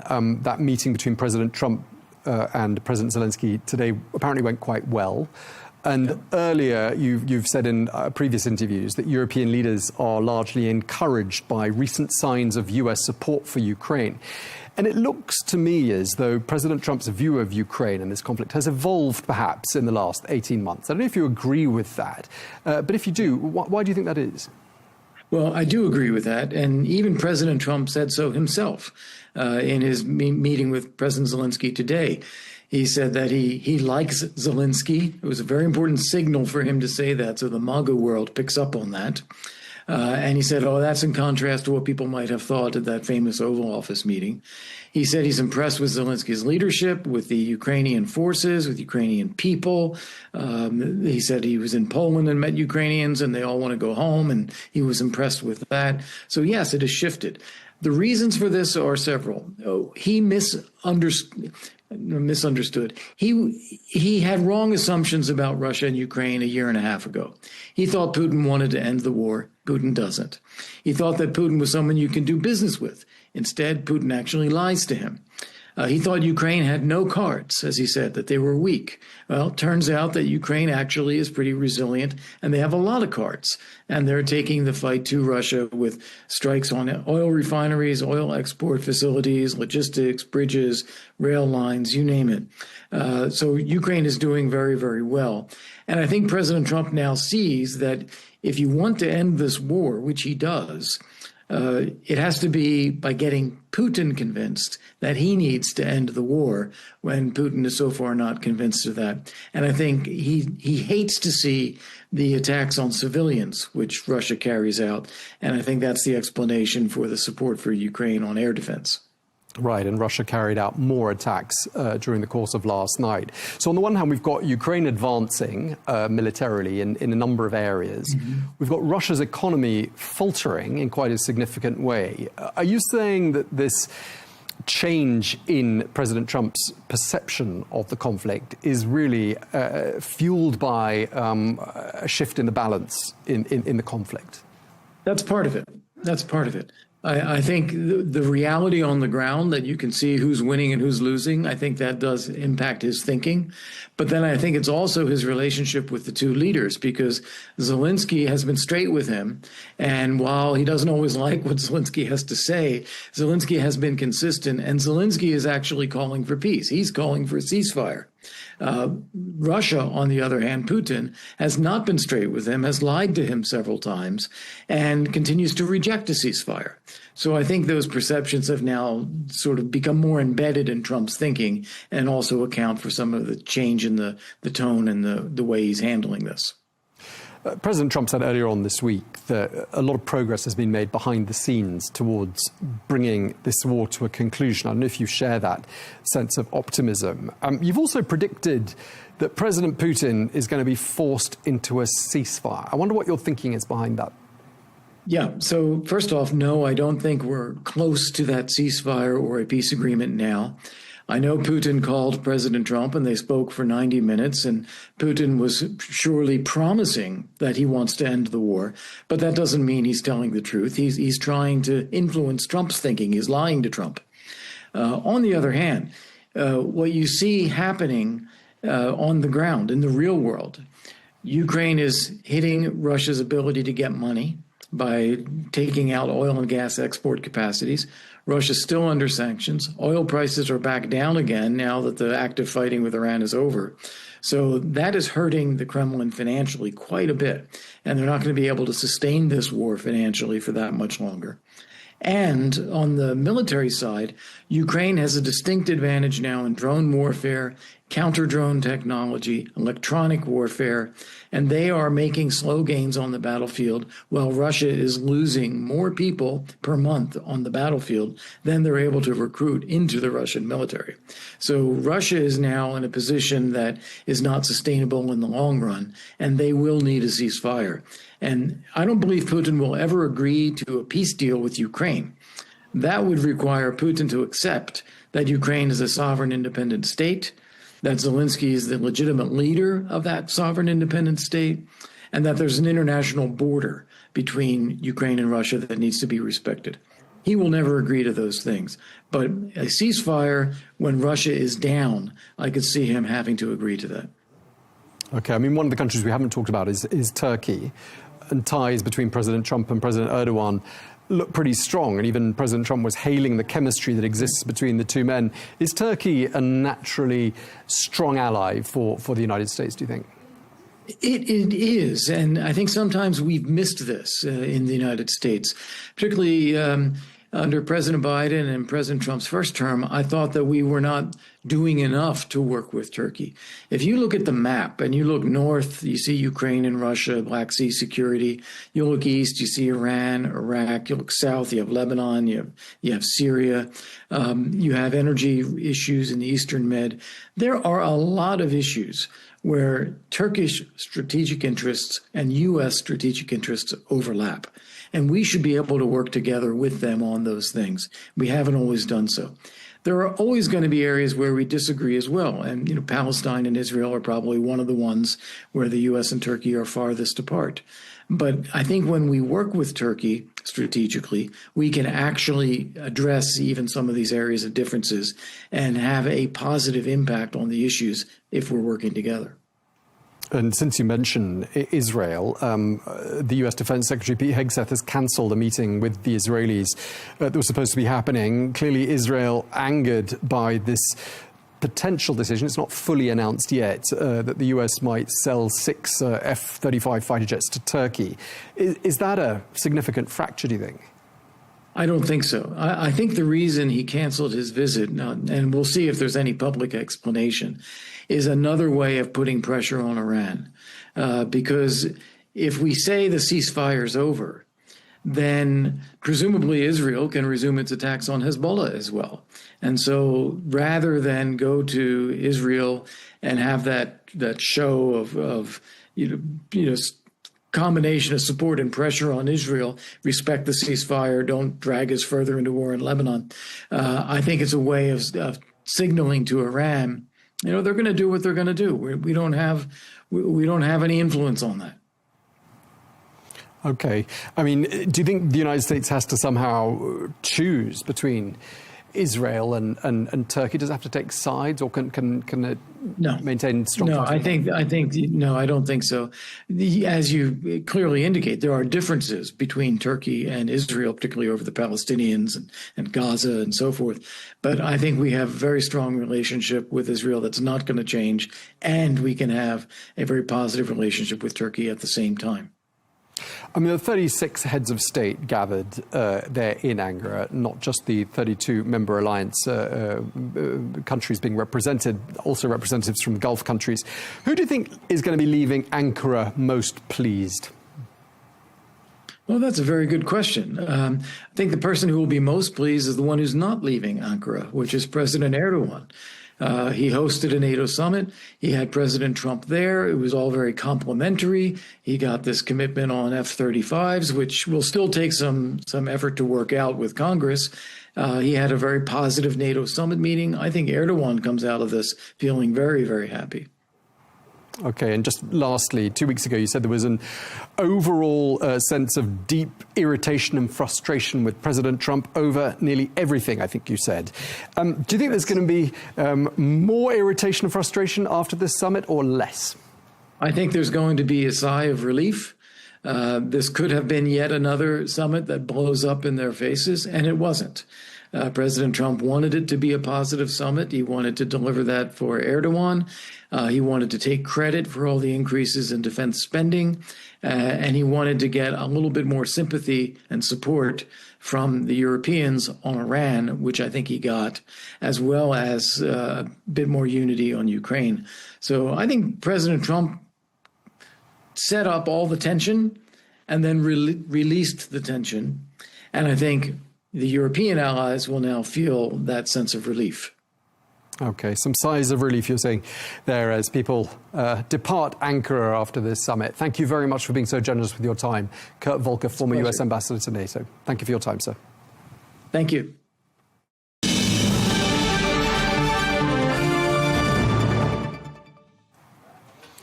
We can speak now to Vice Admiral Robert Harwood, who is the former Deputy Commander of the United States Central Command. He joins us from San Diego in California today. Admiral Harwood, great to have you back with us on the program.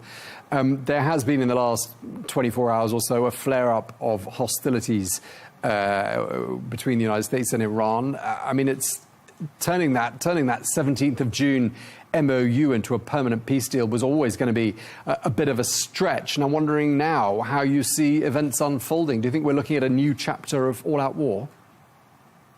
Well, I think these flare-up activities have actually been standard operating procedure since the conflict has happened. I can't see any time where someone hasn't taken a shot at each other, especially with the Iranians initiating it, or their surrogates such as Hezbollah and even the Houthis. None of them have adhered to the ceasefire, yet the president was focused on ensuring the Straits of Hormuz and the flow of commerce could happen, and he's realized that objective. Oil is down, things are moving. The problem with that, though, it's provided the Iranians with a lifeline.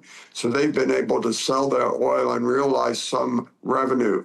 But as the president comes to the conclusion that the negotiations are not going anywhere, I think he's very focused now on going back and reconstituting the blockade, maybe even doubling down to put an air blockade so there's no air traffic going into Iran, maybe even looking at the borders, shutting down their flow of commerce through Pakistan, Azerbaijan, or maybe even through Turkey. If he can isolate the country economically and add to that his military options, he could really drive significant change with the regime that to this date has not been realized and doesn't look like it's going to be instigated or accomplished through the negotiations. So I think we're going to be right back in the position we were in before these negotiations and the MOU began. Yeah, it certainly looks like a case of a couple of steps forward and maybe even a couple of steps backwards. And it does look all the while like one of Iran's main goals now is to make the United States and Israel regret they'd ever started this conflict. And when you look at the level of chaos in the region and further beyond as well, the uncertainty this conflict has unleashed and how the Strait of Hormuz has given Tehran immense leverage. Do you think there is an element of regret on the US side about getting into this conflict? Well, I think the bigger regret is the Iranian people. They're paying a very heavy price. This regime has for years attacked its neighbors, killed American, used their surrogates to promulgate the Islamic Revolution. And I think that's all been brought to light. And this President Trump, took action finally to stand up to that. So I think Iran is really in the precarious situation. And if the president decides really to go to all-out war, to really finish this, he can do that. Iran has less options than everyone else does. So if the president decides he really wants to get his objectives accomplished, which beyond the Straits of Hormuz, ensure they never have a nuclear weapon, end support and funding of the surrogates, and then stop killing the Iranian people, the president can do that. I think that's the realization he's come to. So, yes, we're in a precarious situation, but if the president decides the price is worth it, he can meet those objectives. I think that's the path we're on right now. I think many of the Arab states understand that, and while this short-term economic problems have created issues at that side, I think they're all focused on what the long-term end state is going to be. And unless there's a regime change, this thing can go on for decades, like it has with over the last 47 years. Mohammed, just wearing your CENTCOM hat, your former CENTCOM hat, I'd like to ask you about what happened overnight, because the US Central Command says it struck more than 80 different targets. I don't know if you saw the list of targets, but I just wondered whether you had any preliminary thoughts on why those particular targets have been singled out and what they're seeking to achieve. Two things. It's focused on anything that can influence attack the Gulf and anything that presents threat to air power, the ability to fly manned aircraft. So those are the priority of targets, and that's what their only real leverage has been, drones and missiles. That's their ability to project power. So these targets, as we've gone through that, has decimated and taken out a large portion of those. But every time we get more intelligence, we know where any still remain, or they leverage any of those, shoot them, so we know where they'll go after those targets. So that's what occurred last night. Okay, and in turn, Tehran has responded pretty quickly, targeting US military facilities in Kuwait and Bahrain. Do you think we might now see, and this is really sort of turning our attention somewhat to Ankara and to the NATO summit there, do you think we might see other allies of the United States step in at this stage, given that this is a conflict with global consequences? I would hope so. It's in everyone's best interest. Everyone's keenly aware of what Iran has been doing throughout its history, or at least the government of Iran. They understand the dire situation and the desires of the Iranian people to get rid of this regime. And now that oil is back up to normal prices, commerce is moving, everyone understands how important that is to them. So yes, I think everyone is starting to look at how they can contribute, how they can be a part of this, and what the long-term situation or objectives mean to them and the rest of the world. So I would hope and think they're considering that, and I hope many of them will come to the table in partnership to resolve this issue in Iran. Yeah, because the NATO Secretary General, Mark Rutte, speaking to reporters in Ankara on the sidelines of the NATO summit, he seemed to applaud the latest attacks by the United States. He described them as being absolutely necessary. And I wonder whether you think that sentiment is shared by the 32 NATO alliance members assembled there in Ankara. Always, the consensus among 32 nations is always a long road. But I would say this, and this is a direct result of President Trump's policies. You've seen in the NATO partners, the European countries, never have they had better political support for a strong military. Never have they had better popular support for a strong industry. Their defense industries are booming. Their defense budgets are booming. So again, all of this has resulted in a much stronger NATO, not only now, but going forward. And why that is so important, when we come together, when we need consensus, as we will here on Iran, everyone will be stronger, and the collective power of all will be stronger than ever before. And I think you're not only seeing that play out in Ukraine, but you'll see that play out in Iran as well, and anywhere else that's needed. So President Trump's policies and this position that NATO need to stay up has paid off well for everyone. I think that's part of the security and stability everyone's looking to Iran, and presents a real problem not only for Russia, but Iran as well. But there is a bit of confusion out there about this conflict with Iran, and President Trump has repeatedly framed it as being a NATO war. And most of the people we speak to on this channel, former officials, high-ranking military officials, say it really isn't. What's your take? Well, look, the world economy is driven by oil. Energy is going to be important to everyone, not only today, but going forward. Energy needs across all nations are only growing. And a lot of that energy for the Asia and Europe comes from the Middle East, comes from Iran, and goes through those Straits of Hormuz. And that affects their budgets and their ability to support the military to accomplish their objectives.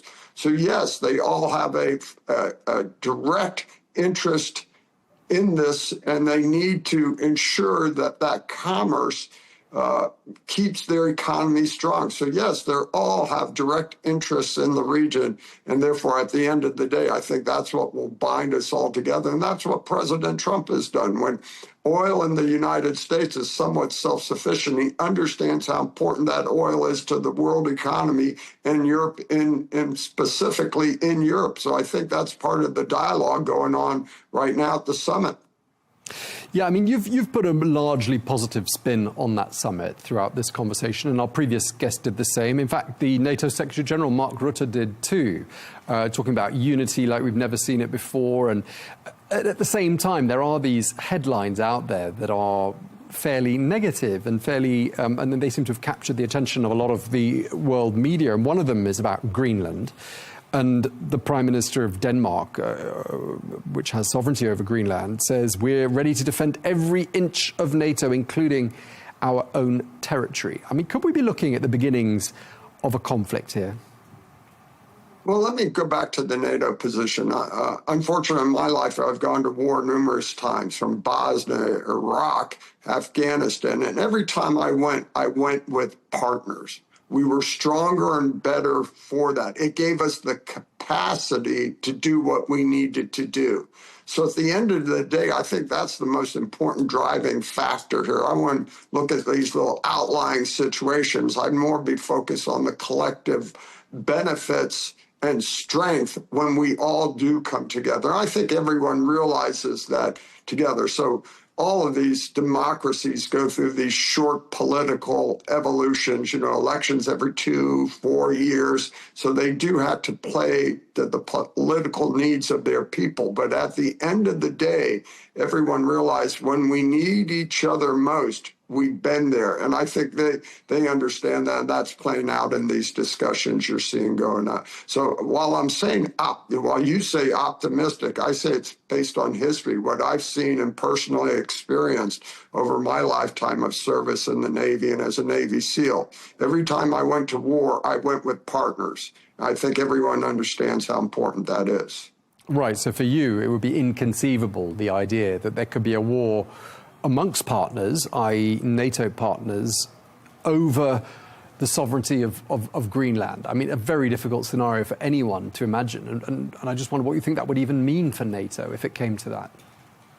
Yeah, I think it's hypothetical at best. We may have political differences. There may be some economic conflict, but I can't envision in any situation there would be armed conflict over the status of Greenland. Okay, and just lastly, to wrap up our conversation, sir, I mean, of all the people, 36 heads of state that were gathered there in Ankara, and I should add that it wasn't just the 32 alliance members, there were some Gulf countries represented there as well. Who do you think leaves that conference in Ankara perhaps most pleased, most satisfied at how events unfolded? I hope they all do. But unfortunately, that's tough to do when you have all a consensus. But the real benefit, they're there. They're talking, they're working through these issues, and they're strengthening the relationships through that discussions at large. And the fact that all of them and more showed up is indicative of the strength and the threat that poses not only to Russia, but Iran as well, and anyone who's not a democracy going forward, or at least aligned with the principles of life, liberty, and justice for the people they govern. So from that, they all win. All right. Well, on that note, we're going to wrap up this conversation. But we thank you very much indeed, Vice Admiral Robert Harwood, former Deputy Commander of US Central Command. Thank you for your time, sir. Thank you.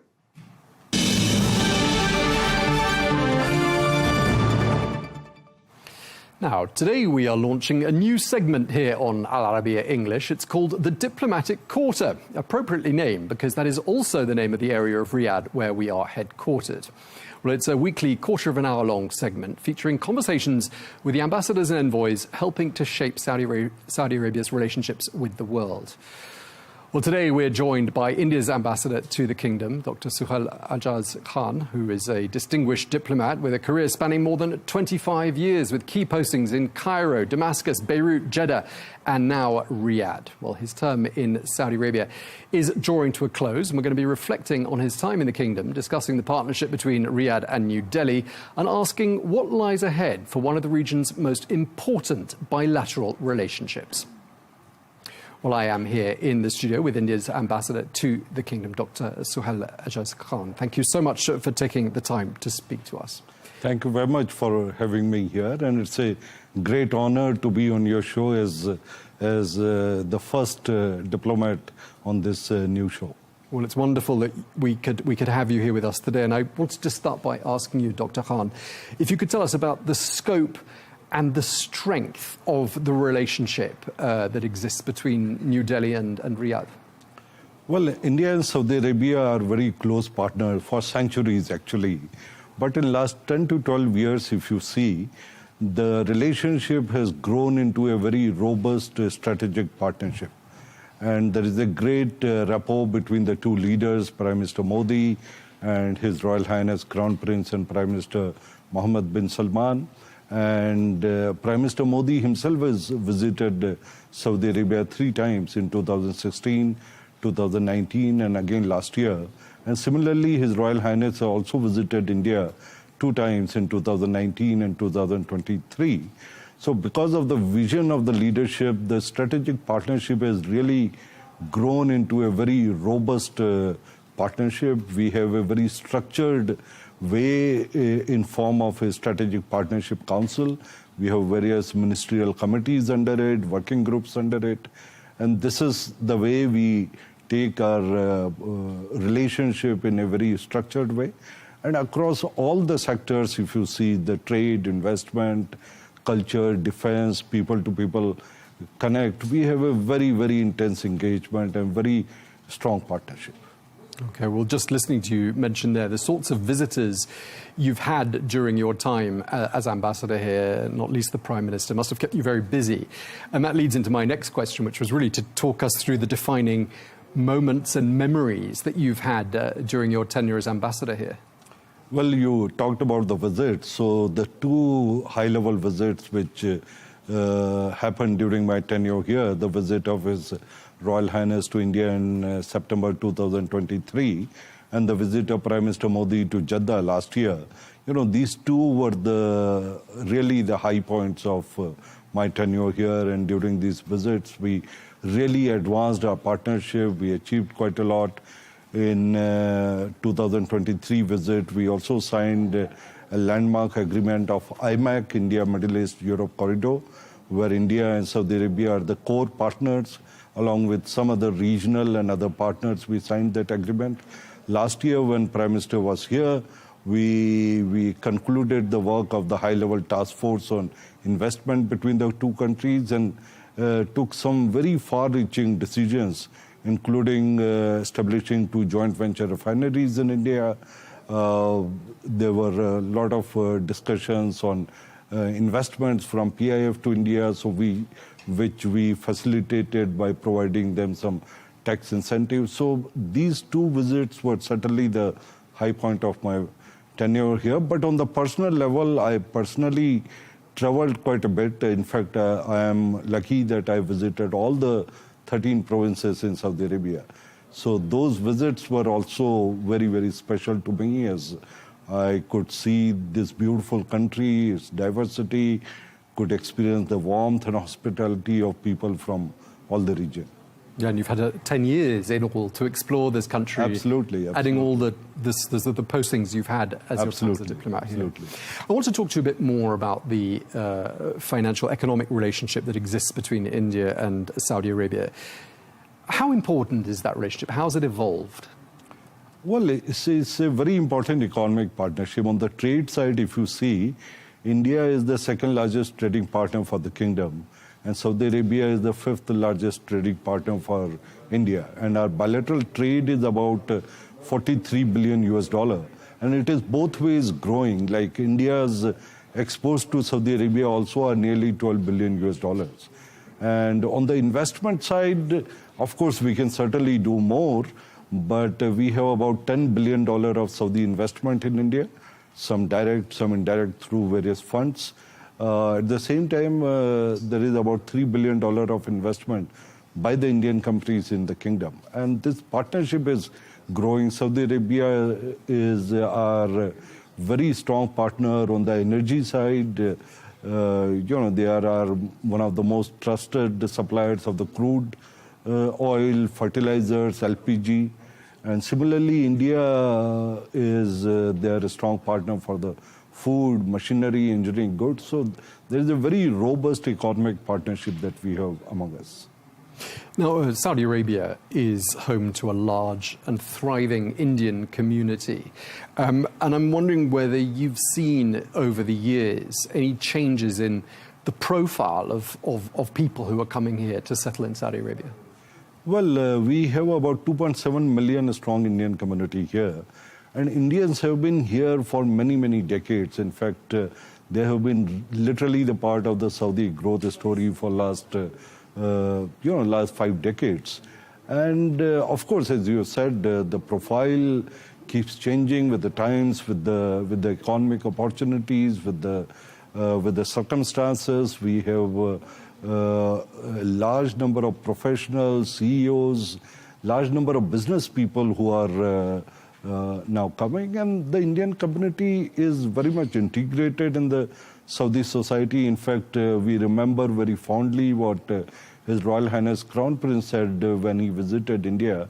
He said the Indian community is very much part of our Saudi society. So this is something which we respect, and Indian community is very well respected here, and they enjoy a lot of affection and warmth from the Saudi society.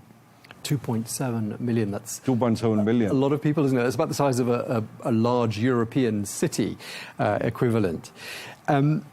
Clearly the world moving towards a new sort of multipolar order, and we talk about that quite a bit on this country, and Saudi Arabia and India, a big part of that. What role do you see for New Delhi and for Riyadh in shaping that order? And do you see a convergence of the two countries' visions? Well, we work very closely with Saudi Arabia on security and defense matters as well. And both India and Saudi Arabia believe in multilateralism. We both are important countries. Saudi Arabia is a very important country in the region, and we work very closely together on defense and security partnership. We have an ongoing dialogue. In fact, our national security advisor was here in April this year. In fact, this year he has done 2 visits. He was here in February and again in April. So we have a very intense coordination on these matters also. Okay, and I mean, longer term, where does India fit as Saudi Arabia's partner, and where do you see the partnership heading, Ambassador? Well, as I said, our strategic partnership is very robust, and I think it is moving in the right direction. We have a structured way of engagement under the Strategic Partnership Council. I would say if we need to sum up the philosophy behind the relationship, I would like to use 3 words. we work together on peace, progress, and prosperity. The peace in the region, in the world at large, and progress and prosperity of our people. So I think that is the defining philosophy behind our relationship. And of course, we talk a lot on this channel about Vision 2030. India also has a bold vision.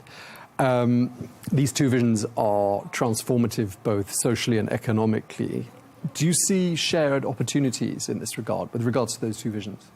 Yes, absolutely. And as I said, a large number of Indian companies are taking up all the opportunities which are available under the Vision 2030. In fact, the number of Indian companies which are registered in Saudi Arabia has increased almost 10 times in the last 4 years. And there are more than 6,000 Indian companies which are registered here. And it is because of the economic opportunities which are available through the Vision 2030. And as you have rightly said, in India, we have a Vision 2047.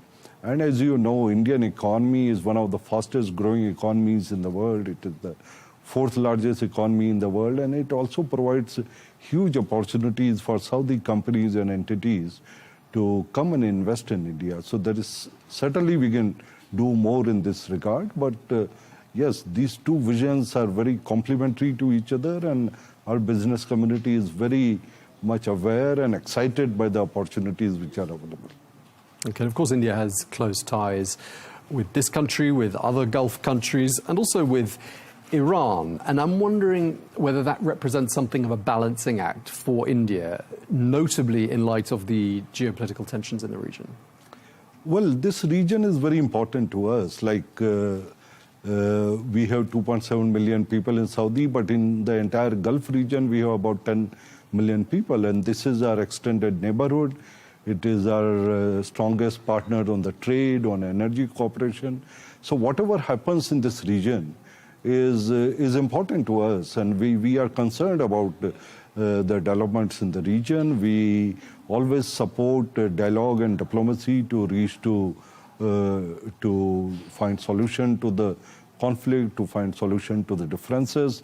In the current conflict, we have always advocated for peace and peace, dialogue, and diplomacy. We have strongly said that there should be no attacks on the civilian infrastructure, including the shipping lanes, where some of the ships with the Indian crew member have also been unfortunately attacked.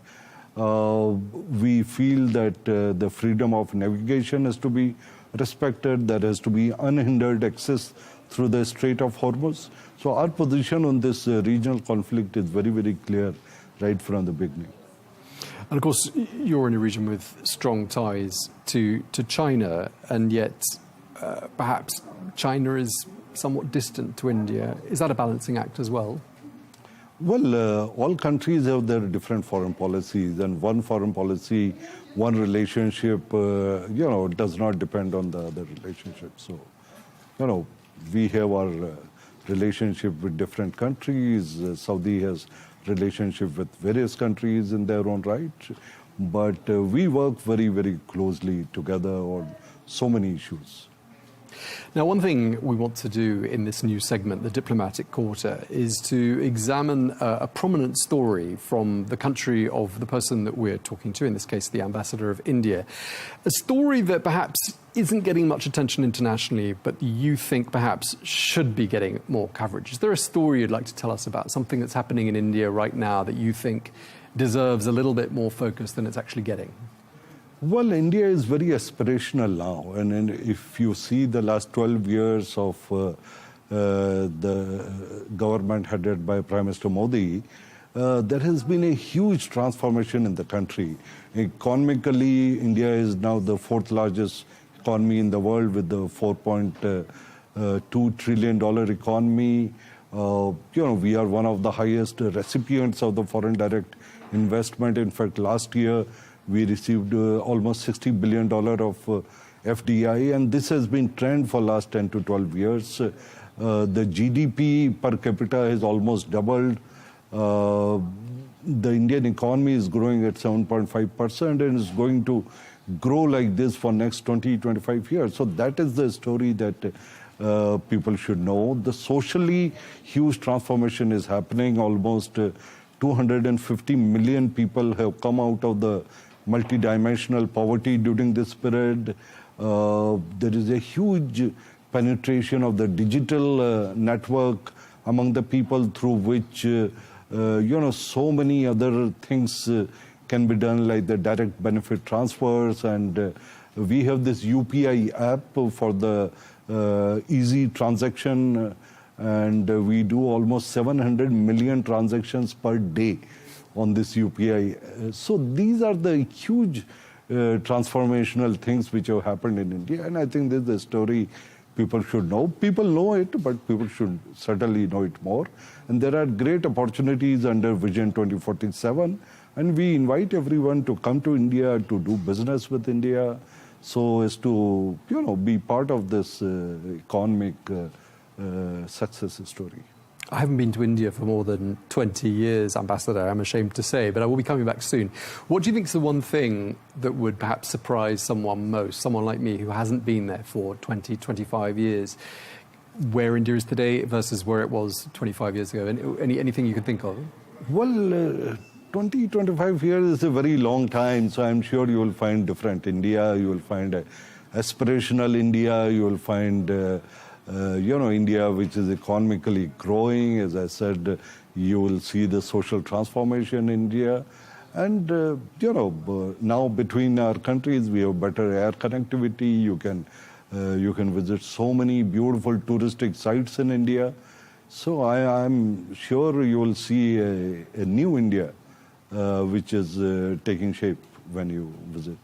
Well, you're inspiring me for my next holiday. And just lastly, Dr. Khan, I want to ask you what's next for you, because you say that you're shortly going to be leaving Saudi Arabia. What does the next chapter have in store for you, sir? Well, as you rightly said, I'm completing my tenure here, and I'm moving to the headquarters, so I'll be working in the Ministry of External Affairs in Delhi. I don't know as yet what would be my portfolio, but I'm really looking forward to going back to the headquarters. Especially I've been out on diplomatic assignment for nearly 13 years now. So I think it's important for me to go back and, work in the headquarters also and see things from that perspective as well. So I'm really looking forward to going back. Okay, well, we really appreciate the fact that you've taken the time to come in and see us, especially when you've probably got lots happening in your final weeks.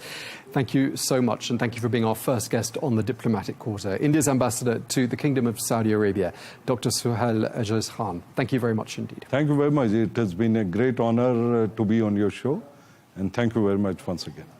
Thank you, Ambassador. Thank you.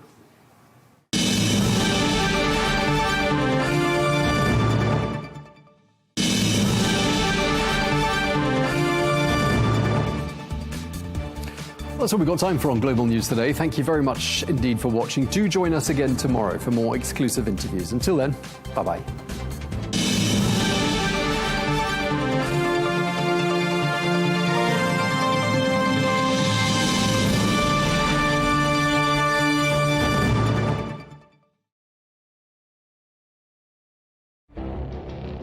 It feels like decades are passing by in a matter of weeks. Seismic shifts in the world order. Never, ever will be part of America. With so much happening and then so much noise. Whether it's political upheaval, Canada has been ripping us off for years. economic shifts or social movements, And no one wins from tariffs. I think America can be more friendly to the rest of the world. For in-depth analysis and all the latest developments across the globe. To have an inclusive policy together. The meetings with Hamas gave me some hope. We're in another nuclear arms race. the most important development straight to your screen. Welcome to the dressing room. I'm on my own. I need backup. And an insightful look at the issues shaping our world today. It was not going to happen, that war, and it happened. Join us on Arabiya News, where the world talks.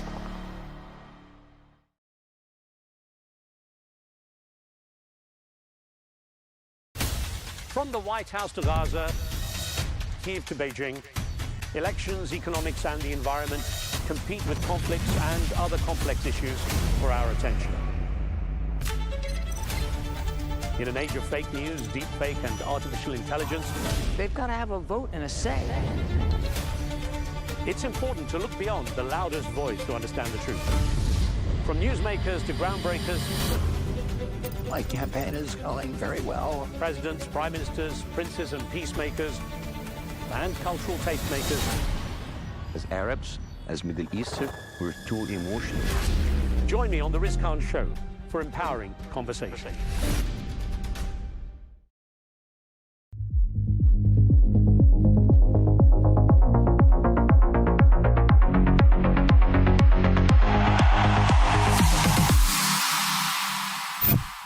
He was just incredible. The best striker in the world. For once, he put his finger in my face, and his finger is about as fat as that cup. But he was like a little puppy, like trying to lure you in. You know what I mean? Come on, play with me. No, I've got nothing for you. I hate predicting. I always get it wrong, so I go for an Arsenal win. You can make an argument for the players that were playing ahead of me. Welcome to the Dressing Room Podcast. Colton is on one of his away days. No doubt we'll have a lovely story about the train system in Bangkok coming up. We got an excellent replacement, one of the Chelsea's all-time greats, one of my best teammates to play with, genuinely. Ellie Johnson, how are you? Very good. Yeah? After those words. Yeah, it's true. I've told you that before over a few Very drinks. true. Yeah. Yeah, when you get emotional. Yeah. That's when you mention how wonderful of a player I was. Yeah. He said I was one of the best crosses of the ball yesterday. Yeah, I did. No, that was him. True. Really good play about him. All right. I'll say that as well, though. Yeah. It's a nice start, isn't it? He was unbelievable, wasn't he? Oh, yeah. Yeah. A great player. Where A joke. are you living now, Id? Back Iceland, home? yeah. Been there for 6-7 years now. Yeah. Can be tough at times. Yeah. Dark winters, very dark, very cold. Yeah. But something about, getting the full winter season. Yeah. Is it nice? And just a couple of weeks of summer was nice. Is it dark all the time? Is it? Yeah, during the winter, literally 20 hours darkness. Have you ever been, Bridgie? You've been? I've been. I love I've it. never been. I'd like to go. It's one of the most beautiful places. What's that place I went to? The hotel with the Blue Lagoon. The Blue Lagoon, yeah. And it's meant to be amazing. Stunning. When you see photos of it, it looks amazing. Yeah, stunning. Let's get a little festival over there or something. Beautiful people. There are some festivals. Yeah, festivals out there worth going to. Oh, yeah. We like a festival. You always bring it round to festivals, don't you? Right. Coming to see me is a festival. It is. Yeah, it is on and off the pitch. So listen. So home's Iceland now. You've got 3 boys, all playing professional football. Yeah. Around the world. I mean, that's got to be a job in itself, making sure you. Yeah, it's good though. Gives me an excuse to travel a little bit. All played for Iceland. Different stages in their career. Obviously, the oldest will be 28 in May. Did you play with the oldest? Didn't you? No. That was me and my dad. Oh, you and your dad. I didn't know if you time goes quick, doesn't it? Well, yeah, all professional. They're all got one boy at Blackburn. Was doing really well till he got injured, and my youngest boy is in Malmö in Sweden. Okay, all in the first team. It's it's great. I remember you. Sorry, Bridget. But it can be difficult. It can be difficult weekends. Yeah. You told me this. Tell me. So speaking of weekends, as in being on the phone, waiting for them to call, and it's either everything's wonderful after they played and scored and won, or we have to sit there for an hour. It's part of the game. Yeah. Sometimes you play, sometimes you don't. Keep your spirits up. Blah blah blah. And you're just exhausted of being the positive guy all the time, or trying to be. Yeah. And then I've got a little girl as well, 11. She scores about 3-4 goals on average a game. Do you know what? If you was a horse, I knew you were going to say that. Mate, women would be queuing up. Four bloody kids all playing. Don't know what it is. It's in the just shows family. you how good he was. Yeah. But the thing is, I remember the story about for people listening. You played with you come on for your dad, right? And your dad's last game for Iceland, and your first game was that? Yeah, it was my first game away in Estonia. Yeah. This is 94. Jesus. Yeah. So I substituted my dad for the national team. It was a big moment. First time in history, father and son in the same game. And we were meant to play 2 months later, which would have been in Iceland. So wanted this big moment to be in front of the home crowd. But just before that game, I broke my ankle, so it never happened. And my dad kept playing for another couple of years, hanging on, waiting for me to recover, but I never recovered in time.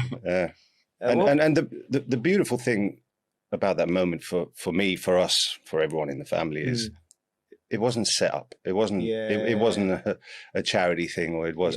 He was genuinely one of the best players for Iceland, and still was at that time. Right. I was 17, just turning 18, coming into the full squad for the first time. Yeah. I remember saying to the manager, I don't want a room with my dad. Because we used to have roommates for the national team. And we all know at times what we watch in the room when we're bored. Don't want to do that with your dad. What's that? What are you watching? I was watching Loose Women. Game of Thrones. He'd seen it all. Do you know was he like as good as what you were? Yeah. Yeah. Like different times, obviously. It's hard to compare, he played in Belgium for a long time, went to France. He played in a time where you could only have 3 foreigners in every club, so it was always you had to stand out as a foreigner. He was really good. Was player of the year in Belgium, top scorer. Played European Cup finals. Actually missed a penalty for Anderlecht against Spurs. Did he? Yeah. In the final. I'm still stunned Spurs got to the Champions League final. Yeah, that was. Is that real? We're talking about the 80s. Okay, yeah. Glenn Other and all that. Okay. Do you know what? That must have been. I can't think. Can you imagine playing football with Mickey? Did your dad play? No. Well, played probably Sunday League. Did he? Yeah. He was quick. Well, no doubt, yeah. I've seen him, lively. Yeah, bit of a madman, I think. But... Mad Mickey, yeah. Oh, mate, what that was like, what a moment. Like, how was your mum? Imagine, that's it, your mum on that day. She must have been nervous. Yeah. I can't even remember what she said. It's hard to remember that far back when you get to I can't remember what happened yesterday. Yeah, fair point. But see, I mean, it's a proud moment. It's bittersweet. It could have been even bigger. Yeah. We would have actually played if I wouldn't have gotten injured. We would have probably played 10 internationals together. Yeah. Which would have made it an even more historic, even bigger moment. Yeah. Still big enough though. Yeah, mate, it's incredible. Massive. I think it's nice. I think that's a beautiful story. Has anyone? I don't think it's ever. No, I don't think so. I think father and son. I think for club football maybe Rivaldo or something. He played until he was 50, wasn't he? Mate, you can tell by his legs. I've seen him. Right. Well, listen, we'll get back onto you a little bit later, Ida, because we all saw each other yesterday at the Chelsea game, Manchester City. I'm going to start top of the table. We're going to start with Arsenal losing to Bournemouth, and that was on the Saturday. And I know that because I was in a pub in Highgate, which is Arsenal territory, and I was expecting, everyone was really excited Arsenal were going to win, and then it just was deflated. Everyone. But we have to give Bournemouth massive, massive credit. You look at their last few wins, Bridgie, 5 draws and then a win against Arsenal. I did say this. You did say it. You did call it Mystic Bridge. Yeah. You did what? They've upset him a few times. Yeah, but you must have had something else you was going on. No, literally that was it. That's all I go on, really. Really? Yeah. Fair enough. I watched with an Arsenal fan, which was good. Did you? Yeah. And again, cheering when they got a corner. And I give them a bit of stick about it, and they went and scored from it. So I thought, I'm going to shut up now. But the thing is, we've all been in them situations where you're going for a title, but I've never seen a club like at the moment where Arsenal, where it's been building up over the years, where they've stumbled at the last hurdle, and then it becomes a sort of, it's like a self-fulfilling prophecy. So every time I watch Arsenal now, forget the tactics, it's just the players. They're all looking. Everyone seems to be looking around for somebody else to take the game by the scruff of the neck. Do you know what I mean? And I think I look at Arteta, and he looks grey. Like, not in his hair, he's got great hair. But he looks, he looks passionate. He looks petrified. Do you know what I mean? How can you, but like, do you know what I mean? Think of the great managers you work for. You've got Barcelona, Jose. They never looked scared. Even they looked always in control. With Mikel, he needs to find a way, his body language. I think it stems from the manager. I don't know what you think. Yeah, I think I've never really been in a situation where we were leading the whole season and then lose it. Maybe with Barcelona in my first season, but my Spanish wasn't good enough to understand what everyone was saying at the time, or didn't really have a feeling yet of what it meant to everyone. I think when the players start believing they're in trouble, I think that's the worrying thing, and they don't have a solution. As you say, I'm looking at you, help me out here, but you're looking at me as well. And it seems to be going in the opposite direction rather than, dragging someone with you to grind out a result. I'm not a huge fan of Arsenal, the way they've been playing, especially second part of the season. I thought they were winning games on, all this set plays, and but they were good defensively. They were very good defensively, but they were not convincing in how they were winning games. So it was inevitable, really. Now, do they? No. They don't look as good the last few games. All right, so here's the point, right? They have decided to play that, like, for me, they're like the Atletico Madrid of the Premier League, that type of football. They're like, they want to stop the game rather than, but I think they've got more quality than that. When I think of like Odegaard, Zubimendi, Saka, Madueke, there's enough quality for them to play a bit more progressive football. So like, well, they have played attractive football. They've played with much more freedom, it seemed. Periods last season, start of this season, they looked fresh and played with a lot of freedom. When you look at the team now, the way they play, it's all boxed in. Don't see anyone really, almost not enjoying themselves enough. Playing with that fear. You need to get that enjoyment. I'm trying to think of the situation in my, but for me, it was like, it was like the relegation battles when I saw players mainly playing. It was never at the top of the table, because think of it, when you're playing at the top of the table, you're winning more games than you're losing by the fact that you're there. But when I've been in relegation battles at West Ham, that's when I've seen players just like top players letting the ball run out under their feet. We played at West Ham one year in a relegation battle, right? And the West Ham fans are demanding, right? I love them, but we'd get booed off at half time because we wasn't winning, like against the team and things like that. They wanted you to do so well. And there was a particular part of the stadium, the chicken run, and we'd got a corner once, right? And the fans were like, used to give you so much stick and abuse you as you're going to take a corner. Nobody wanted to take the corner. So I'm looking around. My position was the edge of the box, right? And I'm looking around, and I don't even remember. And then the fans are like, "Come on, someone take it. The ball's on there." Waiting to give him some abuse. Something like that. Mate, so like, I've never seen it, but I look at this Arsenal team and I see that type of fear. No, like nobody's really wanting to get on the ball and make it happen. I mean, you've been in a few relegation, but Southampton, you would have been. I've always said this about Southampton. They always had obviously they got away with it while I was there, but it always felt like everyone they had a good unit where everyone gave everything the whole time. And when I was at West Ham, you felt there's a few players that probably didn't give everything. But it's hard. I don't think I've been up the other end of the table where we're going to throw it away. I don't think that I can remember. But definitely when you see it down the bottom, you can notice everyone's a bit worried about making a mistake. But that's what it looks like when you watch Arsenal at the moment. Yeah. It does look like they're playing. Yeah, we chased Arsenal themselves back in the day. Oh, yeah. The first season. The first season. We were chasing the whole season. Yeah. And all of a sudden we got deflated because we saw they're not dropping points. And now it's completely the opposite. Yeah. The season after, we won the league comfortably. Yeah. Jose's first season. Yeah. And we never had one moment where we thought, we're in trouble here. We lost at Man City. Man City, and that was the only scored. game. Yeah, the only game we lost. Yeah. You never.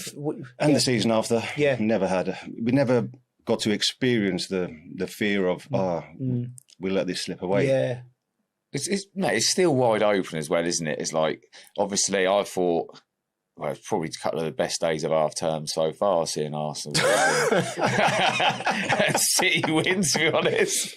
But it was like the Arsenal fans, a lot of them, like, you know, I've always said I don't hate them. You just, a certain group of Arsenal fans just, I reckon there's Arsenal fans going to them, oh, please shut up. Yeah, you're making it worse for all of us. Yeah. But even some of them now, have you heard, they were so urged yesterday, you know what they said? Sack Arteta now.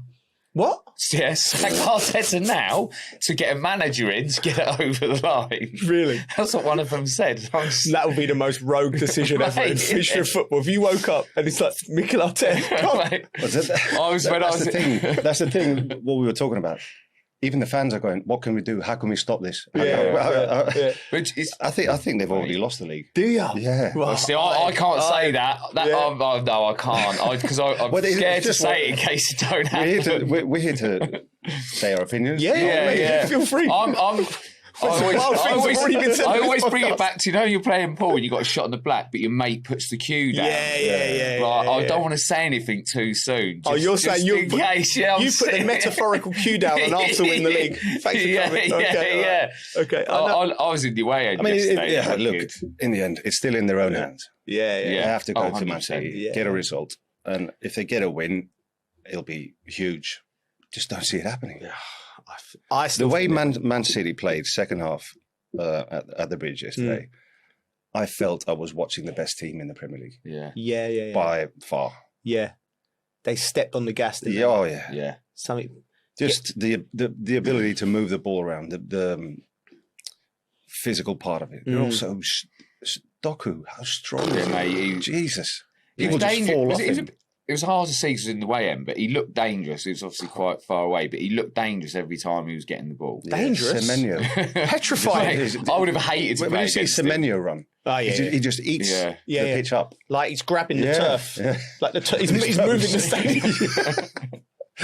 Right, so we was all at the game yesterday. Like, we're working. I was kind of working. Yeah. He ended up, he's messaging me. He's in with the City fans. Bouncing around. No, you know what it was? It was one of them games. And we got the same agent. How have you got this game? I obviously played for both teams, but I wasn't actually going to go to the game, but my boy wanted to go. So then I managed to work with City TV, but he was in the away end and I was in the press bit, and I thought, wonder if I could just sneak into the away end. So I got in and I stood with him. That's quality. He loved it. Did he? Yeah, because he's only ever been in West Ham, where they like sorted him out with some really seats high up there, a bit corporate. So to be in the away end and experience like the atmosphere, like was joining in with all the chanting. Did you let him swear? I was as well at one point. Did you let him swear?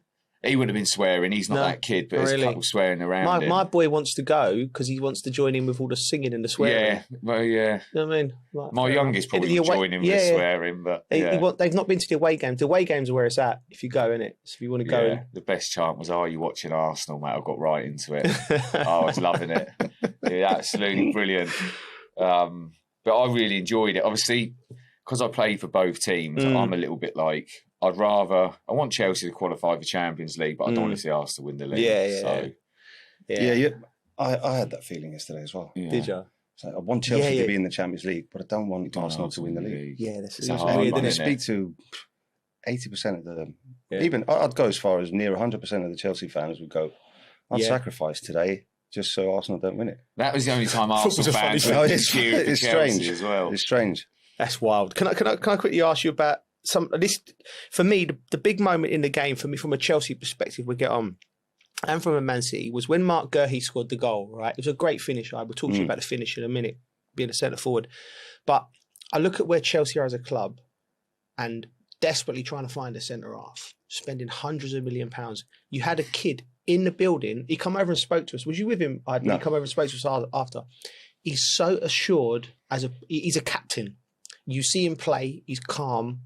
He's come from at Chelsea from the age of 6. We sold him to Crystal Palace, and then now he's at Man City, and he looks like he's been there for 20 years. And he's the moment the Cherky ball into him, and the finish was just sublime. And I'm looking at him and I'm just like going, how is this kid got a Man City shirt on? And he should be, the team should have been built around him 5 years ago. Whoever's let him out the door at Chelsea needs to. If I'm the owner, I'm going, right, whose decision or what collective of people's decision was it to think it was a good idea to let this kid leave the club? They probably still ain't there. Everyone will go, oh, it weren't me. I'm like, come on, because unless you find out who's doing these decisions will continue to happen and you'll keep losing players like that. You need to do an appraisal on it. That goal reminded me of, I don't like talking about it all the time, but it reminded me of my goal against Arsenal. Do you know what I mean? The playmaker just put it on a plate for me and then me slotting it in the bottom corner. Still to this day, I've never seen anyone happier to score a goal. I never score, do I? But I know. Do you know what? I didn't know what to do, so I just sprinted in there. I might get a picture of you scoring that goal on my house somewhere. Just find someone. My mate got me one, so happy, and I'm running off, and then Hernan's behind me, but he's changed Hernan's face for his face. I mean, if you don't celebrate those goals, Jesus. Know, yeah. We celebrated right. Wow. I didn't go out after that game. Did you? No. That's probably why I was. I heard stories about you going out for a few. Yeah, we talked about it. You know, he woke up, the cleaner woke him up in China Whites the next morning. China Whites, those were the days. Yeah, they were the days. Grown up now. Well, yeah, anyway. Yeah, and plus, it's Champions League. Arsenal, we hadn't beaten Arsenal for decades. Yeah. So everything came together that evening. They just, it did come together quite well. And then, heroes is hero, they say. Yeah. They're City, though, they look positive. You know, when we're at Chelsea, you go into games, you think, oh, we're going to win. Yeah. But they look, we ain't going to get beat, that's for sure. They look good. If you see Man City in the March-April periods for the last 7-8 years, incredible. They always seem to be at their best. Incredible. And the exact opposite is happening with Arsenal. But look at it. I mean, you can't. Unfortunately, you can't compare Chelsea to Man City now. No. But we should be comparing them because similar size clubs. Yeah. Or you expect Chelsea to be up there. Yeah. Look at the difference on the pitch yesterday. In personality, in ability, strength, pace. Then you look at the bench. Man City, and you look at Chelsea's bench. Yeah. You can put whoever on for Chelsea today. It's not going to make a difference. Yeah. They're all the same. Yeah. They're all the same age. Yeah. No one stands out as in huge character or it's just bland. Going to come on and change the game at all. Yeah.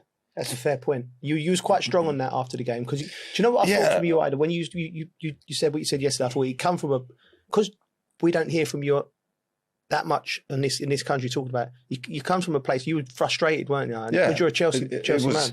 I mean, there were emotions involved. It's my club still. It's where I have my best memories and what made my career at Chelsea.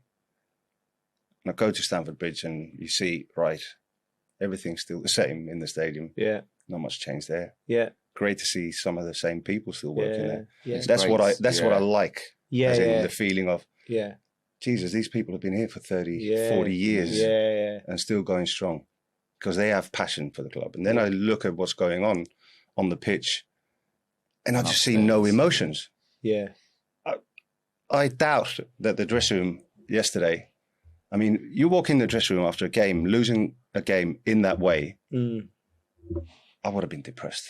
I would have been absolutely embarrassed. Wouldn't want to show my face for a few days. And I doubt that feeling is going on at this moment in time. I wonder what it would have been like in that dressing room with the manager, how he would have been. You have to remember, like, times have changed and it's a different environment in terms of, like, I don't think Liam's the type of guy who's going to really, like, just lose it. And sometimes I think there's a case for just an outpouring of emotion and anger. Like, and it doesn't matter what's coming out the manager's mouth. Because sometimes you're not even listening, but if he's smashing the place up, do you know what I mean? He's showing he might. It seems like it can seem quite barbaric, but it just at least you're showing you cared. You know what I mean? Throwing a few things around. Do you know what I mean? It can't always be really nice. So don't worry, we'll do it again. I don't think Liam. I don't think he does that. No. But I don't know if any manager. I bet Pep does. I bet Pep. Tell me in the Chelsea team, one player who's at the peak of his career. I mentioned this yesterday. Yeah, you did. Yeah. Who's at their best, at absolute top level in their career? Okay, I got one player, and you mentioned him, Reece James, and he wasn't playing yesterday. And he wasn't playing. So you got one player who's at his best. At his peak years. Or he hasn't got a huge level to get to be at his absolute best. Yeah. The rest. They're all 22, 23, 24. They've got their best years ahead of them. Yeah. But who are they going to learn from to become better on a day-to-day basis? Yeah.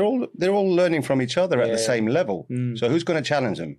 And a young manager. And a young manager. I don't see it. This project. Yeah. Don't see it happening. Yeah, it's a fair point. And all of a sudden, when you see a result like yesterday, you start to think, wow, miles away for challenging at the top. Yeah. Who was, like, maybe even before you come to Chelsea, in your career, who was was there a particular, anyone that stands out who drove you? Look at the characters. When I joined, Dennis Wise. Yeah. Marcel Desailly. Yeah. You know, Marcel Desailly didn't have to speak.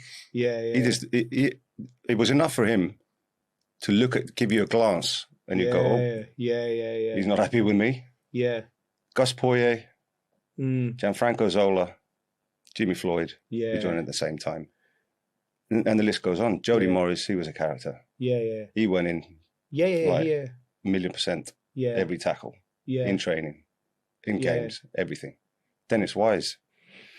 Yeah, I was so happy and so relieved. I was so scared joining Chelsea just because of Dennis Wise. Really? Yeah. I thought he's going to do something to me. He's going to kick the shit out of me.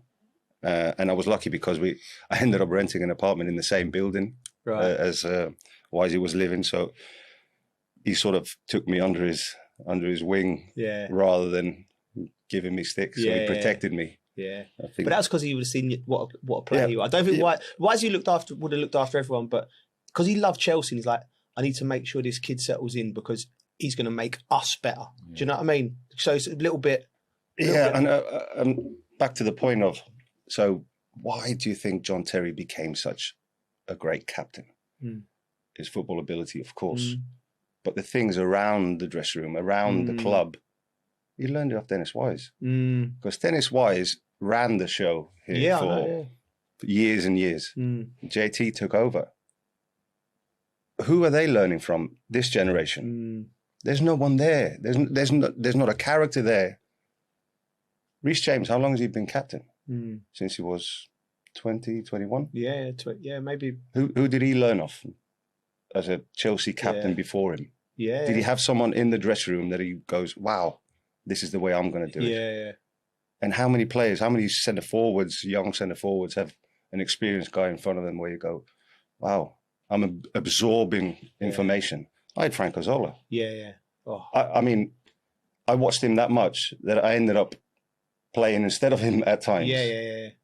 So I had so much respect, but I was going to play my minutes. Yeah. I don't see these things at Chelsea at the minute. Because if you've got players of the same age, there's no mentoring of like natural mentoring. You know, I had the same thing at West Ham. I had players that I looked up to. Like I had Stuart Pearce come into the dressing room. Mate, I think it was that era, wasn't it? John Moncur I had similar things with John Moncur. What a player he was, right? And I sort of come in, took his position, and he could have been like. But he would help me. He would point little things in my game, do you know, that needed to improve. So that's so crucial. You must have had people in your career. More step overs, even more. I think it was that era, though. I think most teams might have had it. Like I would have had John Beresford, Stuart Ripley, Jason Dodd, who was their ages. There was always an older. Yeah. And you always noticed it when you did in-house, you did experience for young lads. Yeah. It was the experience that won most of the time. Yeah. Always. And then sometimes it wasn't always pleasant. Like in Chelsea now, they're all on the same team. Yeah. Yes. They've only got one age group. Young against old. Yeah, to be fair. And it doesn't have to be pleasant. I remember Jimmy, I love Jimmy, mate. If you didn't give Jimmy the ball at the right time, I remember once he put his finger in my face, and his finger is about as fat as that cup. Do you know what? I think he's much more relaxed now. He doesn't play football. He's a great lad, Jimmy. I love Jimmy. I love Jimmy. And he was. He would fight you though. Probably. Yeah. If you didn't give him the ball, oh my god! But that's one thing I learned quickly when I joined Chelsea with Jimmy Floyd is just give him the ball. Yeah. Find him. Just find him. And at times it was annoying that I speak fluent Dutch. Really? So I couldn't get away from him. If I didn't listen to him in English, he would just speak Dutch and go, here we go. No hablo español. We once had a fight. He got annoyed. He got annoyed in a game. I score. Yeah. And he felt I should have passed him the ball 5 minutes earlier. But 10 minutes, scored. But I've scored. Right. And he come over and said, "You happy now?" Well, yeah, I've scored. Pass me the ball then. Stamford Bridge. About me. I need my goal. Yeah, I'll do my best, Jimmy. Honestly. I love Jimmy Floyd Hasselbank. I loved him. I love playing with him. Right. I love being around him. Yeah. I still speak to him. Yeah. Yeah, I do as well. At least once a month now. Brilliant stories. I could listen to you all day, but quickly back to this week's football. This week upcoming, massive game, Manchester City against Arsenal. Predictions? Want me first? I'm looking at you. I'm not giving either a no pass here, right? I hate predicting. I always get it wrong, so I go for an Arsenal win. No, do you know what? Looking at the way everything's going at the moment, it's hard to say City won't win. But mate, anything can happen, can't it? Go on. I mean, I'm not even going to go for prediction. Okay. All right. Blank. I said it. Oh no, I said it before. Arsenal wins, so I usually get it wrong. So it's literally whoever wins the Premier League. Yeah, basically. I think that's it. It's over. It's this game and that's it. I don't think that's the case though. I do. I think. Nah. I do. 6 points. So if they win the game now, there's 3 points in it. We're all forgetting how hard the Premier League is. Nobody, apart from you, predicted Bournemouth is going to beat Arsenal, right? Yeah. As much as good as Manchester City are, can they win another City needs to win every 6 games in a row? Every game. See, I still think Arsenal win the league. I think Arsenal go there and off the back of winning in the Champions League against Lisbon, and I think they go there and they nick a point. I'm doing the old 0-0 or 1-1. Arsenal got a shot on the black. Yeah, I know. And I'm putting McHugh down just before they go take on, the Mikel, shot. just put it away. What do we have at the bar? Okay. Yeah. I don't see Man City dropping a single point from now to the end of the season. It's in Arsenal's hands, really. Right, okay. So you've gone Arsenal for your psychological thing. Yeah. You've gone Man City, and I've gone a draw. The good thing is I've enjoyed watching those Arsenal fans that have been celebrating and giving it loads, so now just being really angry. There's a lot of anger in North London. Yeah, there's a lot of anger going on. Even if you just drive through North London now, Spurs and Arsenal, the anger levels, frustration. And like I said, we've got a few Arsenal mates that we really like now. We love Arsenal mates. We love our Arsenal mates. We love them. I feel bad for them going through this little spot, but I'm quite enjoying it. Not your pain, but other people's pain. Right, listen, we're in North London, so we're going to go over the road to Tottenham. We cannot talk Tottenham without the Spurs legend that's to my left-hand side. Mate, De Zerbi's coming in. They was absolutely dreadful, I thought, at Sunderland. There was no manager's bounce. It was like, you know the bouncy ball? It was just one of them flat ones. Bang, it's hit the floor, no bounce at all. Medicine ball bounce. And Sunderland just looked like a breakaway and score at any moment. Romero, I was watching the game with Julian Lescott as a centre-half, and I always like to lean on that. If I was centre-forward, I always asked what Ida would want, but centre-half, Julian, he's got a good eye for a centre-half. And he said, he's just wild. You can't trust him. I know he's a World Cup winner, but he could have been sent off. Brobby was, when how strong is he, by the way? Brobby. Jesus. But why wrestle him then? Why wrestle the strongest man in the league? Yeah. But Romero was desperate to show him that he's Do you know what I mean? Yeah. And I looked at Tottenham, and it looked like a mess still. Well, it's not going to happen in 1 week, is it? I know with that, a new Ive. manager. But usually, you know what I mean? So You'd like to see at least a little bit of structure. That's a positive. Mm. There's only 1-0. That's a positive. Only one. But how many games now that they haven't won? I don't think they've won in. Is it 13 or 14? I think it's 14 now. It's a long, slow, arduous fall from grace. What was someone saying earlier that the manager come in and said something about he needs to be a father figure? Or I think he's right there. Yeah. I think he's come in and he because he's a smart guy, De Zerbi.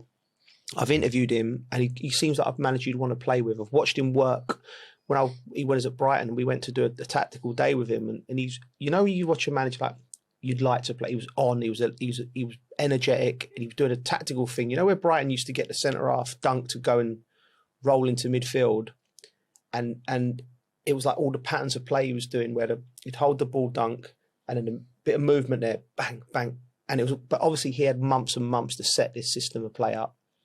He hasn't got no time to do that at Tottenham. So I think he's smart when he said, I need to be their father or their brother, because what's going to get the Tottenham players out of this isn't tactical change. It's going to be an emotional thing, right? Tactical genius is not going to is not going to save them at this time of the season, at this point in the season.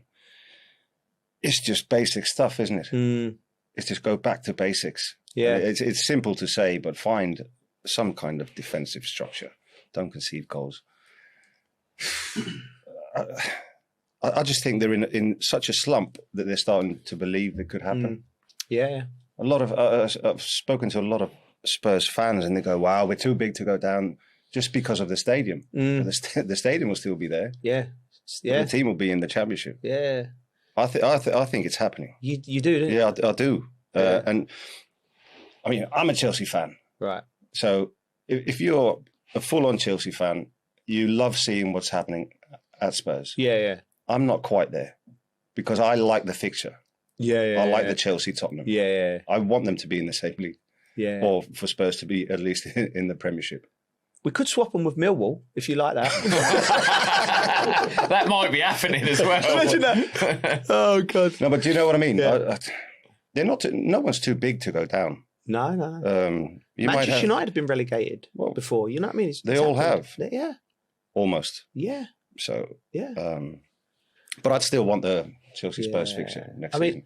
My thoughts on it, right? So the teams around them, West Ham, the club, and when I say the club, the players, the management, all the backroom staff, the fans, more importantly, understand what a relegation battle is because they've been in it. Nottingham Forest have been in relegation battles. Leeds have been in relegation battles. Tottenham have not really as a fan. So when you go there, there's no experience at the club.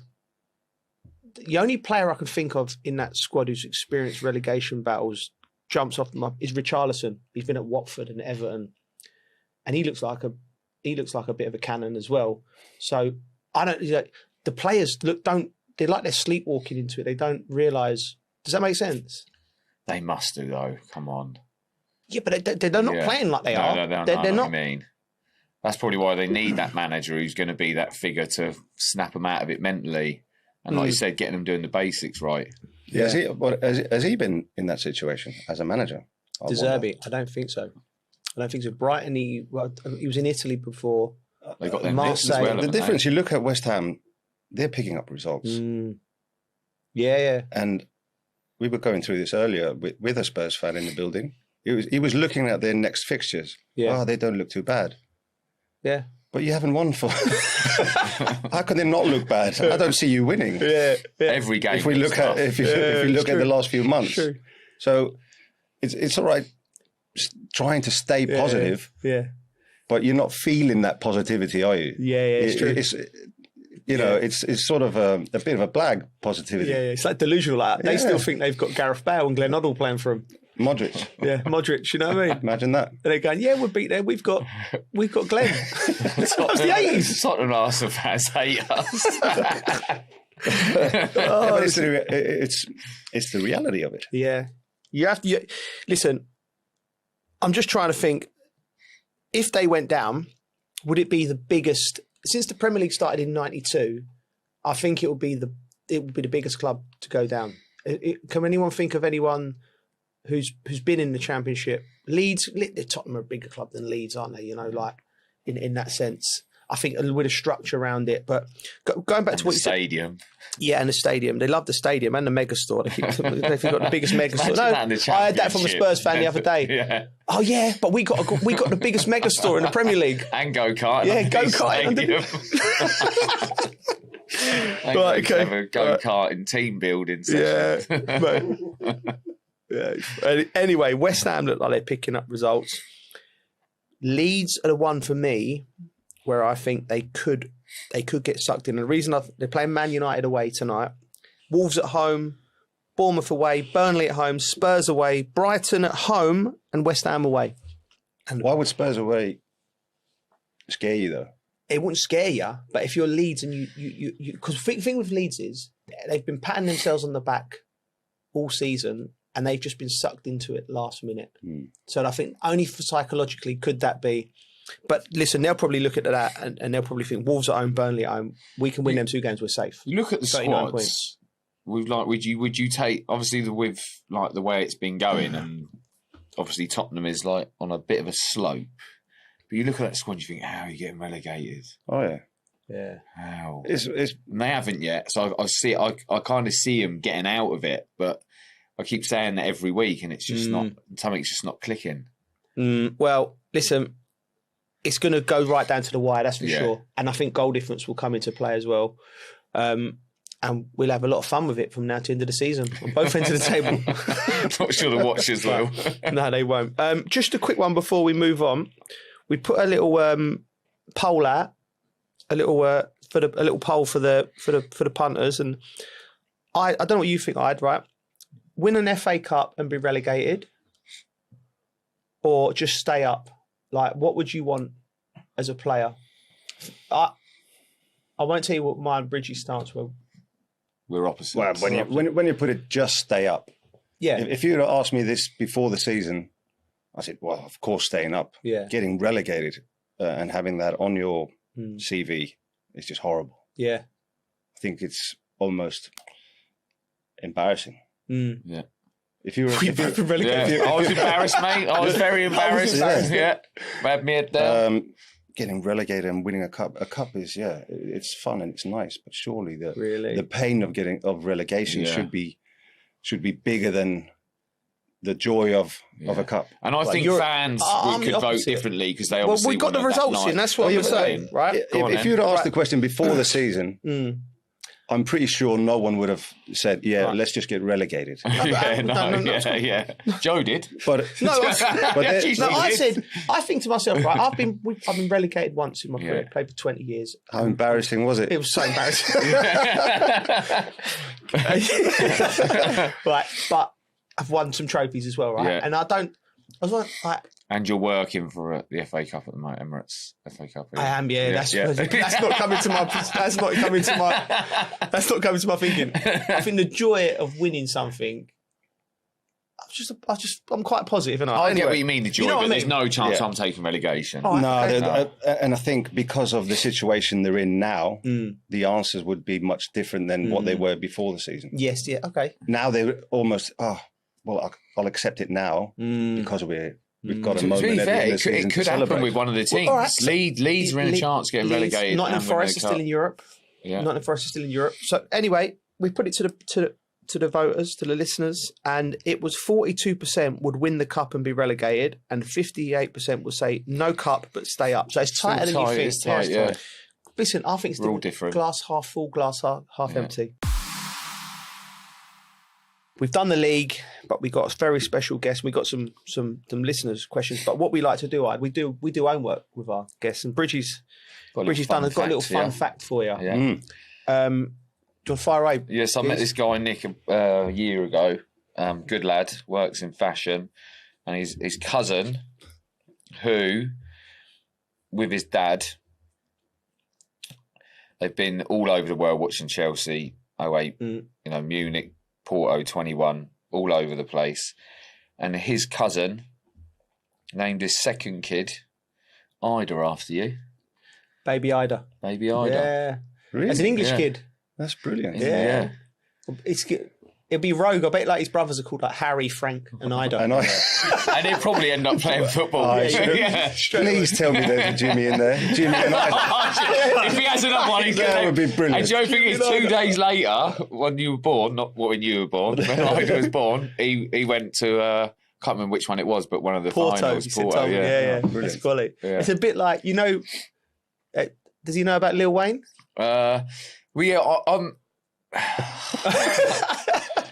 Well, whether this makes or not, I don't know. I think it's brilliant. I basically went to Antigua and had a really good time. And the guy who was working at the place we were staying, we become quite good friends and everything. You know, we had a few drinks and we got on quite well. And he was a Chelsea fan. And I think his actual first name of the kid is his dad's name. Right. But then it's like Earl Wayne. So we've kind of named it. So they call him Little Wayne. Yeah. And I was trying to talk him out of it, to be honest, because I'm not sure about the name Wayne. But yeah, we got on really well, and he's got there's a little Wayne running around in Antigua. Yeah. Wow. Yeah. So Spreading we both the love. got one gig. Spreading the love. Right, we got some questions for you from the listeners. Who is the best player you've ever played with? And you've played with some players. Listen, the list of players you've played, or just give us a little rundown on. Give us the top 3. I wish I could go back to the teams you played. All-time top 3 that I've played with. You've played with. I bet that's hard, mate. Hard. Have you seen? Yeah. Give him 5. Ronaldinho, Messi, Brazil, and Ronaldo. Oh my God. There you go. Bloody hell. I don't think you can find a better front 3 in the history of the game. That's unbelievable. I don't think That's so. unbelievable. I don't think so. Right, If you had to pick one, it would be hard to pick one of them. What, Messi's the best? Yeah. Messi is the best in history. Yeah. Number 1. Yeah. Do you know Mate, what? that's some 3, isn't it? Yeah. Wow. That's ridiculous. Like, that is like. It was just Ronaldinho. Just the fun, the joy in someone's eyes every day, just kicking the ball around. Yeah. And he used to do this. We've all seen it. Do you remember the Jogo Bonito and Nike adverts where they're messing about in the dressing room? Yeah. He started doing that at times. Right. And he sort of starts, volleying the ball towards you to get you involved. And he's doing all these tricks and dragging it from the back and over his head. Just pass it back to him. There's one touch back. Do not want to get involved. I don't want to get involved. But he was like a little puppy, like trying to lure you in. You know what I mean? Come on, play with me. No, I've got nothing for you. I've got nothing that you cannot do. What was that like? Because you left Chelsea in 2006. 20 years now. 20 years. Wow. That's amazing, right? And you went to Barcelona, and like you said, you come across a young Messi. So what did you know the moment you saw him there was something special about him? Because whenever I've played against him, I thought this is a different species of footballer. Yeah. Like there's something very special. And character. Yeah, really? Yeah. He's different. Really? Different to what people think. No, it's good. Like, great to have around. Yeah. But sometimes he would just sit there, or even in training, a moment where things stopped, and he would just be staring at the same point for about 3-4 minutes. Really? And we've started like possession game, right? And it's like he was half in a different dimension. Yeah. And then he was on, bang, goal. That's how he plays, though. Even to this day, like it's the weirdest thing. I covered a game for Argentina at the World Cup, and the pundit I was working with was hammering him. He can't run. He was first half. He was like, it was a Mexico game. He can't run. Look at him. He's killing his team. And I'm like, just wait. And then he literally, I was like, oh, what's wrong with him? Has he done his hamstring or something? He did not run for the first half. He must have been doing what you've done, and he was looking around. Then he got the ball and he went bang. I was just like, mate, it's just I've never seen a player like it. Have you ever seen a player can just walk and play? No. So he's the number one eyed. Oh yeah. Yeah. He has to be. Yeah. I think so. I think he's done things in the game, modern game even. Yeah. You can't make it up. Yeah. There's goals. Well, every season for Barcelona, but I can't remember what season was it. 2010-11. Yeah. where he just, I think he went past the whole Zaragoza team. Yeah. And still had the power to just slot it, drill it in the far corner. Yeah. And just individual things that they even know what he's doing. Yeah. But they're just the timing of it. Yeah. And just the sharpness and quickness. And he's just a level ahead. And what about R9? Oh, he was just... We signed in the same week for PSV. I was 16, he was 18. I was a young boy and he was a man. Right. And his power and pace, technical ability was just unseen at the time. Yeah. I think purely because of his injuries that we don't speak about him enough. Yeah, I know. He was just incredible. The best striker in the world. Yeah. The best number nine of all time. Yeah. Yeah. Them three players you've said are the three best players I've seen on the pitch. Do you know what I mean? I played against Ronaldinho and Messi. And at the World Cup, we didn't play, did we, against Brazil in 2002, but I saw him up close and I was like, that's a different gear, this geezer. Yeah. Body movement. Yeah. Step overs. He run past Danny Mills once. I think he run past him 3 times. I don't know how he did it. He sort of run past him, run back and run past him again. I remember the time when Ronaldinho did the step over on Ash and Kieran Dyer got off the bench and started clapping. Oh, God. But they scored 5 seconds later and he just sat back down. Do you remember the Messi nutmeg? Was it Milner? Sorry, James Milner. It was Barcelona, Man City. Yeah. And I think Guardiola was taking a year off and he was in the stands. Right, okay. And Messi dropped the shoulder and just megs him quite slowly. Right. And they go to Guardiola in the stand and he's just going, oh God. you could feel the pain that he was living through, James Milner. Yeah, I'm hoping I'm getting this right, or whoever it was. I don't want to pick on James Milner. Yeah, it might not have been you, mate. But we've all been made by it. Oh, yeah. Thank God it was only in training. Yeah. Oh, mate, do you know what? I think at that time, you playing for that Barcelona, that's my favourite football team in my lifetime. The way that I would have paid, I would have paid to come and play for you at Barcelona. If I could have had a loan deal for 3 weeks, like right, don't pay me, I'm going here for I would have 3 done it. weeks. I swear I would have done it. I would have done it. I would have loved to have played there. The levels in training, the joy was incredible. Yeah. And you know when you're younger, and you're picking the side you're going to play with, and you see your teammates and they're a bit stronger than you. Just in training. Yeah. Divide the team in 2 teams. Yeah. You could never, Messi, Iniesta, Busquets. Yeah. Yeah, but it's Thierry Henry, Yaya Toure, and Puyol in my side. So we're not even in trouble against them. Yeah. So it was never, how do you say that, an imbalance of training. It was just pure top levels, and you had to be. I'm hated to being a defender in that. You had to be against that every day, mate. Imagine that. I actually had a moment where I had a difficult time in the first season. Criticised a lot. Did the worst thing you can do as a Barcelona player. Missed the sitter at the Bernabeu. Did you? Took me a while to recover from that. Really? Yeah. And then the way the team was developing and the way Iniesta and Xavi were just playing, I come to a certain moment where I thought, I can do whatever I want in training, as much as I want. I'll never be as good as them. They're just at a better level than me. Really? So I just needed to accept that. Yeah. And play whatever role I was given. Yeah. And once I did that, I was free. I felt great. Would have obviously loved a few more minutes, but you can make an argument for the players that were playing ahead of me.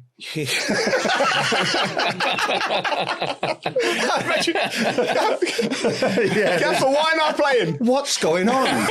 Seriously. So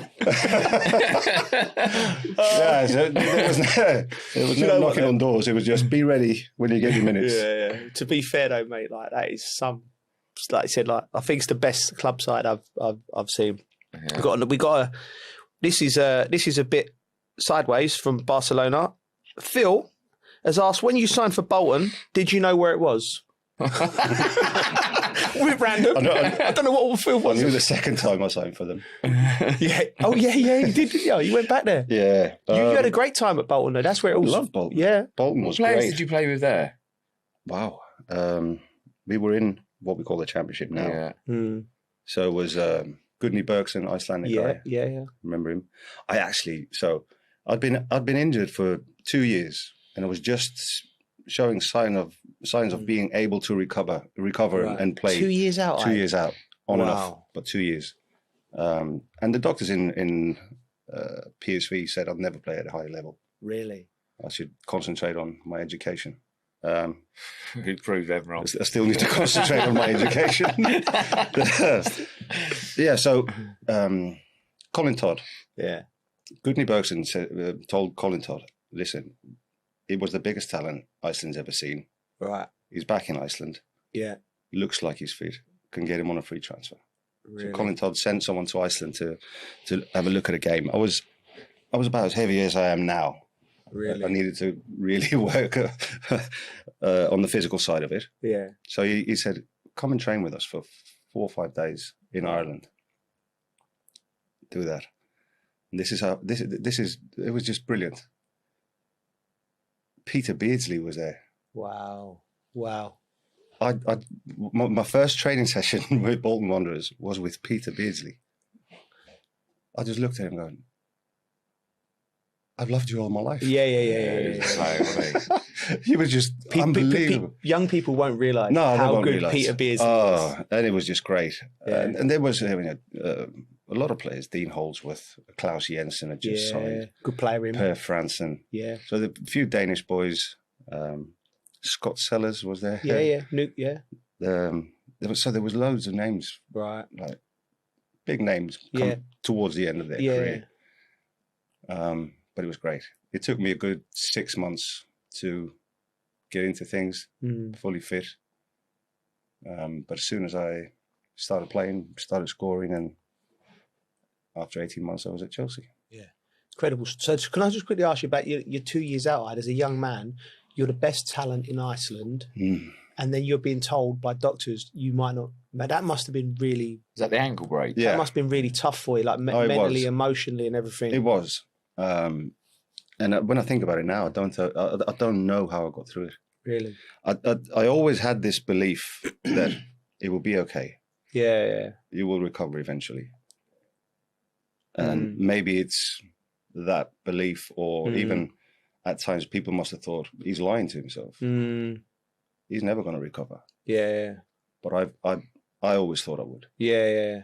And I just needed to get away from people saying you're not going to recover. Yeah. Went back to Iceland, slowly but steadily, played a few games, and managed to get through a pain barrier that I needed to when I signed for Bolton.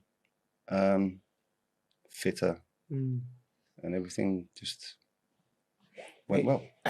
Belief is such a crucial thing for young players out there. Like I just think if you believe it, but you have to really believe it. Do you know what I mean? So something inside you, like it's even not with enough to say. Something you not enough to say. You have to feel it. Yeah, and you felt it. Something belief, because that's just your inner knowing. Like, I'm going to be I all don't right. think Arsenal fans are feeling it. At the moment, you know what I mean? Why you always got to bring it back to Arsenal? Having a serious conversation here. Arsenal fans love giving me. I think the doctor at PSV was an Arsenal fan. Yeah. Okay. See if he believes. Yeah, give him a call.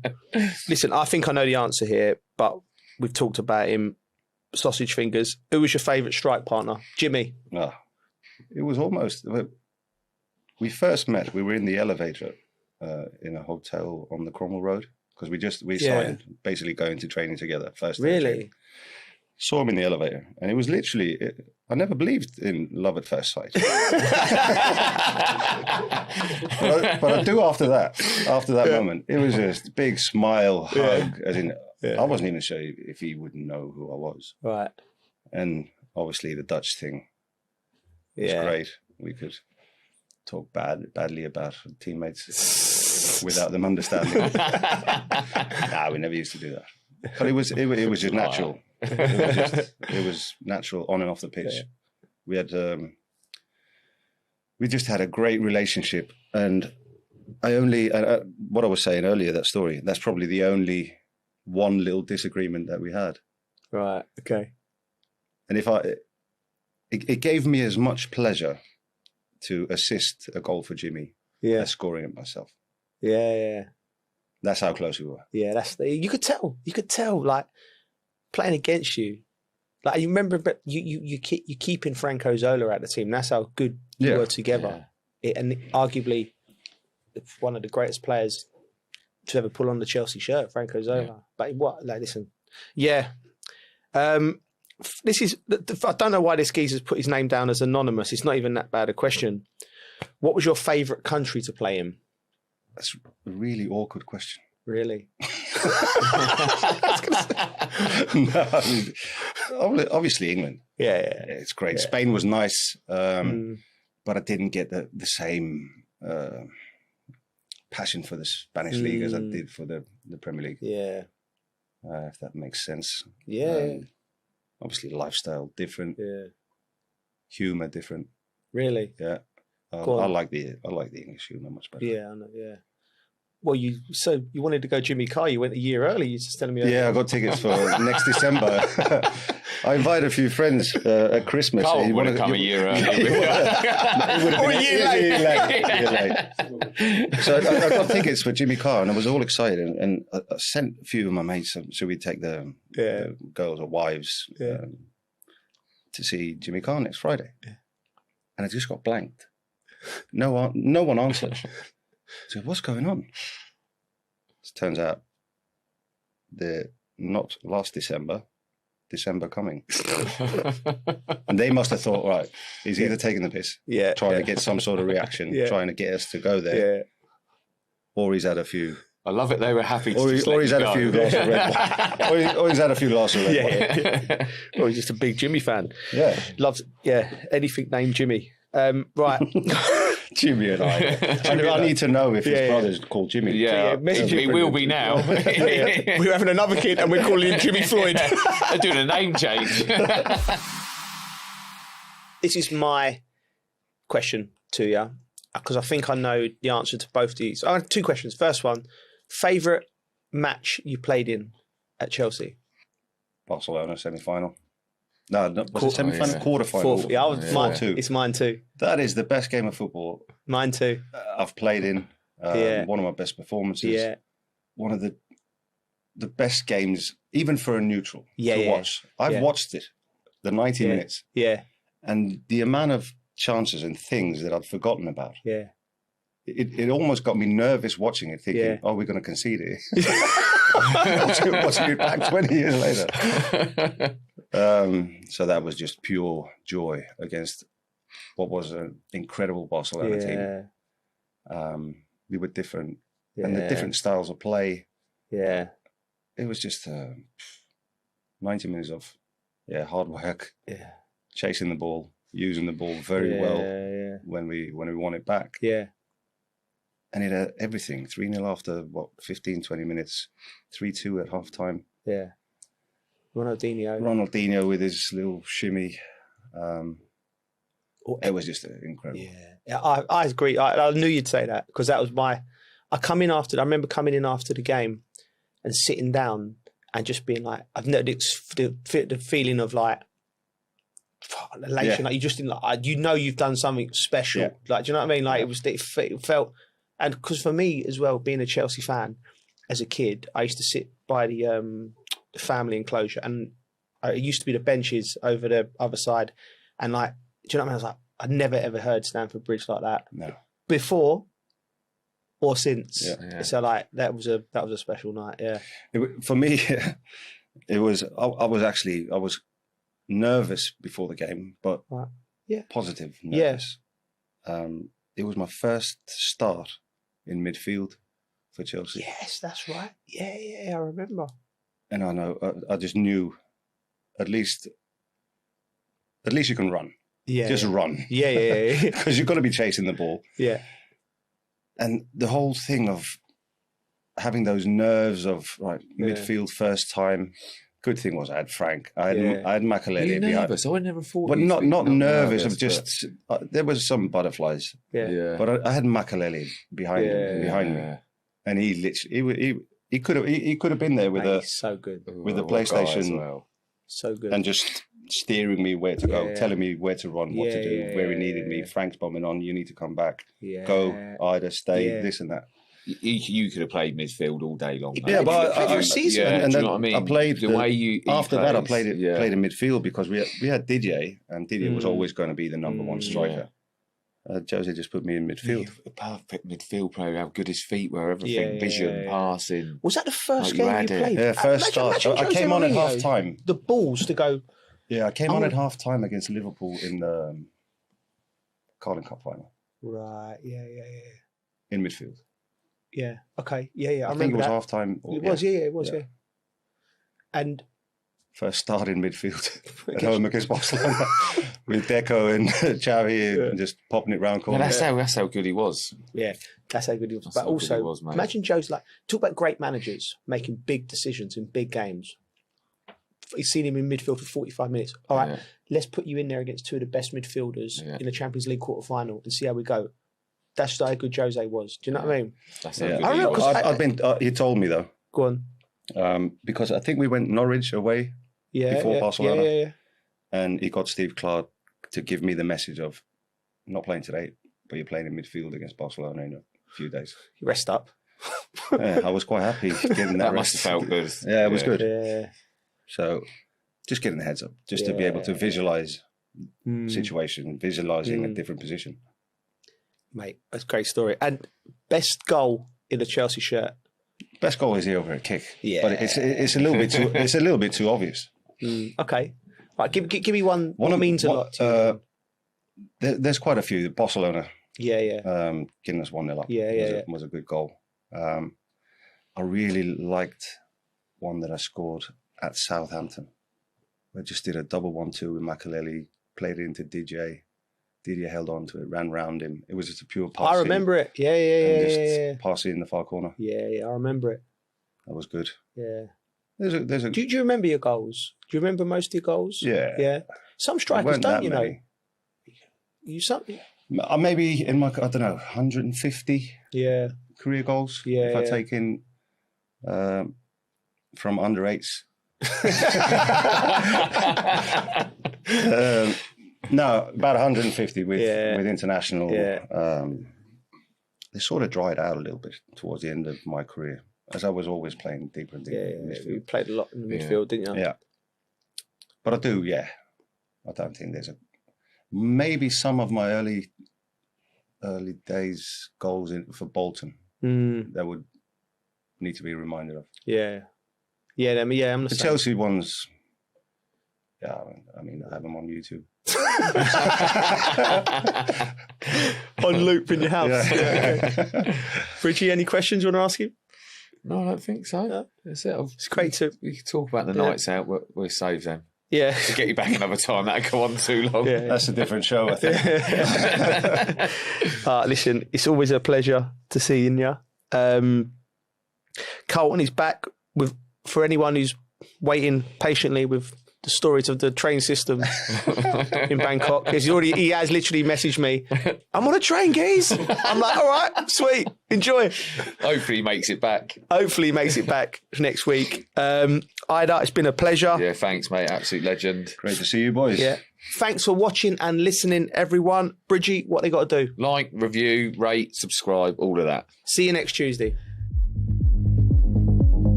People think that we launder money, but actually we make money black. It's a weird law. They call it gedoogbeleid, like this.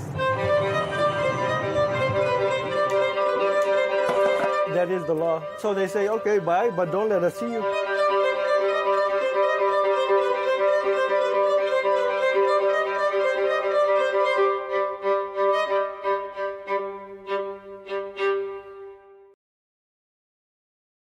أهلا بكم. Welcome. The relationship between Moscow and the Arab world has never been a straight line. It has seen decades of rises and falls, from peaks of alliance during the Arab-Israeli wars to a sharp decline after the collapse of the Soviet Union, and then a notable return through the Syrian gateway, followed by Gulf caution amid the war in Ukraine. Today, with the Arab-Russian summit convening in Moscow, a central question is being asked. Is Russia seeking to restore its former glory in the region, or to build new partnerships that adapt to the transformations of the 21st century? Since the mid-20th century, the Soviet Union emerged in the Middle East as a pivotal player, as its early support for the independence of Egypt, Syria, Algeria, and South Yemen granted it special influence with Arab capitals. That influence soon turned into an active military and political presence, reaching its height during the wars of 1967 and 1973, when Moscow supplied Cairo and Damascus with weapons, experts, and pilots, becoming a principal partner in the Arabs' battles with Israel. In that period, the depth of the alliance with Cairo was embodied in a historic visit by Soviet leader Nikita Khrushchev to Egypt in 1964, where he joined President Gamal Abdel Nasser to celebrate the diversion of the Nile as part of the Aswan High Dam project. Those were highly symbolic moments that cemented Egypt as Moscow's closest Arab ally, and showed how development and weaponry, together with political positioning, became interlocking tools of the Soviet project in the region. At that time, Khrushchev delivered his famous line, "The High Dam is not just an engineering project. It is a symbol of friendship between the Egyptian and Soviet people." From there, a new phase began in which the Soviet Union became the primary patron of Arab nationalist and socialist regimes. But that alliance gradually began to crack through the 1970s, when President Anwar Sadat rose to power following the death of Nasser. Sadat sought to free his political and military decision-making from Soviet dominance and to pave the way for a rapprochement with the West. In 1972, he took a stunning step by ordering the expulsion of around 20,000 Soviet military experts and advisors from Egypt, a moment that marked the great rupture between Cairo and Moscow. And although cooperation in arming the Egyptian military continued up to the October War, what followed, the signing of the Camp David Accords and Cairo's opening to Washington, effectively ended the Soviet presence in Egypt and pushed Moscow to seek alternatives in Syria, Algeria, and Libya to compensate for the loss of its largest Arab ally. With the Soviet Union's collapse in 1991, Russia's presence in the Middle East receded, and Moscow withdrew from bases and ports that had underpinned its influence for 5 decades. With the dawn of the 2000s, Vladimir Putin redrew the compass of Russian foreign policy, seeking to regain influence lost with the Soviet collapse. Military cooperation revived with Algeria, Egypt, and Syria, and economic channels opened with the Arab Gulf in energy and grain, restoring Moscow's bridges of interest with the region. But the major shift came with the Arab uprisings of 2011, when Moscow saw a chance to cement its presence. Its direct military intervention in Syria in 2015 restored to it key strategic levers, most notably the bases of Tartus and Memim. This intervention reinforced Russia's image as a protector of its allies. Yet at the same time, it raised caution among Arab capitals trying to balance relations between Washington and Moscow. Saudi Arabia, the UAE, and Qatar viewed Russia's military presence in Syria as deepening Iranian influence and keeping Assad in power. Despite political disagreements, Moscow's ties with the Gulf capitals remained pragmatic, maintaining close cooperation in the energy sector, along with Russian investments in gas and petrochemicals, and a limited degree of security and military coordination. With the eventual fall of the Assad regime, the scene shifted again. The new Syrian leadership rearranged its priorities, moving away from dependence on Moscow and opening up to Gulf capitals in search of reconstruction and investment. This shift cost Russia its Damascus card, the one that had given it prime influence in the Middle East equation, while the new Syrian leadership sought to redefine its relationship with the Kremlin on different terms, preserving security coordination and continued use of the Tartus and Memim bases in exchange for limited Russian support in infrastructure rehabilitation projects and the supply of wheat and fuel. Then came the outbreak of the Russia-Ukraine war in 2022, putting Russian and Arab relations to a severe test. Saudi Arabia, the UAE, and most Gulf states adopted a policy of neutrality, maintaining oil cooperation with Moscow, while on the other hand, Egypt and Algeria continued their economic and military partnerships with Russia despite Western pressure. But Western sanctions affected grain and fertilizer trade and energy prices, driving several Arab countries to seek a careful balance between their interests with Moscow and their need for Western partners. Despite the geopolitical complications, the last decade saw strengthened oil cooperation between Moscow and Riyadh through OPEC Plus agreements that helped stabilize the global energy market. Mutual investments also expanded in petrochemicals, agriculture, and religious tourism, with high-level visits between Russian and Gulf leaders keeping communication lines open even at the height of crises. In parallel, Moscow maintained its traditional stance on the Palestinian issue, affirming support for a two-state solution along the 1967 borders and the establishment of an independent Palestinian state beside Israel, while calling, during the recent Gaza events, for an immediate ceasefire and civilian protection to preserve balance in its relations with both Palestinians and Israel. Russia's presence has not been limited to the Gulf, Syria, and Egypt. Algeria has been one of Moscow's oldest military partners and the largest importer of Russian weapons in Africa and the Arab world. Since 2019, Russia has played a prominent role in Libya through the Wagner Group supporting Haftar's eastern forces, giving it military and economic leverage in key regions. In Sudan, there was the 2020 signing of a preliminary agreement to establish a naval logistics base at Port Sudan, not yet implemented because of political circumstances. Meanwhile, Russia has remained a major arms supplier to Sudan. In Tunisia and Morocco, cooperation centers on agriculture, trade, and tourism, while in Lebanon, Moscow's influence is confined to the energy and offshore gas sectors.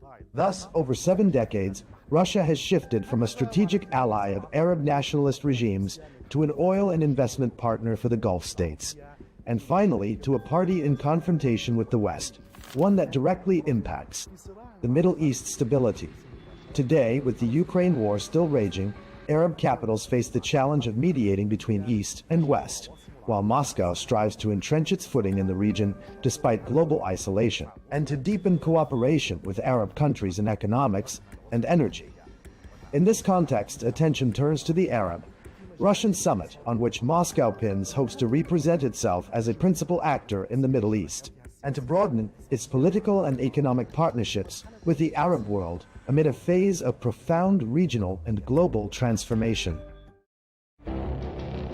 It feels like decades are passing by in a matter of weeks. Seismic shifts in the world order. Never, ever will be part of America. With so much happening and so much noise. Whether it's political upheaval, Canada has been ripping us off for years, economic shifts or social movements. And no one wins from tariffs. I think America can be more friendly to the rest of the world. The in-depth analysis and all the latest developments across the globe. To have an inclusive policy together. The meetings with Hamas gave me some hope. We're in another nuclear arms race. The most important development straight to your screen. Welcome to the dressing room. I'm on my own. I need backup. And an insightful look at the issues shaping our world today. It was not going to happen, that war, and it happened. Join us on Arabiya News, where the world talks.